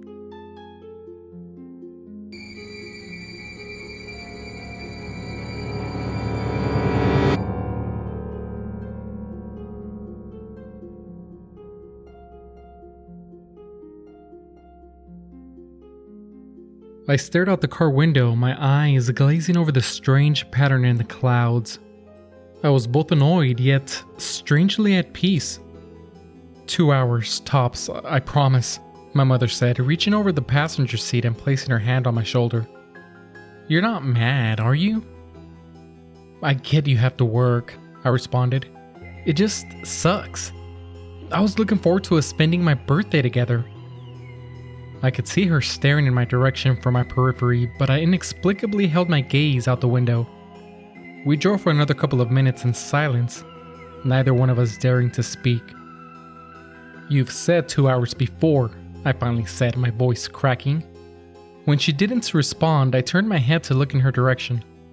She was tapping the steering wheel nervously and biting her bottom lip.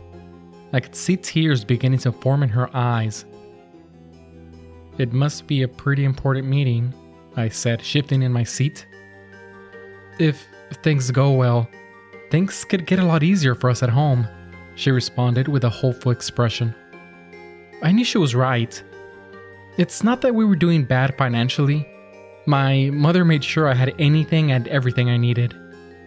Although it was difficult maintaining our lifestyle after my dad left a few months ago, but we adjusted. We downsized our home and significantly cut down on our monthly expenses. Prior to my dad leaving, we weren't living lavishly, but we were comfortable. And now we were living paycheck to paycheck.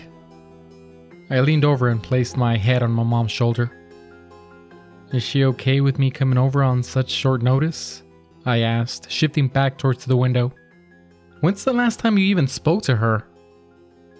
She pouted her lips and squinted her eyes for a moment.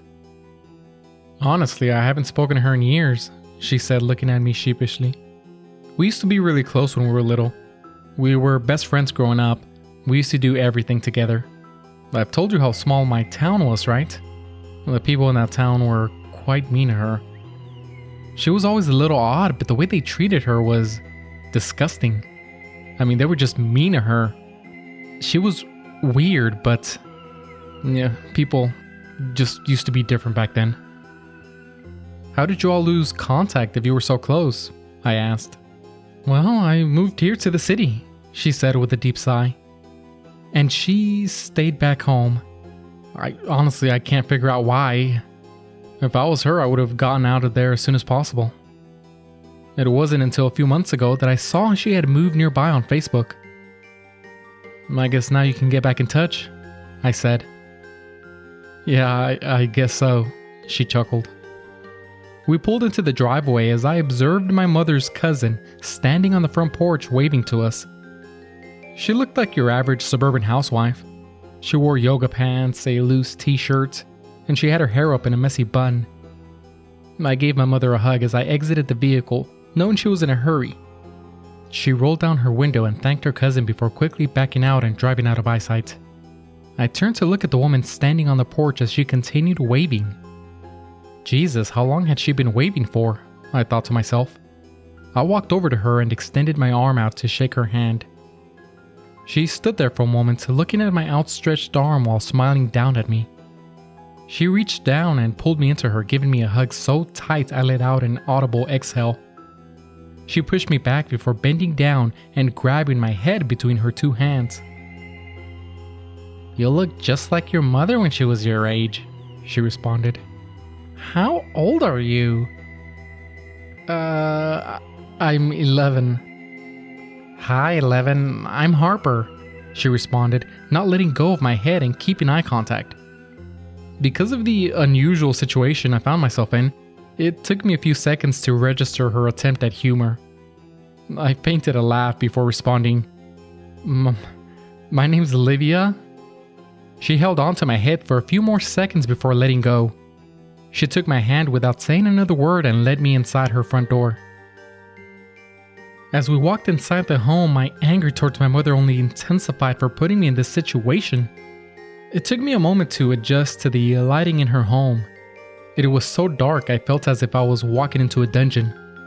She led me to the kitchen and signaled for me to sit by the kitchen table. As I observed my surroundings, I noticed Harper kept staring at me. She was walking around, cleaning the kitchen and picking up, but she rarely broke eye contact with me. I tried not looking at her directly, but I wasn't sure as to what the rude thing would be. Do I look at her? Do I not look at her? It's your birthday today, she finally spouted, smiling creepily. Yes, it is, I responded. My mom and I are working on a mural for my birthday tonight. We've been working on it for a mural, she interrupted, raising an eyebrow. That doesn't sound like the Mary I grew up with. The Mary I grew up with didn't paint murals. She beat up boys for fun. I was a bit startled by this piece of information. I suppose she's changed a lot since you last saw her, I responded. It has been quite a number of years. She stared back at me, her eyes squinting and jaw shifting from side to side. Her expression told me she was bothered by something. Presumably something I said, though I was unsure what. You know, you may look like Mary, but you're nothing like her, she barked. I half smiled, unsure as to how to respond. In a split second, her demeanor changed from bothered to joyful. When your mom asked me to watch over you for a couple of hours on your birthday, I decided to do something for you. You know, to make your stay here less miserable. I really appreciate what you're doing here. I'm not miserable. I promise, I responded nervously. My God, are you a little robot or something? She asked, placing her hand on her waist. Your mom abandoned you on your birthday, kid. You're allowed to be a little pissed off. I smiled out of nervousness and I looked down at the kitchen table. You said you had something for me? I asked. Her facial expression turned to one of glee. She clapped her hands together repeatedly and hopped from one leg to another in an almost cartoonish manner. Birthday cake, birthday cake, she started chanting. Birthday cake, birthday cake. You got me a birthday cake? I asked. She clapped her hands excitedly. I baked you one, she said. It's probably not the kind you're used to. I'm sure you enjoy the perfect little kind with a perfect little bow on it, she quipped. When she noticed my startled expression, she waved at me, presumably signaling she was joking. She took out the cake from the fridge and placed it in the oven. It will be ready in 30 minutes, she yelled excitedly. That's very kind of you, I said. I understand you and my mom, I started before being interrupted. Birthday cake, birthday cake, birthday cake, birthday cake, she screamed as she slowly walked around the kitchen table in my direction. She began walking in a way that almost reminded me of a T-Rex. It was a jarring sight. Something about the way that she walked towards me while repeating that same phrase raised alarm bells in my mind. While things felt odd before, it was at this moment when I knew something was not right with Harper. As she got closer to me, I got out of my chair and walked backwards, still slightly smiling, not wanting to upset her. She continued her unusual walk towards me, picking up her pace. I fell back on my butt, wide-eyed and unsure of what to do next. Harper stood over me, her top lip slightly raised, almost snarling at me. You klutz, she said with a lisp and a tilted head. She corrected her posture and walked casually to the fridge. As I lay on the ground, I became aware of how rapidly my heart was beating. In that moment, I was unable to move any part of my body out of pure fear. I focused on slowing my heavy breathing. Nuggies? She asked while staring inside the fridge. When I did not immediately respond, she grunted. Ugh, chicken nuggets. Do you like them?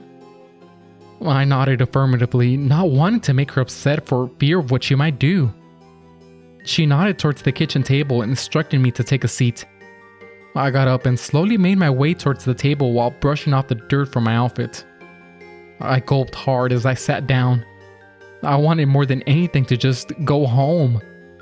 I began to think of a way to get myself out of this predicament. I glanced up to see Harper staring at me suspiciously. "What's on your mind?" she asked.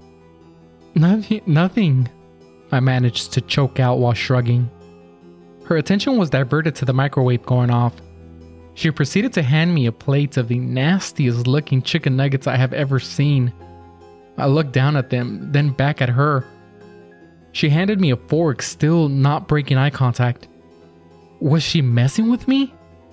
I was almost certain that these chicken nuggets had to be more than a month old. I lowered my head, noticing an odor being emanated by them. "I really apologize," I said, putting the fork down. I should have mentioned, I eat on the car right here. If I eat these, I won't have enough room for cake. It looked really good, and I really want to taste it tonight since it's my birthday. I hope this isn't disrespectful. Harper returned to her T-Rex stance and started yelling once again. "Birthday cake! Birthday cake!" She stomped around the table in her T-Rex stance, making her way towards me. She stood a couple of inches from me and gently placed her hand on the back of my neck. In that moment, I knew what she was going to try and do, but didn't believe it. She grabbed the fork with her other hand and guided it towards my head. I moved my head in all directions as her hand behind my neck grew tighter. I finally smacked the fork out of her hand and yelled, "I don't want it!" I looked into her eyes and saw pure rage. She grabbed me by my hair and dragged me towards the oven as I tried to fight back. "You ungrateful little piece of garbage," she calmly said. She opened the oven door and pulled out the baking sheet with the cake on it using a nearby glove. Her grasp on my hair was so tight that moving an inch caused extreme pain to my scalp. "You want to try my birthday cake that bad, huh?" She pulled me to my feet, pushing my face down towards the cake. My cheek touched the cake and I yelled out in pain as my cheek began to burn. She pushed my head deeper into the cake as I continued to scream. It felt as if my cheek was melting. I had never in my life felt such excruciating pain. In desperation, I stomped on her foot as she let go of my hair. I grabbed the hot baking sheet with my left hand and rammed it directly into her face. She fell to the floor screaming as I continued to push the baking sheet into her face, burning my hand in the process. She had a face full of cake, but I kept pushing the baking sheet down as hard as I could. I could feel the skin on my hand continue to burn. As she stopped fighting back, I got to my feet, still trying to process the events that had just taken place. After a moment of gathering my thoughts, I kicked the baking sheet off her face. She opened one eye and looked in my direction. I stared right back at her as I walked out of the house in a T-Rex stance.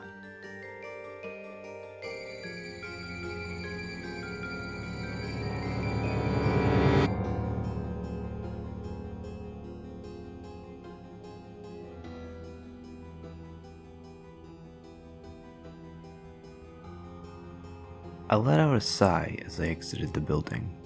I had said my goodbyes as I left the fraternity house that I was at.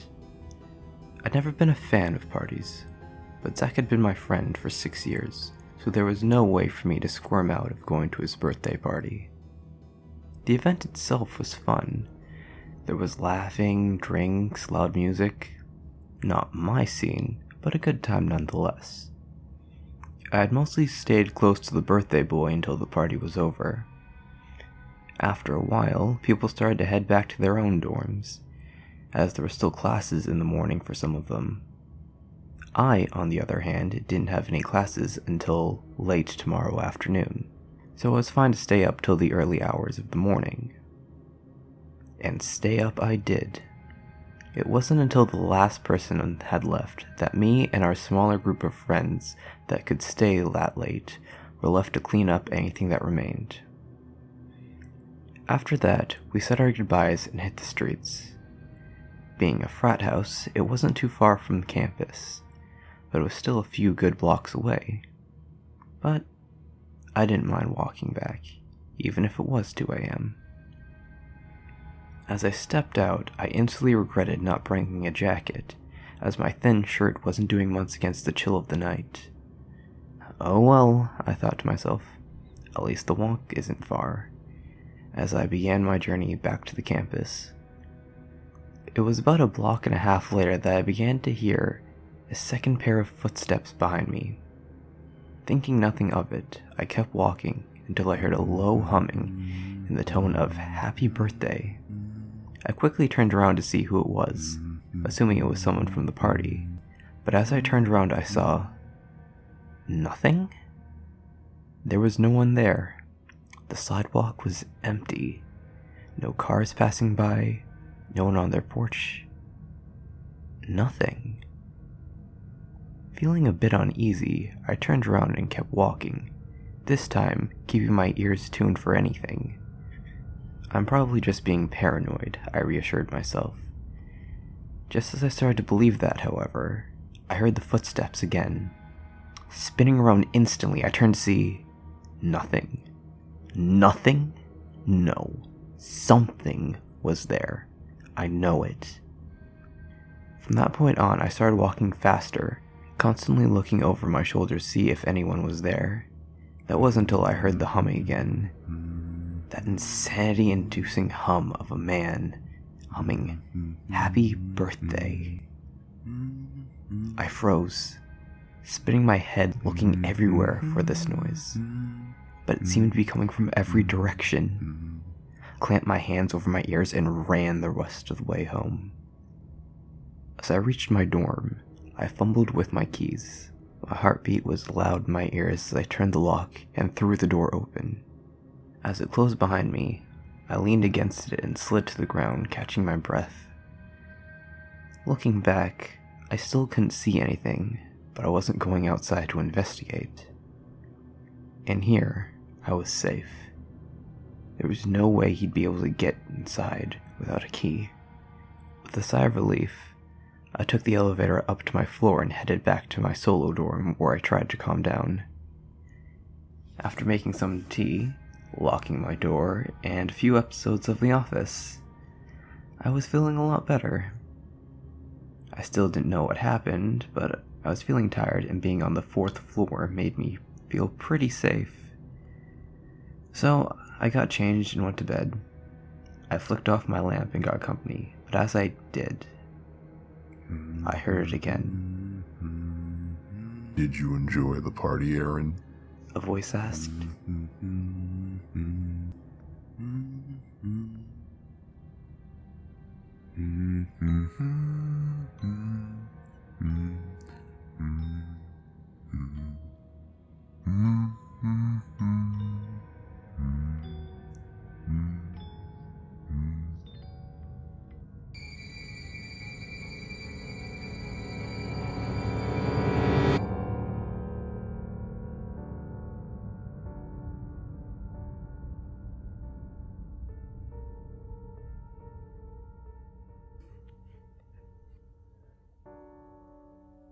He was the most alluring man Allura had ever seen.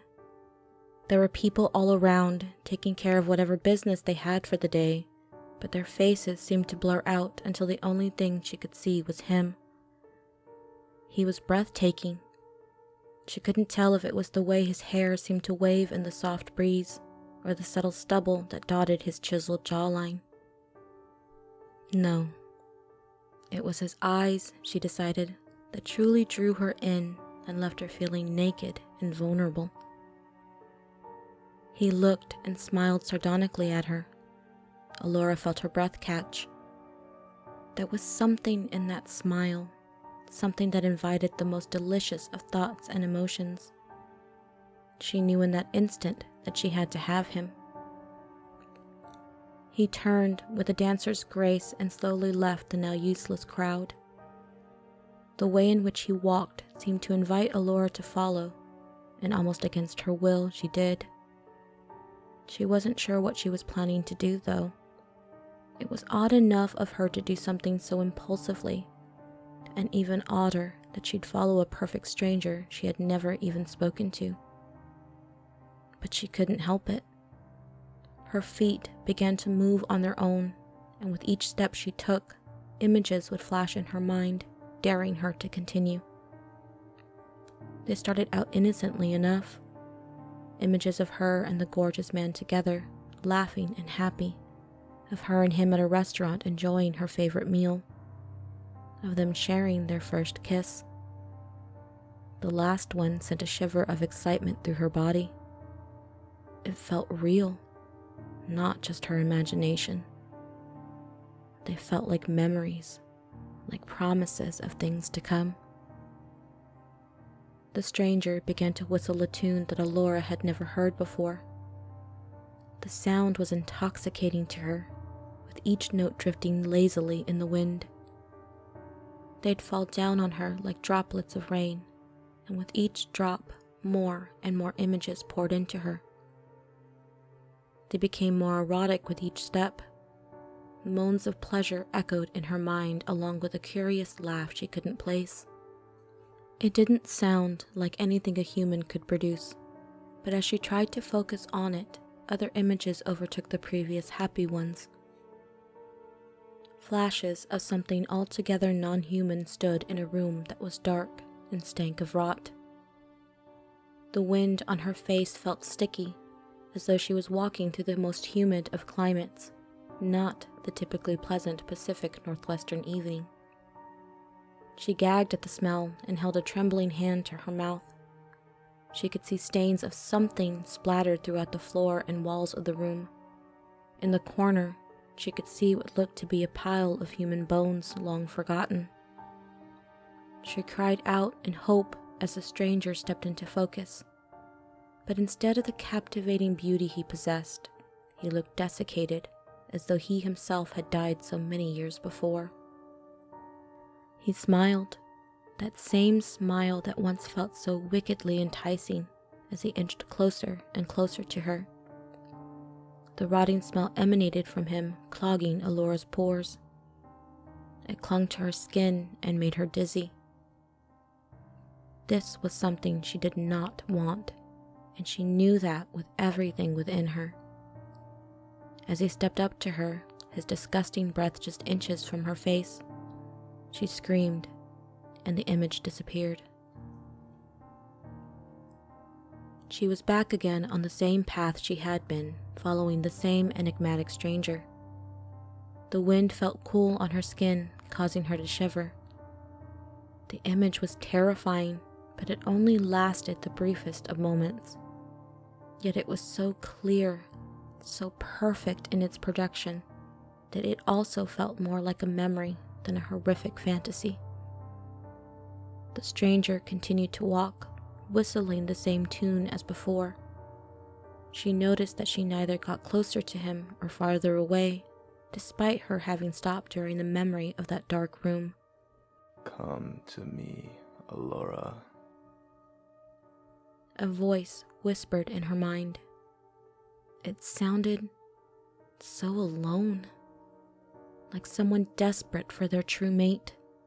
Come to me. It spoke again, and she felt a sudden heat wash over her as her body erupted in a storm of emotion and pleasure. The words held a promise of things to come, of a life filled with happiness and never-ending ecstasy. She sighed at the thought, overcome with the desire to make whoever this man was hers. They continued their walk, always staying a few yards apart. Every time she tried to move faster to catch up to him, the faster he himself seemed to move. Yet he never looked to be in any particular hurry, and his steps never looked like they gained in speed. Allura was puzzled. How was such a thing even possible?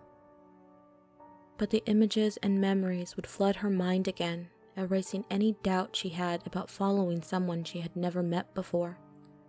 Each step caused the intensity of the images to soar even higher, and new images would soon replace old ones. They were far more erotic than anything she could ever imagine, and each breath she took brought her closer and closer to climax.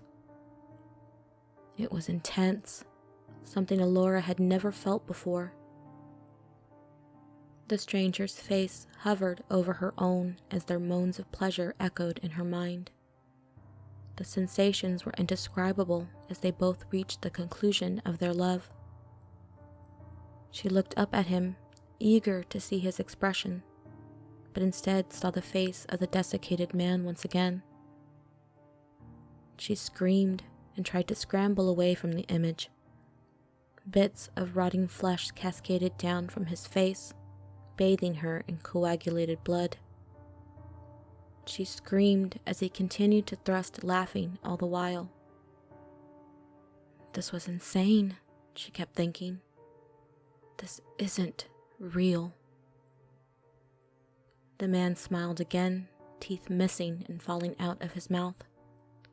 She screamed a second time, and the image faded to black. She was back on the path yet again. She panted, still shaken over the violation she just endured. It felt so real. He felt real. What was going on? She asked herself. This is too much.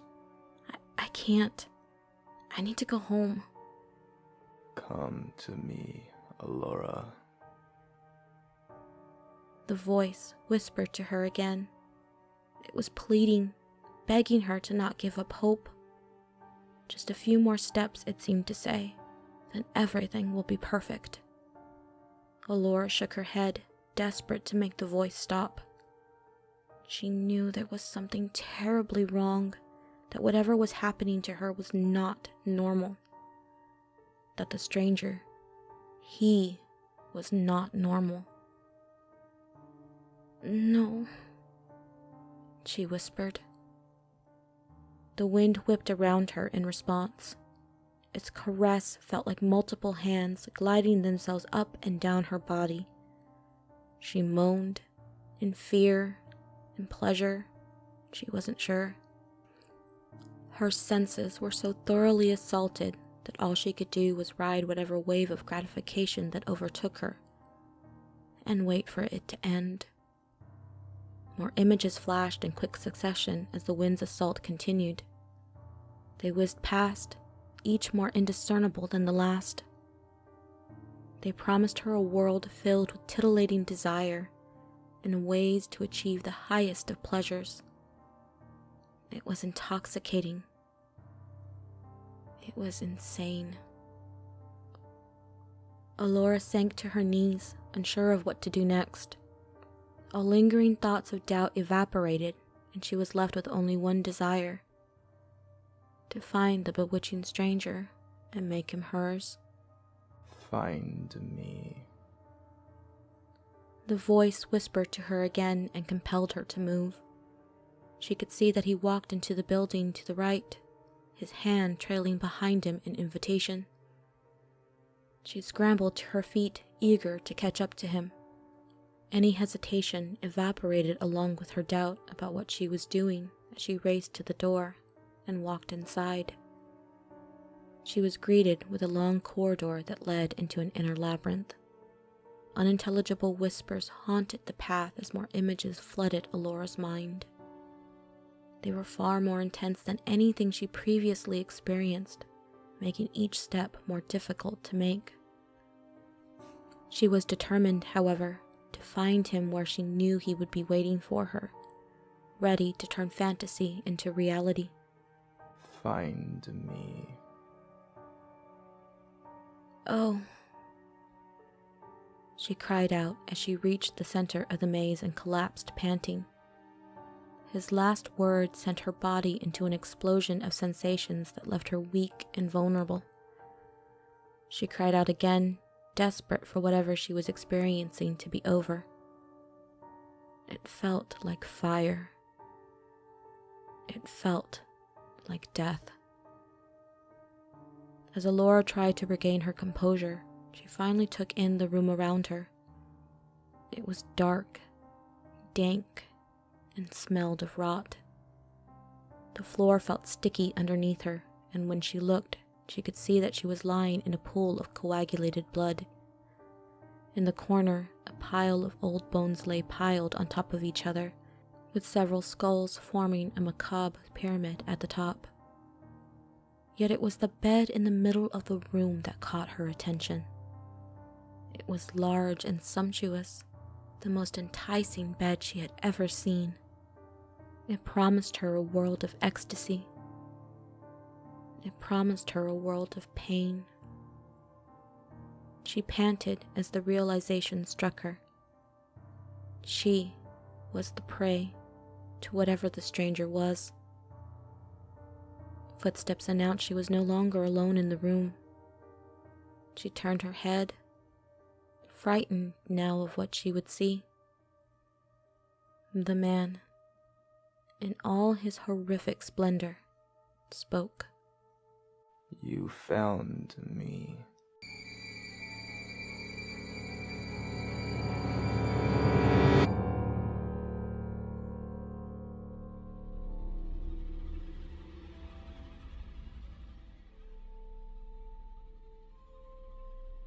My father had been dating this girl for a while, and things were going great. She's met us a few times and got along great with my sister and I. Eventually, my father asked her to move in with us. She drove 7 hours to move in and brought her 2 cats. Things were great for the first 2 months, until she couldn't find a job. They had agreed that she was to apply for jobs and have one secured for an interview before she moved in. She moved in on July 2nd, and she didn't have a job until late January. I, being fresh out of high school with no experience in a job setting, was able to get a job before her. This caused my father to have to cover her car payments and insurance. This set us back financially, but we were okay. Then October came, with the discovery of a full year's worth of text messages between her and a friend of hers named Jared, all taking place when my father and her were dating, and all while she was still living in her hometown. These text messages were laced with him coming over and giving her nighttime love-ins and inappropriate pictures. My father confronted her about it, and she denied it, saying we just didn't understand her friendships. My father let it go, since they haven't messaged each other in weeks. Small arguments pop up, and she starts sneaking money out of my dad's wallet at night to go buy cigarettes. This may only sound like a small amount, but it was a nightly occurrence. This set us back financially as well. These arguments mainly consisted of her lying about something and not admitting it, or her doing something stupid and not apologizing. Things got worse as Christmas came. My father expressed that he didn't love her anymore, that he didn't have any feelings towards her, and that she needed to work to fix the relationship if she wanted to continue. This meant really trying to get a job and not lying about stupid stuff. She agreed that she would. I advised him against giving her the second chance. I was tired of her nonsense and wanted her out. She started lying more and more and causing more problems. We believed she started taking some sort of drug, as she would come back from a drive all shaky and spazzing out, spouting nonsense. She came after myself and a friend of mine during one of their arguments, to which my father responded, "Pack your stuff and get the hell out. How dare you go after my kids?" Telling her to get out and leave was a regular occurrence in their fights, but she never took the hint. She was abusive emotionally to everyone in the household, especially my father, reducing him to tears when he found out that she had been receiving $1,000 a month from her mother, which would have had us staying up to date on rent payments. We have no idea what she did with the money. No matter the situation, she would try to twist it so she would be the victim. Even calling my father asking second opinions about the party of persecuting Martha. Nothing is ever her fault, and it's always a misunderstanding. Then, she started smoking in the garage. The door from the garage into the house is right across from my bedroom door, which is always open, because our cats like sleeping on my bed with me. I have asthma, and I've woken up coughing and smelling cigarettes multiple times in one night because of her. She's driven recklessly with my little sister and I in the car before, and I told my father what happened. When my father confronted her about it, she said I was over-exaggerating, that driving in the dark freaks her out, that my sister and I, in our "it's too early for this, I'm gonna sleep and listen to my earbuds" state, were stressing her out. A minor thing, but she endangered my sisters and my own cats. We have 2 strictly indoor cats, and her 2 were outdoor cats until they moved here. Her cats have taught mine how to sneak out of the house when the front door isn't latched. She leaves the front door open constantly when she comes back in from smoking and lets my cats get out. We live right across the street from a huge lot of desert, and we hear the coyotes every night. She's let them get out at night before. After she finally got a job, she didn't want to contribute her fair share of the bills. My father asked her for half of her paychecks every 2 weeks. She claimed that it should only be 25% because there are 4 people in the house. My sister and I are only there on the weekends as we go to school outside of town, about an hour away, and stay with other family during that time. She also apparently wasn't paying her car payments after she got her job, as she got a repossession notice, which she hid from my father. Finally, after financially wrecking us, abusing my father emotionally and financially, endangering myself and my sister, doing drugs, taking money, stealing things from my room, endangering my cats, and many other things, my father gave her 2 weeks to move out. She moved out a couple of days ago. She originally left her cats, but failed to pay my father the $350 she owed him. So he said that he would be taking care of her cats until he got the money.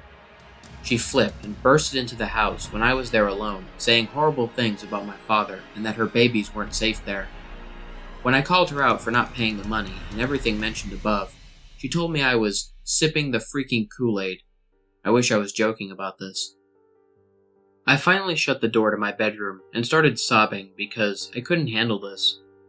She came after me by banging on my bedroom door and saying how horrible I was and that I just slammed the door in her face.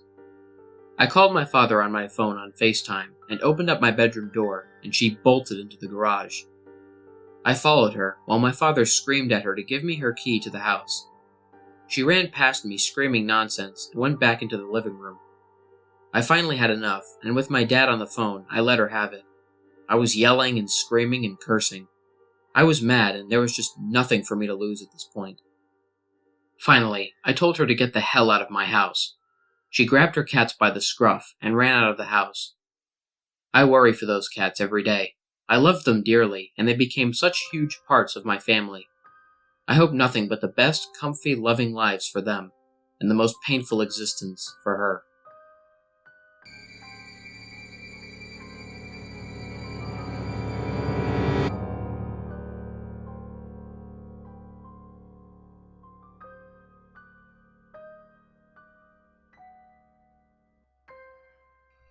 Because I Love You, written by Paul Stefani and narrated by Miss Creepy Tales. Though only a couple centuries had passed, it feels like a lifetime ago.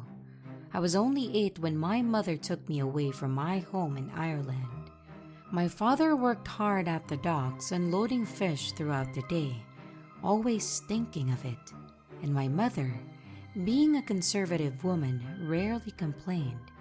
I think it may have been an offense to her deep down, a wound that festered over the years, finally bubbling to the surface, making itself known in all its fetid glory. My father was the same, holding in all his emotions until they boiled over. I would probably be lying if I said I didn't deserve it, but if I was foolish enough to cross his path while he was deep in the jug, I would usually end up with a pretty good shiner. As I stated, it wasn't me who set the wheels into motion. I swear, my mother goaded the man on purpose, and the beatings on her was as regular as you like. Her usual complaint would be his drinking. I didn't see anything wrong with it myself as a boy, and over the years, I can see the desire to escape the troubles of life, if for a little while. I can't remember it so well anymore, but I do recall the wooden mug exploding against the wall, having just missed my mother's head. She had been going off on him again as soon as he came through the door about wasting good coin on that poison. I used to get so angry, yelling at her in my head as to why she would be stupid enough to instigate him. That night was different, however.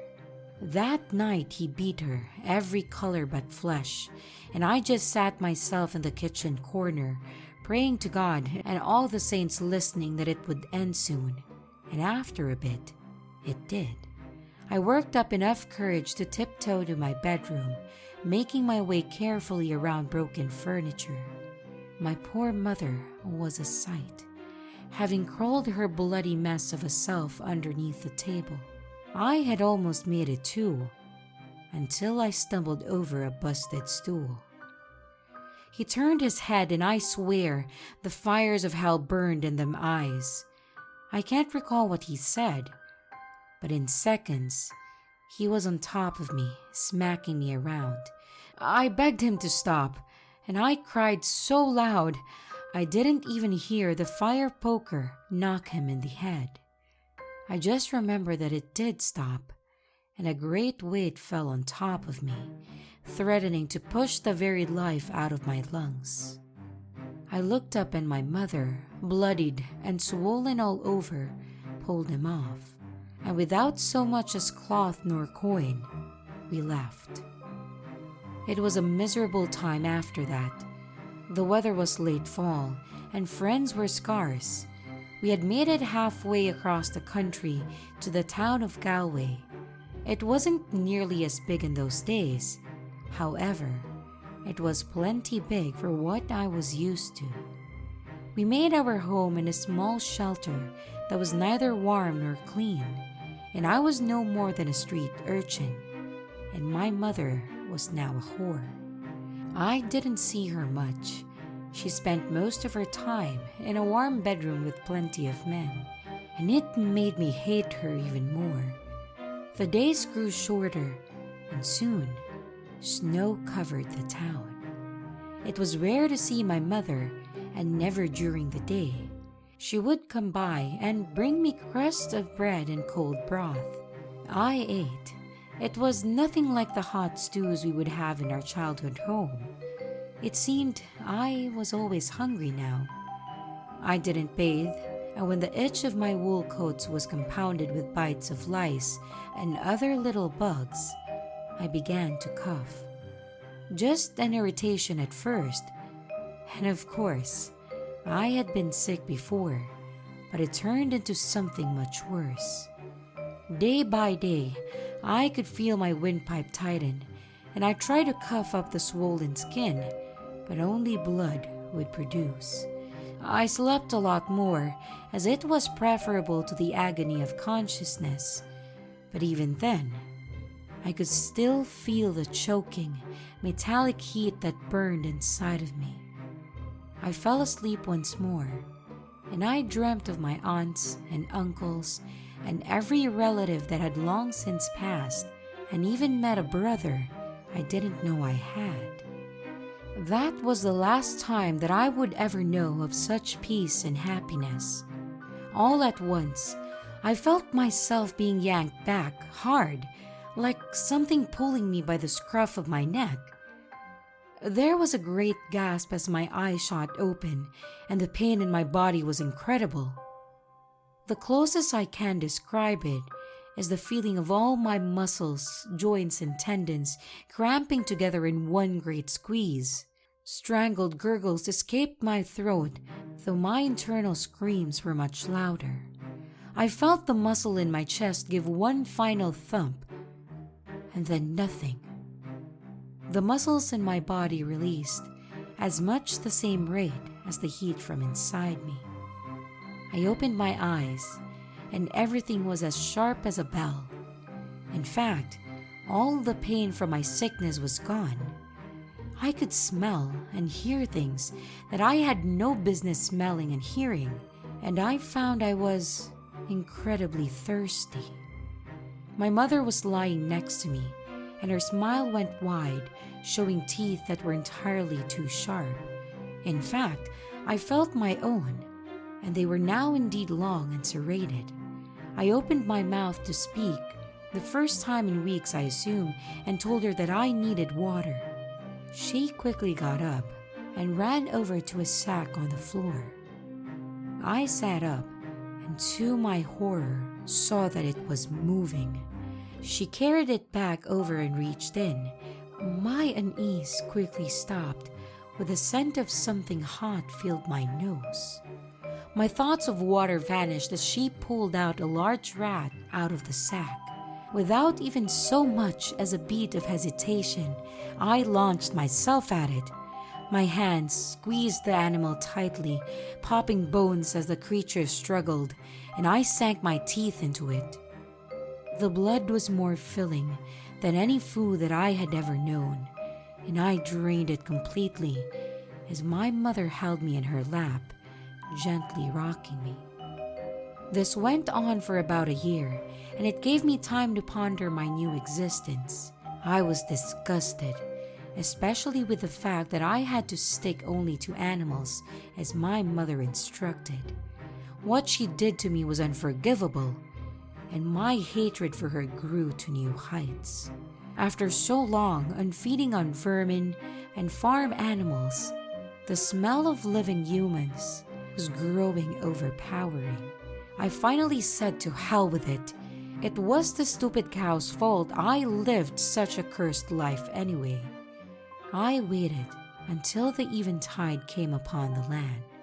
My mother still hadn't risen yet, and wouldn't for a little while longer.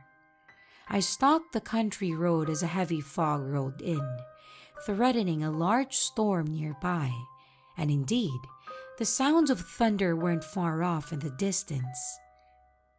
A wagon, coming toward the direction of town, announcing itself with a little endeavor to be silent. When I was sure there was no one else nearby, I leapt for the driver. The horses whined and the wagon crashed to a stop, and before the man knew what was happening, half his blood was down my throat. Oh, the taste, this feeling of raw power. I felt strength that I never before knew existed, and I wanted more.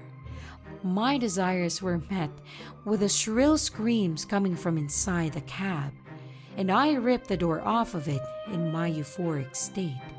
The scream breached new heights as I drained the women of their delicious life. It was spicy and rich, and had I the ability, I would surely have wept. I was too inebriated at that time to truly know what I had done. As the feelings of absolute bliss subsided, I looked down to see the mother and 2 young daughters I had just murdered. This was horrid enough. However, to my antipathy, I saw the small shape underneath a slightly red-stained blanket motionless. I cried out to the night in anguish. What had I become? I knelt to the ground screaming, and for too long, a small company of men that rode in on horseback from Galway came upon me. They saw the mess of carnage, and a chase had begun. As impressive as my new speed was, the horses gained quickly. I ran into the empty fog-filled streets, and my mother grabbed hold of me, and we raced to the graveyard that had served as our home, and I began to feel safe. But I was a fool. There was no place to hide and little time. My mother pulled me over to a small tomb, pushed the heavy slab over, and hurried me inside. An age of decay overtook me, and they both rattled beneath my form. I would have resisted had I known what was coming, but in the jumble of confusion, I just watched my mother whisper, "I love you," and she pulled the lid back over me. It was hard to hear, even with my heightened sense. However, I could make out Mother's screams. They were relentless, and after that, nothing. 200 years or so have gone by. I lost track. I write novels to pass the time, but not a night goes by that I don't regret the way I squandered my time with my mother. I am, however, thankful for all that she sacrificed for me, for all the times I have to ask why. The answer is always the same. I do my best to feed upon animals, though I do slip from time to time. The only thing that keeps me on track is the letter that she slipped in with me that horrid night. My dearest Bram, I feared this day would eventually come, so I wanted to have some sort of closure should you ever lose me. I know you hate me for all the things you've had to go through in life, and if I could change them all, I would. You were the only important thing in my life, and I couldn't stand by and watch your father abuse you. I gladly sold my body in return for a safe place for you to stay, as I had nothing else to offer for coin. And when I saw you grow sick and almost die, I had a friend turn you into something else. It was heartbreaking for me to do. However, I couldn't lose you. I changed myself so you wouldn't have to be alone. I also know your anguish of having to feed of animals. I didn't want you to harm another soul.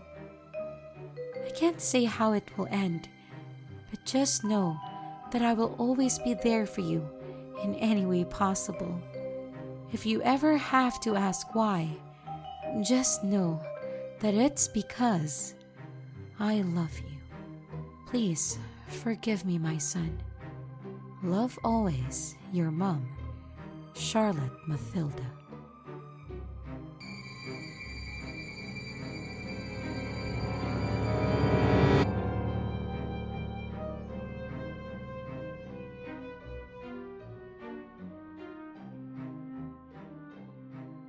Alright, so check this out. They say that 99% of the internet isn't accessible to traditional browsers. The world that lives beneath that which we see when we visit the dark web contains things which defy normal understanding. It's become a breeding ground to all of man's most perverse and dark fantasies. It's a place where chaos reigns supreme. My mother is not an extremely savvy internet user. In fact, most of the time she has little to no idea what she's doing on there. If she's in someone else's YouTube account or Gmail, she often does what she's trying to do without paying attention to whose credentials she's using. Can you blame her though? Her generation didn't grow up with computers. They are severely disadvantaged when it comes to that kind of stuff. I, on the other hand, somewhat pride myself on being knowledgeable about computers and the internet. I don't know how I would live my life without the opportunities that it affords me. One could easily assume then that I would be someone who would take an interest in the dark web.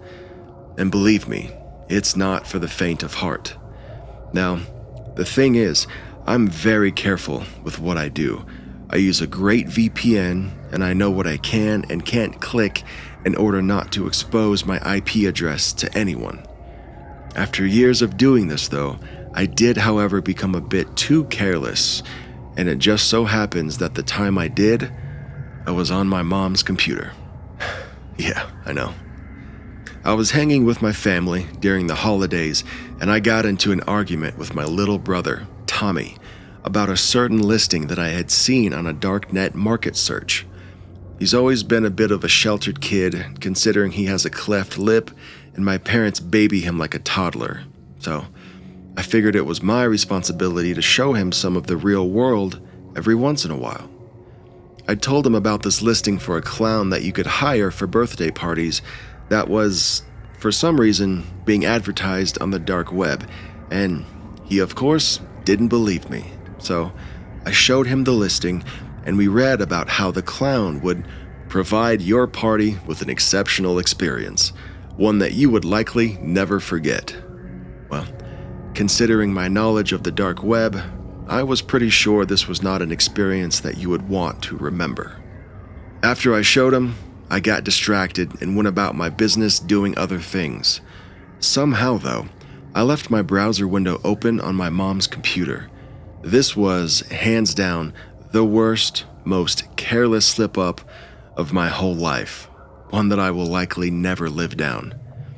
After I was done on there, she used the laptop and, thinking that the clown was something my little brother wanted to do for his birthday, she went ahead and paid for him to come visit the house. After I found out what she had done, we tried to cancel it, but I guess it didn't work because that weekend, a clown car pulled up in front of our house for Tommy's birthday. Out of the car stepped an old man in traditional clown makeup with these pale bluish white eyes, like a blind person, yet he seemed to be able to walk up the driveway totally fine. My mom was very freaked out and had my dad go meet him in the driveway. When my dad approached him, he tried to shake his hand, but instead, the clown just immediately pulled out 3 juggling balls and started tossing them up effortlessly. My dad stared at him for a moment in awe, then began to guide him around the side yard into the back where the rest of the party guests were. I was definitely a bit worried, so I went to the backyard and the clown was already setting up for a magic show. The guy looked freaky as hell, but everyone in the crowd seemed to be okay with it, so I suppose I was being too judgmental and should just let him do his show. Plus, he had a name tag on that said Noisy, and considering he hadn't said a word the whole time, I thought that was actually pretty funny. For the first trick, Noisy took a quarter out and he pretended like it disappeared in his hand. Then he reached around the back of his head and pulled the quarter out from behind his ear. It was a pretty basic trick, but he kept going with it. He pulled out quarter after quarter from behind his ear until there was a pile of change at least a few inches high on the ground beside him. Everyone in the yard seemed impressed when they saw this. It really was an incredible trick.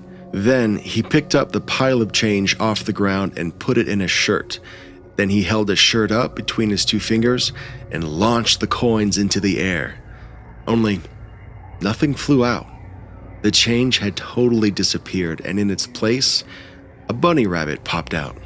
The crowd really got into this. A few of them even got up and started putting money into his tip jar. Then, Noisy extended his hand out and pointed toward Tommy. Tommy smiled. He was excited to have been acknowledged, and he stepped up. Noisy then pulled out one of those huge bubble-making wands and had Tommy stand in this round tray of soap on the ground. Noisy lowered the wand over Tommy and lifted it back up quickly, covering him in a gigantic bubble. This was not an ordinary bubble, though. It wouldn't pop no matter what. Tommy would hit the side of it, and it just wouldn't break. Everyone in the audience stared at this, speechless. Clearly, they were watching something that wasn't possible occurring before their eyes. After a few seconds of being trapped inside, Tommy started to freak out and thrash against the side of the bubble. He began screaming, crying, panicking. "Hey, let him out," my dad yelled as he started approaching the clown. Noisy then looked over at him and put his finger to his lips, shushing him. He then lifted the wand up above my brother's head and quickly brought it down over him. The bubble instantly disappeared, and so did Tommy. Frantic, my dad charged toward Noisy, but just before he could get to him, the clown brought the bubble wand down over himself, and he vanished as well. My dad screamed frantically, looking around for the 2 of them. Realizing the gravity of the situation, the crowd began to stand up and try to help my dad look for them. Then we heard a car start up in the driveway. Several of us sprinted to the front yard and saw the clown car pulling out and taking off down the street. My dad and I, along with several others, got into our cars and peeled out, chasing after him. Then the clown car turned a corner, and by the time that we got there, it had vanished. Upon the realization that we had just lost him, my dad immediately broke down in tears, screaming and pounding on the steering wheel. I'd never seen him get like that before, and I knew it was all my fault. The following weeks were some of the worst I had ever experienced. Constant contact with the police and interviews where everyone was relentlessly asking me about why I was on the dark web and what I knew about my little brother's disappearance. I honestly feel like I was lucky they didn't pin the entire thing on me and just close the case. I didn't stop going on the dark web, though. In fact, I started using it more. I knew that if there was any way I was going to find my brother's kidnapper, it wasn't going to be using the old-fashioned police detective model. I had to track Noisy down once he decided to stalk again. So, I created various fake identities on numerous darknet markets and made posting after posting for birthday party clowns to come perform at my son's party. Then, finally, after several weeks of doing this, I got a response. Only, it wasn't from Noisy. It was from another old man dressed as a clown who included a picture of himself in the posting with his response. The weirdest thing, though, was the old man had a cleft lip and looked just like my little brother, only he had aged at least 50 years. I was really freaked out by this and I had to know more, but after I posted several times for him to meet me, I think he could tell I was trying to trick him because he would never show up. I'm going to continue to look for him for as long as I can, but I think he knows it's me, and for some reason, he doesn't want to be found.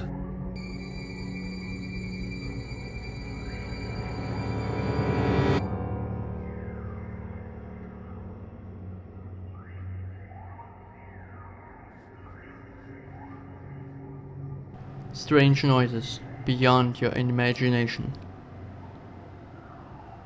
Waking up in the middle of the night was nothing new to me, but this time it should be different, and I mean totally different. I am Jeremy, 21 years old and a pretty normal guy, with something I have kept a secret for so long, and who doesn't get spooked by many things too often, and sometimes I do wonder about it, but I can tell that I'm more resistant against spooky things in natural.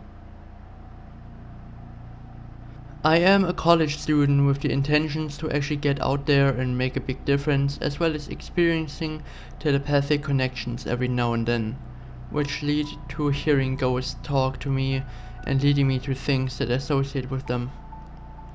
It is not always clear what they exactly wanted, but when I don't understand them, they give me hints. Well, this night nothing of those things will happen, as it is something completely different and unordinary. Or so it seems. At first, it is something scraping on the windows that has me getting up faster, and then I think it can also be just my imagination playing tricks on me. To your info, I live in a 2-floor apartment all by my own, and my bedroom is on the 2nd floor. The stairs lead directly to the end of the hallway in the 1st floor. But the noises begin to grow louder, so that I step out of my room to see what is going on in general. Still, I am pretty sleepy, and while walking down the stairs, I miss one step and stumble, almost falling down all of them. I slither a few down and then get the grasp again to hold myself. Phew, that was close, I think at this moment, and then, not long after, I stand in the hallway of the 1st floor. I start looking around to find anything suspicious, but nothing. Wondering what that was, I take some steps towards the living room, and not even a few seconds later, I hear the noises again. This time also whispering, "Look in the basement." It's the only thing I can take out of everything that was being said, and it gives me intense goosebumps just thinking about what down there might be. As I said before, normally I don't get spooked much, but this is something different, and even though I have been down there around 1 billion times as it feels like, I never once got scared this much as this night. I slowly open the door that leads to the house hall for all the other apartments in the building I live in and look down. I also live on the 2nd floor of the building, and yes, my apartment is a bit weird, but back to the actual point. Down the stairs is not a problem at all, but the noises that now are everywhere make me nervous and anxious. Taking all my courage together, I walk down to the end of the stairs that now lead into the basement.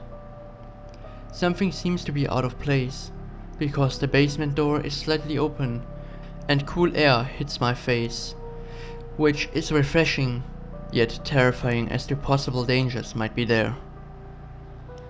Skeptical and slow, I take every step while being aware of my surroundings, just in case I get surprised by something. Now keeping cool and calm is not too easy, but I need to keep going to investigate it. Not even one step away from the door, it pushes aside extremely fast, and now it gets really strange and horrifying. A hand, unlike I have ever seen one, grabs me by my leg and pulls me into the darkness and then let's go.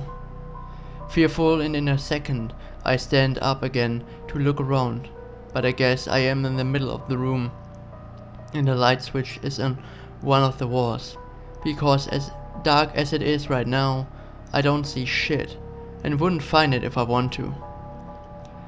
It isn't only this, but the fear of knowing I may not be alone down here makes everything worse. I try to take clear thought, and the whispering starts over, this time saying, "You made it happen. It was your fault." But I cannot remember anything, and so I answer, "Are you serious? I don't know what you mean." But I begin to believe I was wrong there. You did it, making me to a monster that now only exists outside this damned world. No turning back here. And suddenly all my memories return and make me shiver. It is a direct message to me, and I know who this is. It was one of my best friends called Opal Kern, who was 16 at that time before I turned her life to misery. The year of this event was 7 years ago, and I remember that we both were one soul and heart, and nobody could break us apart. Until one fateful day, I acted so out of place that even I didn't know myself anymore. All my emotions were out of control and resulted in multiple outbursts that then made me aware what happened to me. It hasn't been the normal outbursts, but truly turning me into a slaughtering berserker. I had a rush of animalistic energy hitting and making me completely rage. I screamed and ran downstairs the building, taking Opal with me without notice.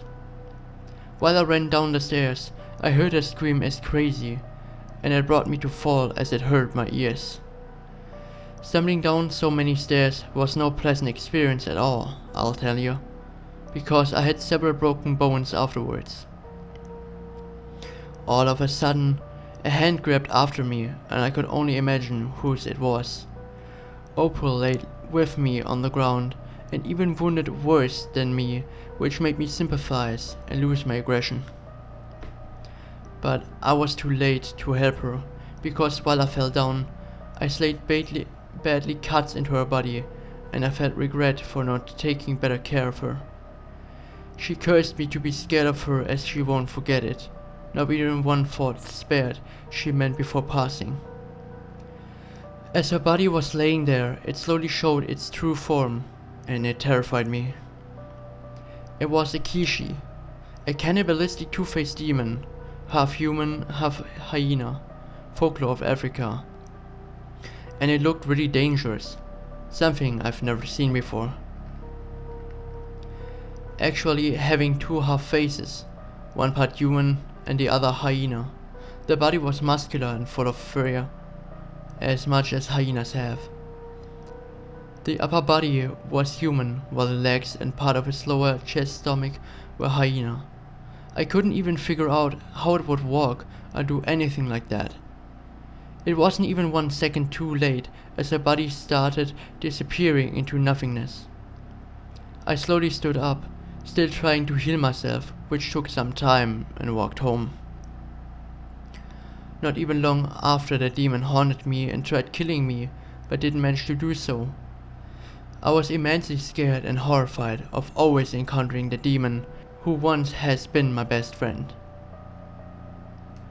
Then the demon started interfering with me by speaking into my mind, saying malicious things, and it turned me nuts for a while, before taking my strength together and ignoring it. Not as easy as you think, as they sense if you try fooling them or not. I tried several methods, all of which didn't work or only worked halfway. I tried begging for forgiveness, didn't work. Tried summoning, only worked halfway. Tried to undo the curse that was brought upon me, even that turned out to be useless. At the end, I couldn't figure out what to do anymore, and just tried concentrating on me and what I had to do. The demon didn't affect my mind during school or anything, besides at nights giving me nightmares to make me suffer. This all is not gone, but it has been part of why I got into demonology and looked for different cures or on how to defeat such demons and what makes them weak. At one point I found a solution, which I didn't like. In order to get free of this harmful and vengeful demon, I needed to kill myself in front of it so the curse would be over. Fear started to mess with me and making me truly emotional, because I didn't want to die, just wanted to live a normal life without having to deal with anything like this ever again. Nothing could be done as I wanted it to be or as I wished it would have been.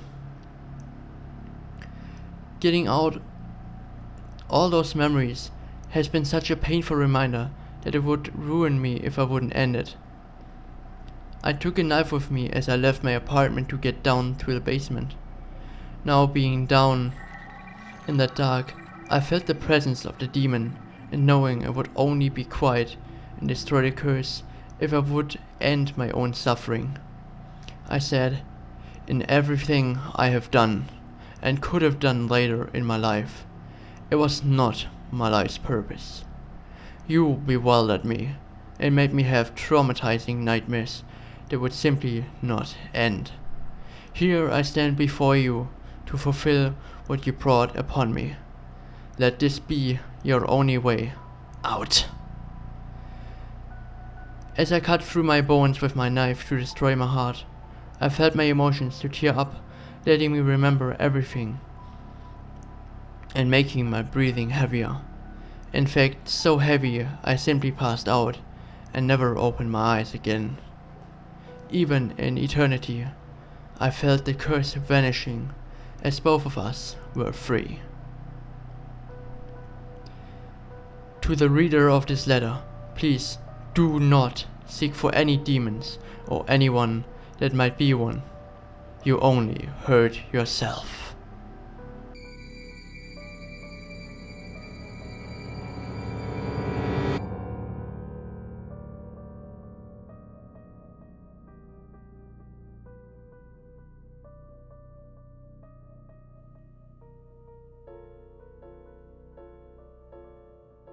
I can remember my birth. I can remember the wet darkness that housed me, and the blinding light that greeted my eyes as I emerged into the world and opened them for the first time. I remember the first time I saw you as you held me in your arms, tears glistening in your eyes. Were they tears of joy or of sadness? At the time, it felt like you loved me, that you would nurture me and keep me safe as I grew. Sure, it may have been that case in the beginning, but as time went on, I could tell that whatever love and affection you had for me was quickly going away. I never understood why you stopped loving me. Was I not everything you dreamed I would be? What did I do to you that was so horrible that you would say such horrible things to me? You chose to bring me into this world, and it was not fair of you to treat me like a monster because you regretted it.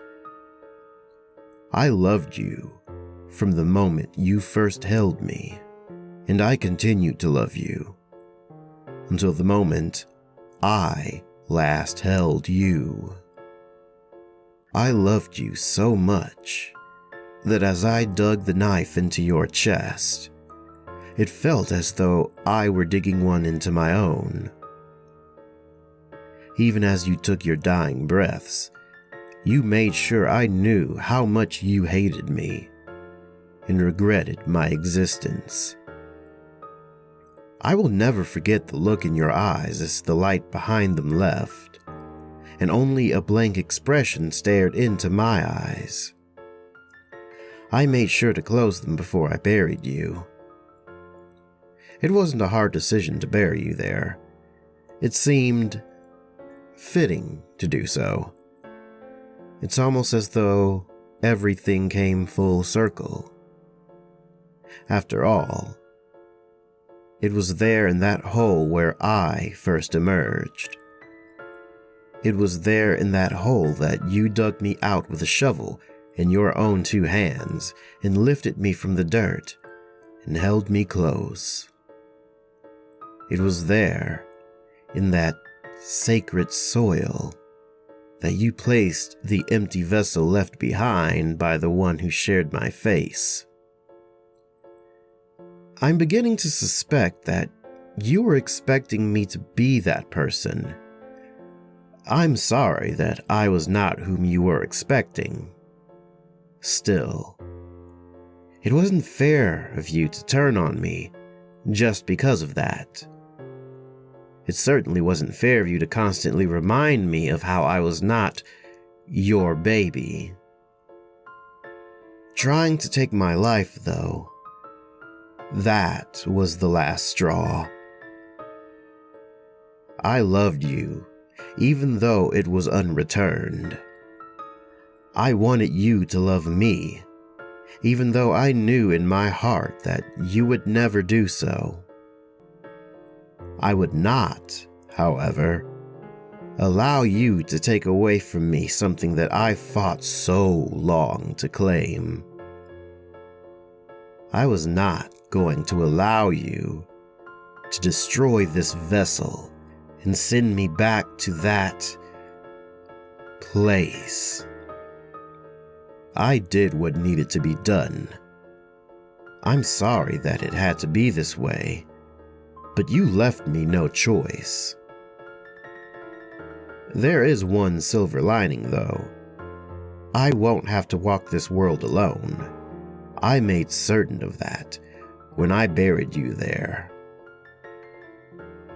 Oh, I think I hear your vessel moving about outside. It must be time. Time to grab a shovel and see which of my friends is joining me.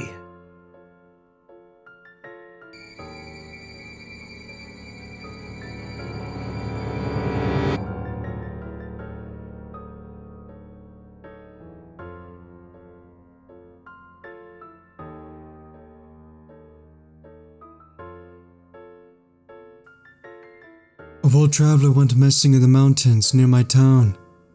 Don't try to find her no matter how much they offer. This story I'm about to tell you is 100% real, and it comes from the area that I live in.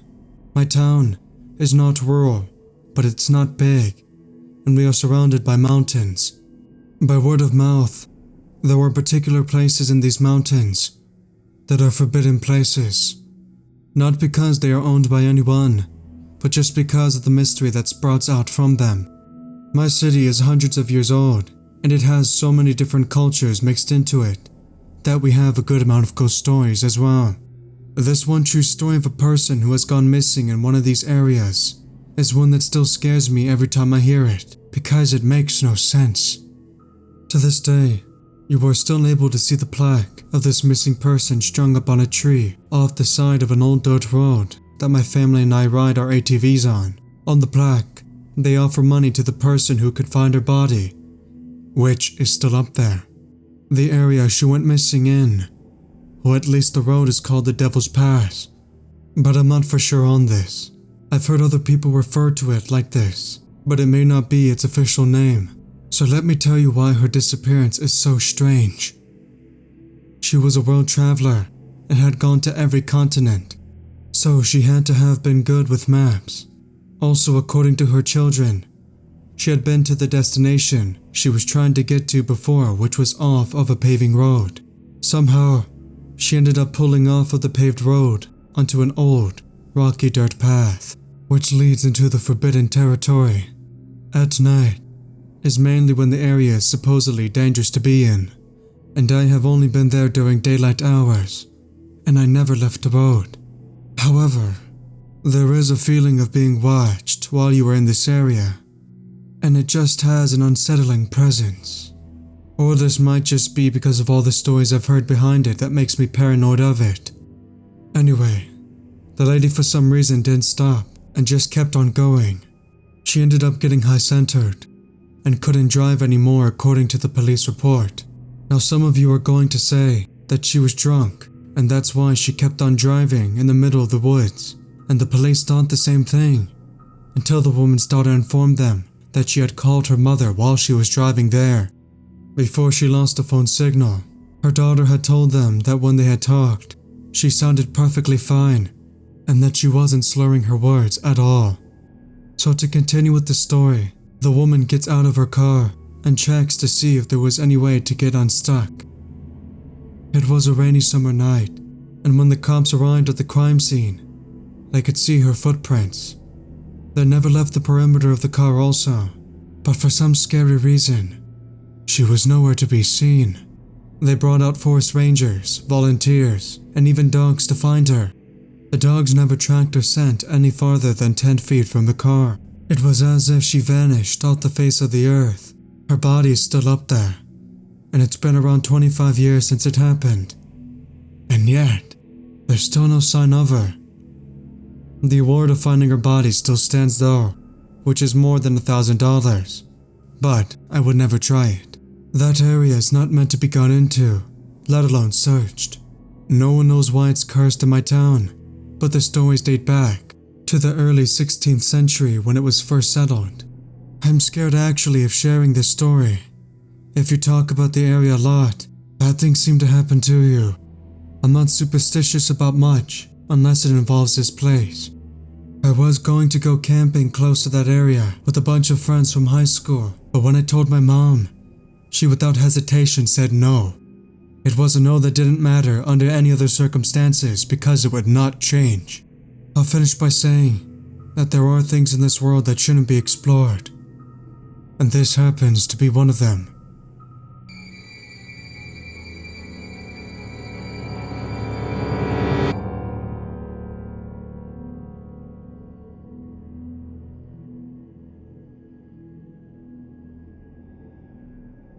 Already, to put you in the context, I'm 20 years old. I live in the suburbs, in a small residence of 6 houses. My gate is very often broken. That means 8% of the time, it is wide open, so everyone can fit into the small courtyard. My house has 1 floor. There are 4 bedrooms, including mine, and downstairs, there's a guest bedroom, which is used as a treatment room, because I have big health issues. This is where all the equipment and medicines are stored, and this is where the care takes place. Also, I have a dog. I am very close to him. He is all my life. He feels everything, to the point of feeling my epileptic seizures before they happen. To recognize the nurses who are arriving, he recognizes the sound of their tires when they arrive in the yard. He never barks, except when there's a problem.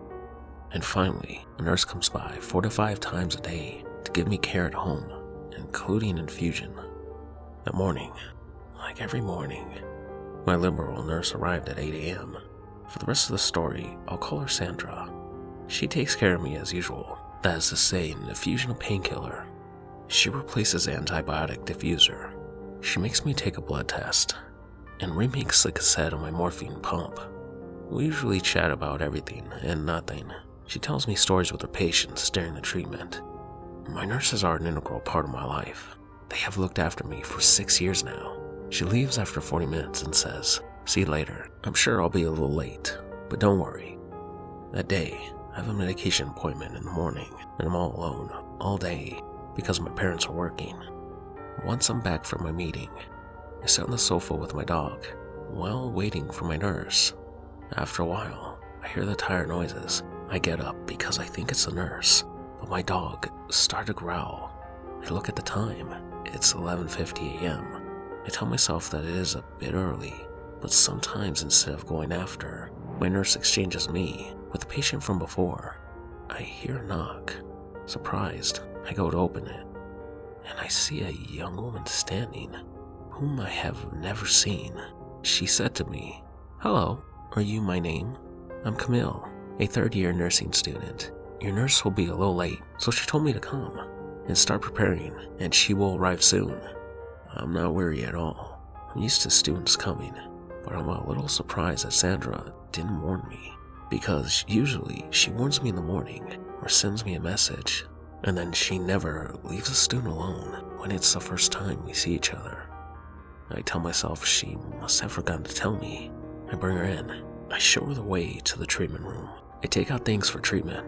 While she washes her hands, my dog is acting weird. He growls at her as soon as she approaches me, and he turns me around. I was so embarrassed, I left him in the living room and closed the door to be quiet. I don't really care what she does. I let her do it. I'm on my phone at the moment. She begins to put the IV on the infusion stand and takes a syringe. And there I see it.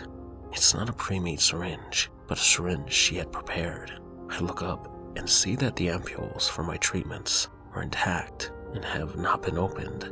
Yet I did hear the ampules breaking. I'm starting to think it's weird. And then she starts to approach me to inject the syringe when I get a message from my nurse. I'll be there in 5 minutes. Can you start pulling out the materials? OMG, my blood has only run for one spin. I got up and I said, I need to use the restroom. I'll be back. I ran and blocked myself in the downstairs toilet. The whole time my dog was barking and growling. When I opened the door, he followed me straight up, so we were both in the restroom. So I sent a message to my nurse. Camille, your student is here. Don't worry. And then she replied, Who?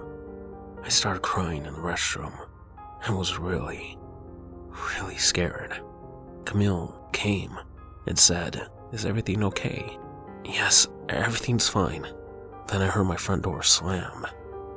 2 minutes later, I hear it reopened, but I hear my nurse. I came out of the restroom crying. She asked me what happened. I told her everything and showed the treatment room. So she called the police. They came. They examined, took samples, the syringe, and the rest of what Camille had prepared. The test results were received a few days later. After gathering what was in the syringe and the infusion in the syringe was a paralyzer. She had put a dose that could paralyze a man of 120 kilograms. I'm only 40. And in the IV was a medicine to lower the heart rate, but it was concentrated. It could have stopped anyone's heart. Today, we still don't know who Camille is. And luckily, I never heard from her again.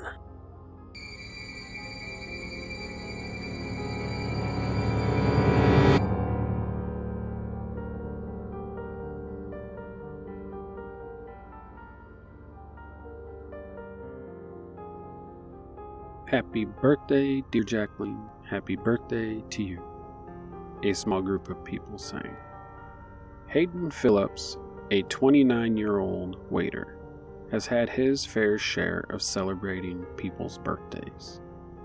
He has gotten used to hearing someone announce it was the day that they were born.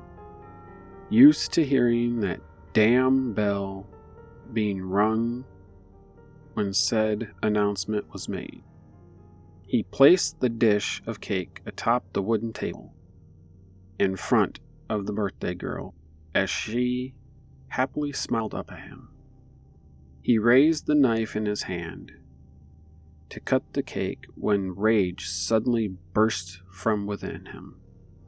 The metal blade of the knife is plunged into the throat of the young woman, the tip poking out of the back of her flesh. Screams of terror echo throughout the restaurant as the place drops dead silent. "What the fuck are you doing, Hayden?"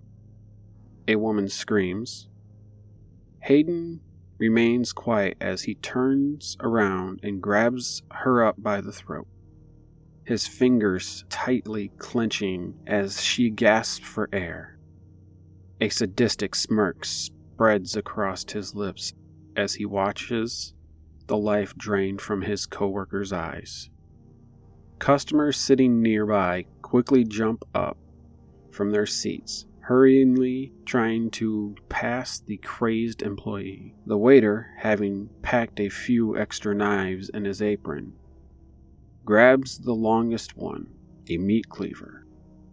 He lifts his arm in the air once more, swinging it from left to right, just watching as the blade slices into those unsuspecting victims attempting to escape.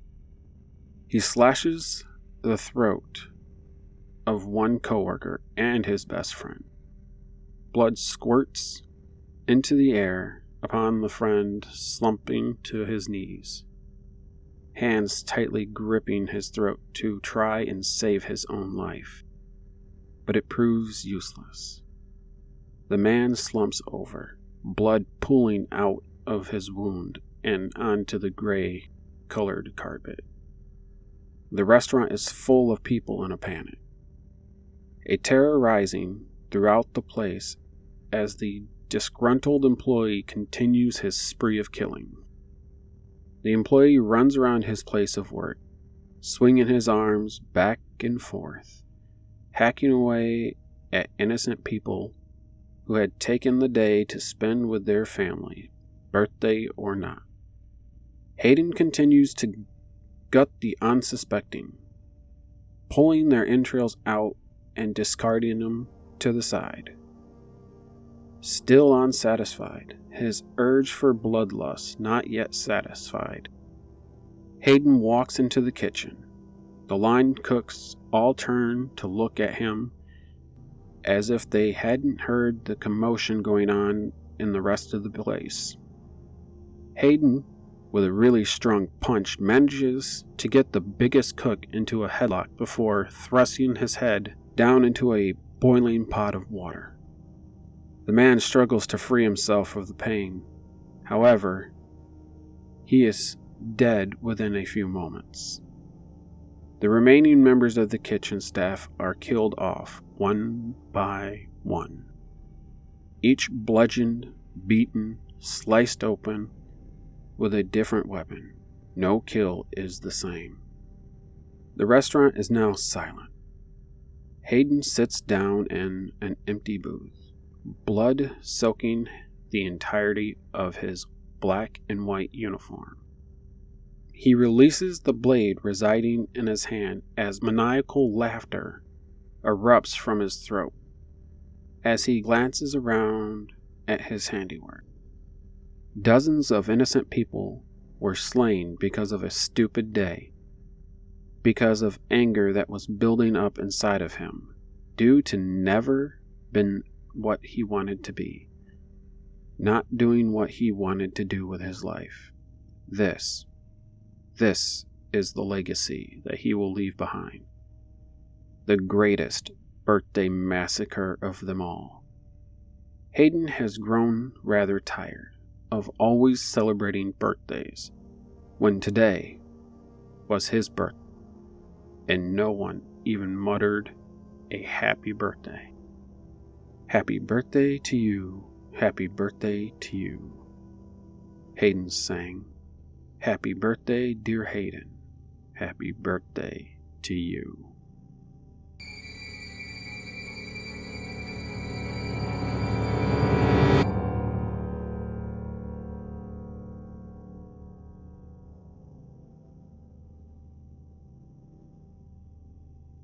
For as long as I can remember, I have visited the birthday hut. Every year on my birthday, when my parents go to sleep, I'd peek out my window, my eyes locked on the backyard grass. Waiting excitedly, my heart would skip with each blink. When suddenly, there it was. Its roof was made of layered straw, and its walls wooden, and through a glassless window glowed a warm orange light. My eyes would widen as it appeared from thin air. And as to not wake my parents, I would tiptoe down the steps, although I wanted to run like the wind. Slipping out the back door, the grass would crunch beneath my feet as I approached it. The wooden door appeared to be hand-carved, its ended sloppy, and the golden knob was scratched, long past its day of glimmer. It screeched as I turned it, the door creaking as it opened. The warm, comforting air wrapped around me like a hug as I stood in the doorway. In the middle of the room was a small wooden table with matching chairs for two. Towards the back of the room was a crackling fire that illuminated the hut. Over on a wooden counter stood tiny wooden jars that contained treats, ones that I would be allowed to eat each birthday. But my gift was always the best of all. And finally, dangling from the ceiling by his tail was the birthday monster. Hello, he chirped in a deep, comforting voice. After swinging like a monkey, he dropped to the ground, the impact sending a slight shake throughout the hut. His fur was short and ashy brown, covering his whole body and outlining his head. With his height, he'd tower above me, looking down on me with piercing yellow eyes, his pupils thin and sharp like a cat. When he'd see me walk in, he'd stretch a big, wide, toothy smile. But even with all of this, I never felt threatened. He was like a gentle giant. Happy birthday, he exclaimed, wrapping his soft body around me. I'd bury my face into his fur as he'd run his claws through my hair. How was your day? Did you get everything you wanted? I nodded, looking up at him with a cheeky smile. Wrong answer, he smirked. I furrowed my brow, tilting my head. You haven't gotten everything you wanted, because you haven't gotten my gift yet. He winked. I giggled as he walked over to the table, signaling for me to sit down across from him. Although he only came for my birthday, he was always interested in the other 364 days of my life. I'd tell him about my home life, school, my friends, whatever was on my mind and whatever he missed. It always felt like catching up with an old friend. Have you ever gone to school? I asked. He shook his head, his fur waving. So, in the human world, we have elementary school, middle school, and high school. They're pretty big transitions, and since I'm moving on to high school, it's all kind of catching up to me. What is? The fact that I'm getting older. I'm gonna be shoved out of my comfort zone with no control. And when high school is over, then college, then... God, I don't even know. I sighed as I looked away, the anxious thoughts rushing in like a tidal wave. Who says you have to? I turned to him, my brows furrowing. My parents? I chuckled awkwardly. Why do you have to grow up? What's so bad about not doing it? Well, I mean, I guess you have a point, but that's just not how it is. And there's nothing I can do about that. It's what scares me the most. Then don't grow up. I scoffed under my breath, turning away. You don't get it. He stood up and walked towards me. I looked at him as he laid his hand on my shoulder. You know what's best for you, so reach for it. Maybe I don't know what's best for me. He leaned down, our eyes leveled. Don't ever question what you know about yourself. Nobody knows you better than yourself. I sighed, averting my gaze. As comforting as he could be, a lot of his words just went in one ear and out the other. Do you want a cookie to make you feel better? I'm good. He frowned as he struggled to fix my frustration. Well, what if you didn't have to grow up? Are you not listening to me? Wait, let me finish. What if you didn't have to grow up because there'd be no reason to? Nobody to make you do it. Sounds like a nice pipe dream. I can make it a reality. I perked my head up, my brow raised. Stay with me. My heart skipped a beat at the offer. Like forever. My anxious gaze shifted around. My words caught on the knot in my throat. Yes, forever. I don't know. I appreciate it, but... We can eat treats and never grow old together.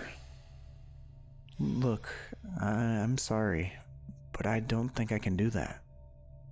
His wide grin deflated as his eyes sank. You don't want to stay with me?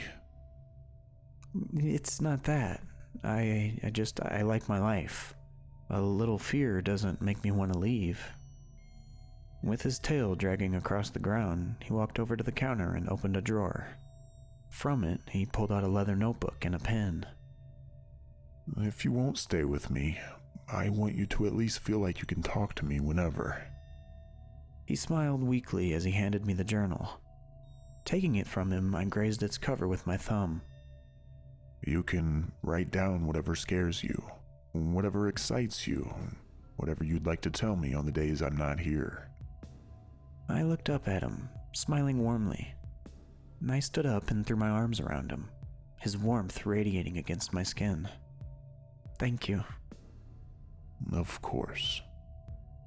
With his arms wrapped around me, his lips parted to speak. And about my offer. I'd like it if you reconsidered it next year. Right in time to avoid that nasty high school. Suddenly, before I could answer, his grip around me tightened.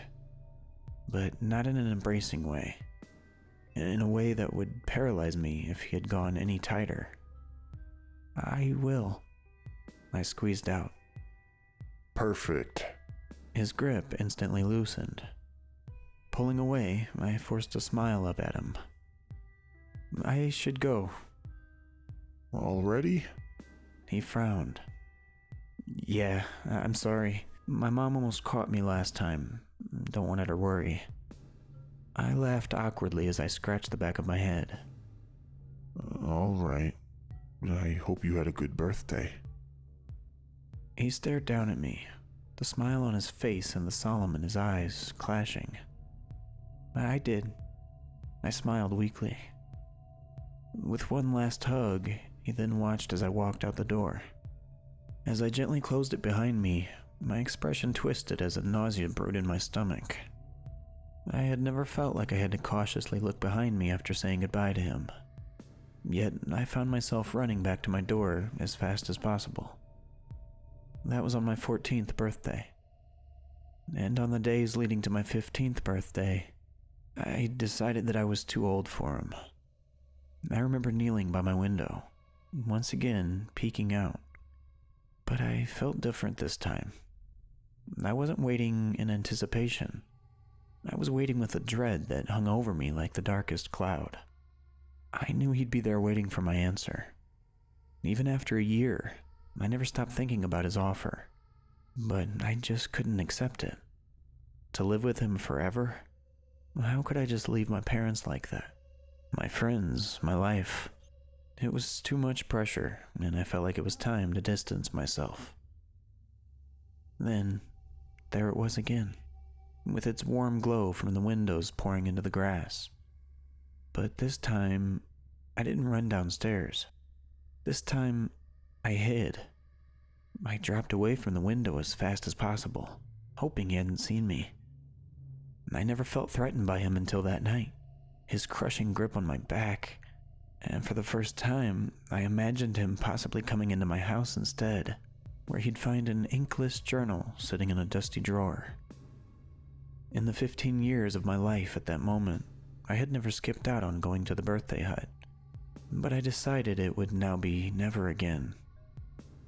With a racing heart, I attempted to sleep, my booming thoughts keeping me awake. Eventually, I drifted off to sleep.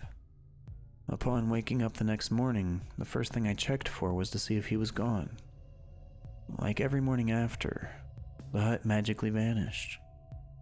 Sighing with relief, I slumped into my bed. "Nicholas," my mom said as she opened the door.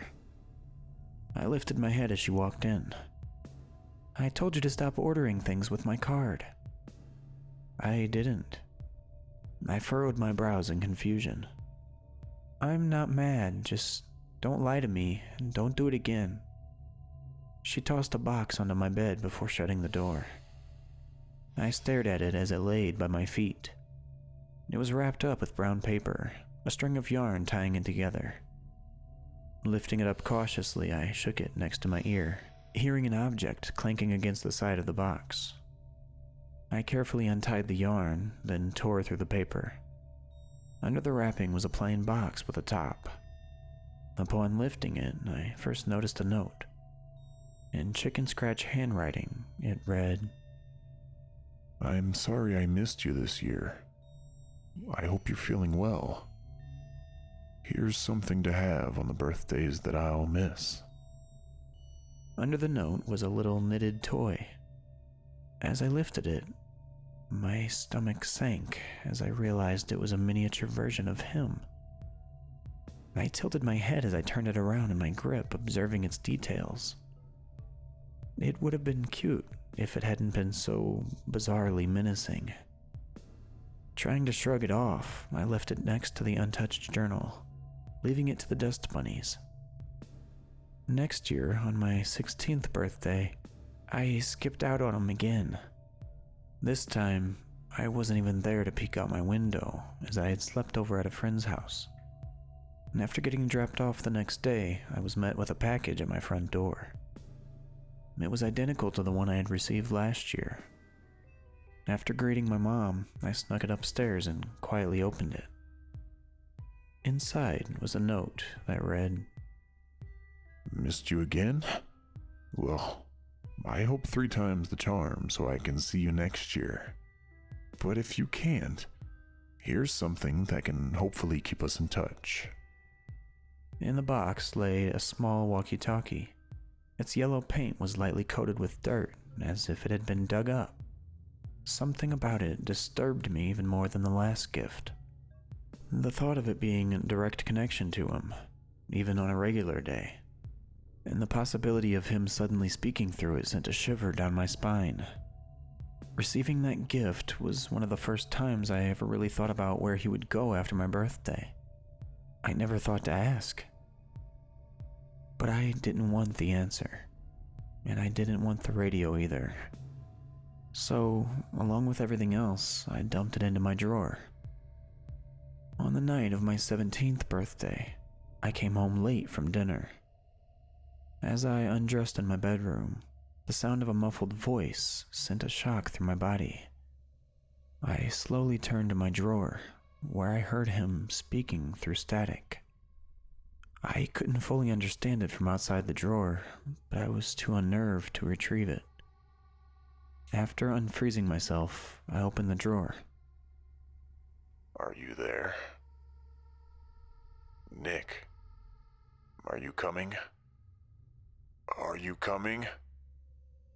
My gaze shifted towards the window, my body slightly trembling as I imagined him sitting there with the walkie-talkie in his hand, begging for me to come.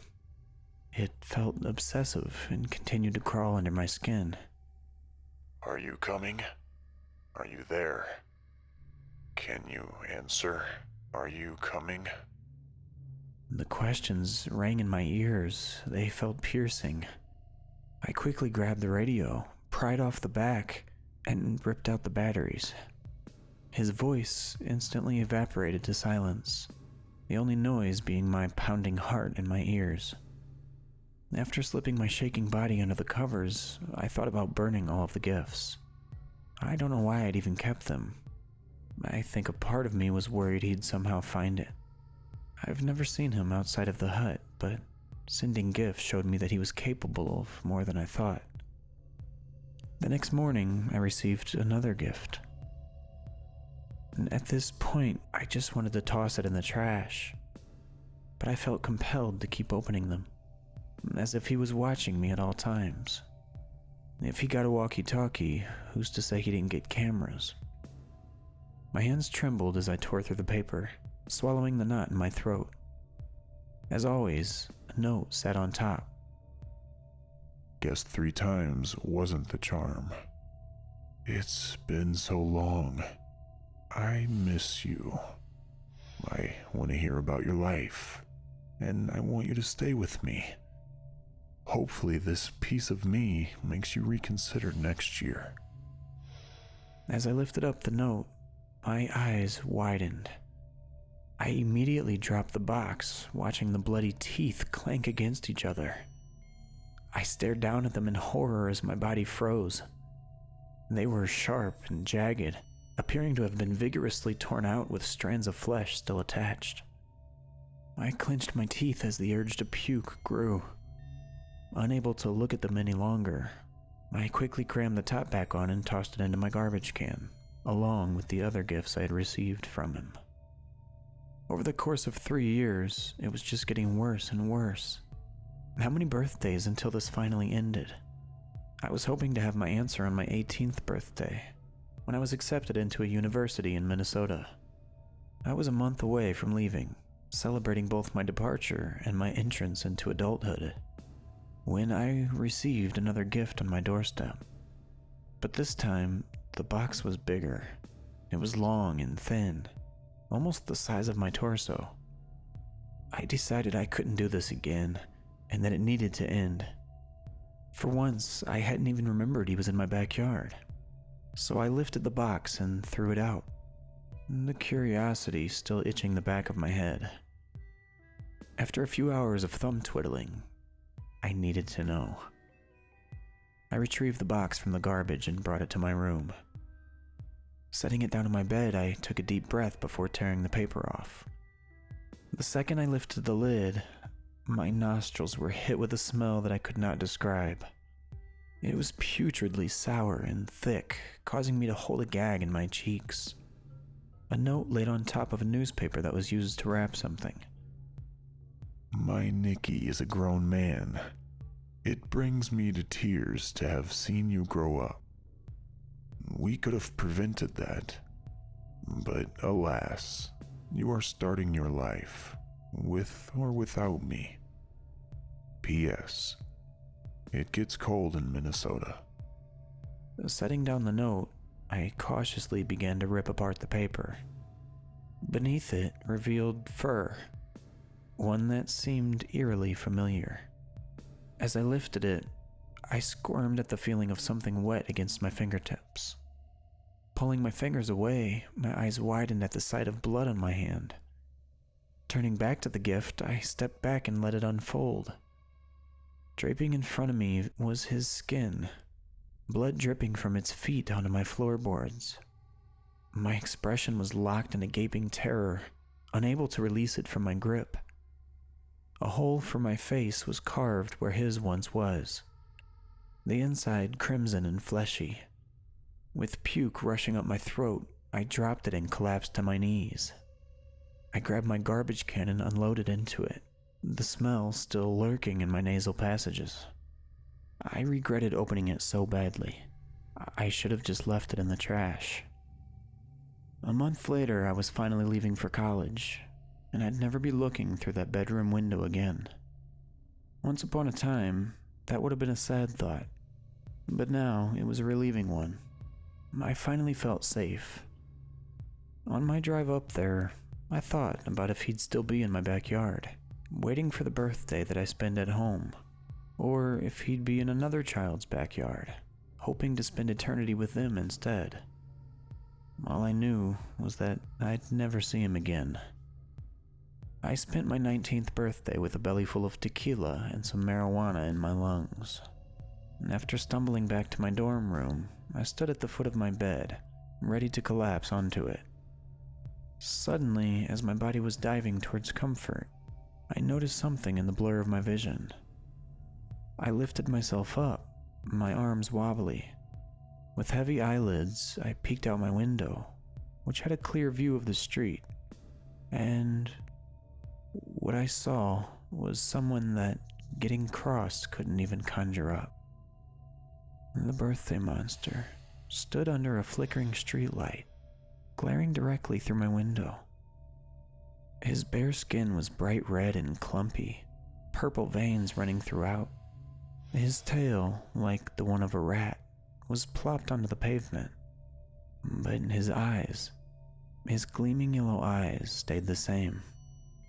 Suddenly, as our gazes met, his sharp pupils dilated, his eyes widening.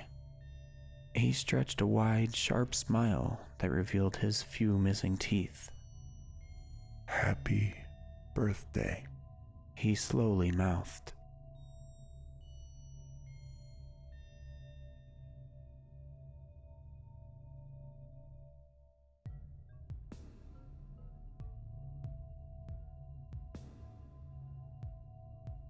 And that was the final story. If you weren't in this one, there's always next year you can take part. There are many challenges getting this up together, but we're here. This video is made with the support of my Patreons and channel members. I also have some amazing merch for you to check out. Like, comment, and subscribe, and check out the other narrators involved. Stay safe, my little spooklings.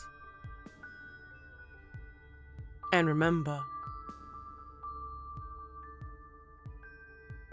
I'll be watching you.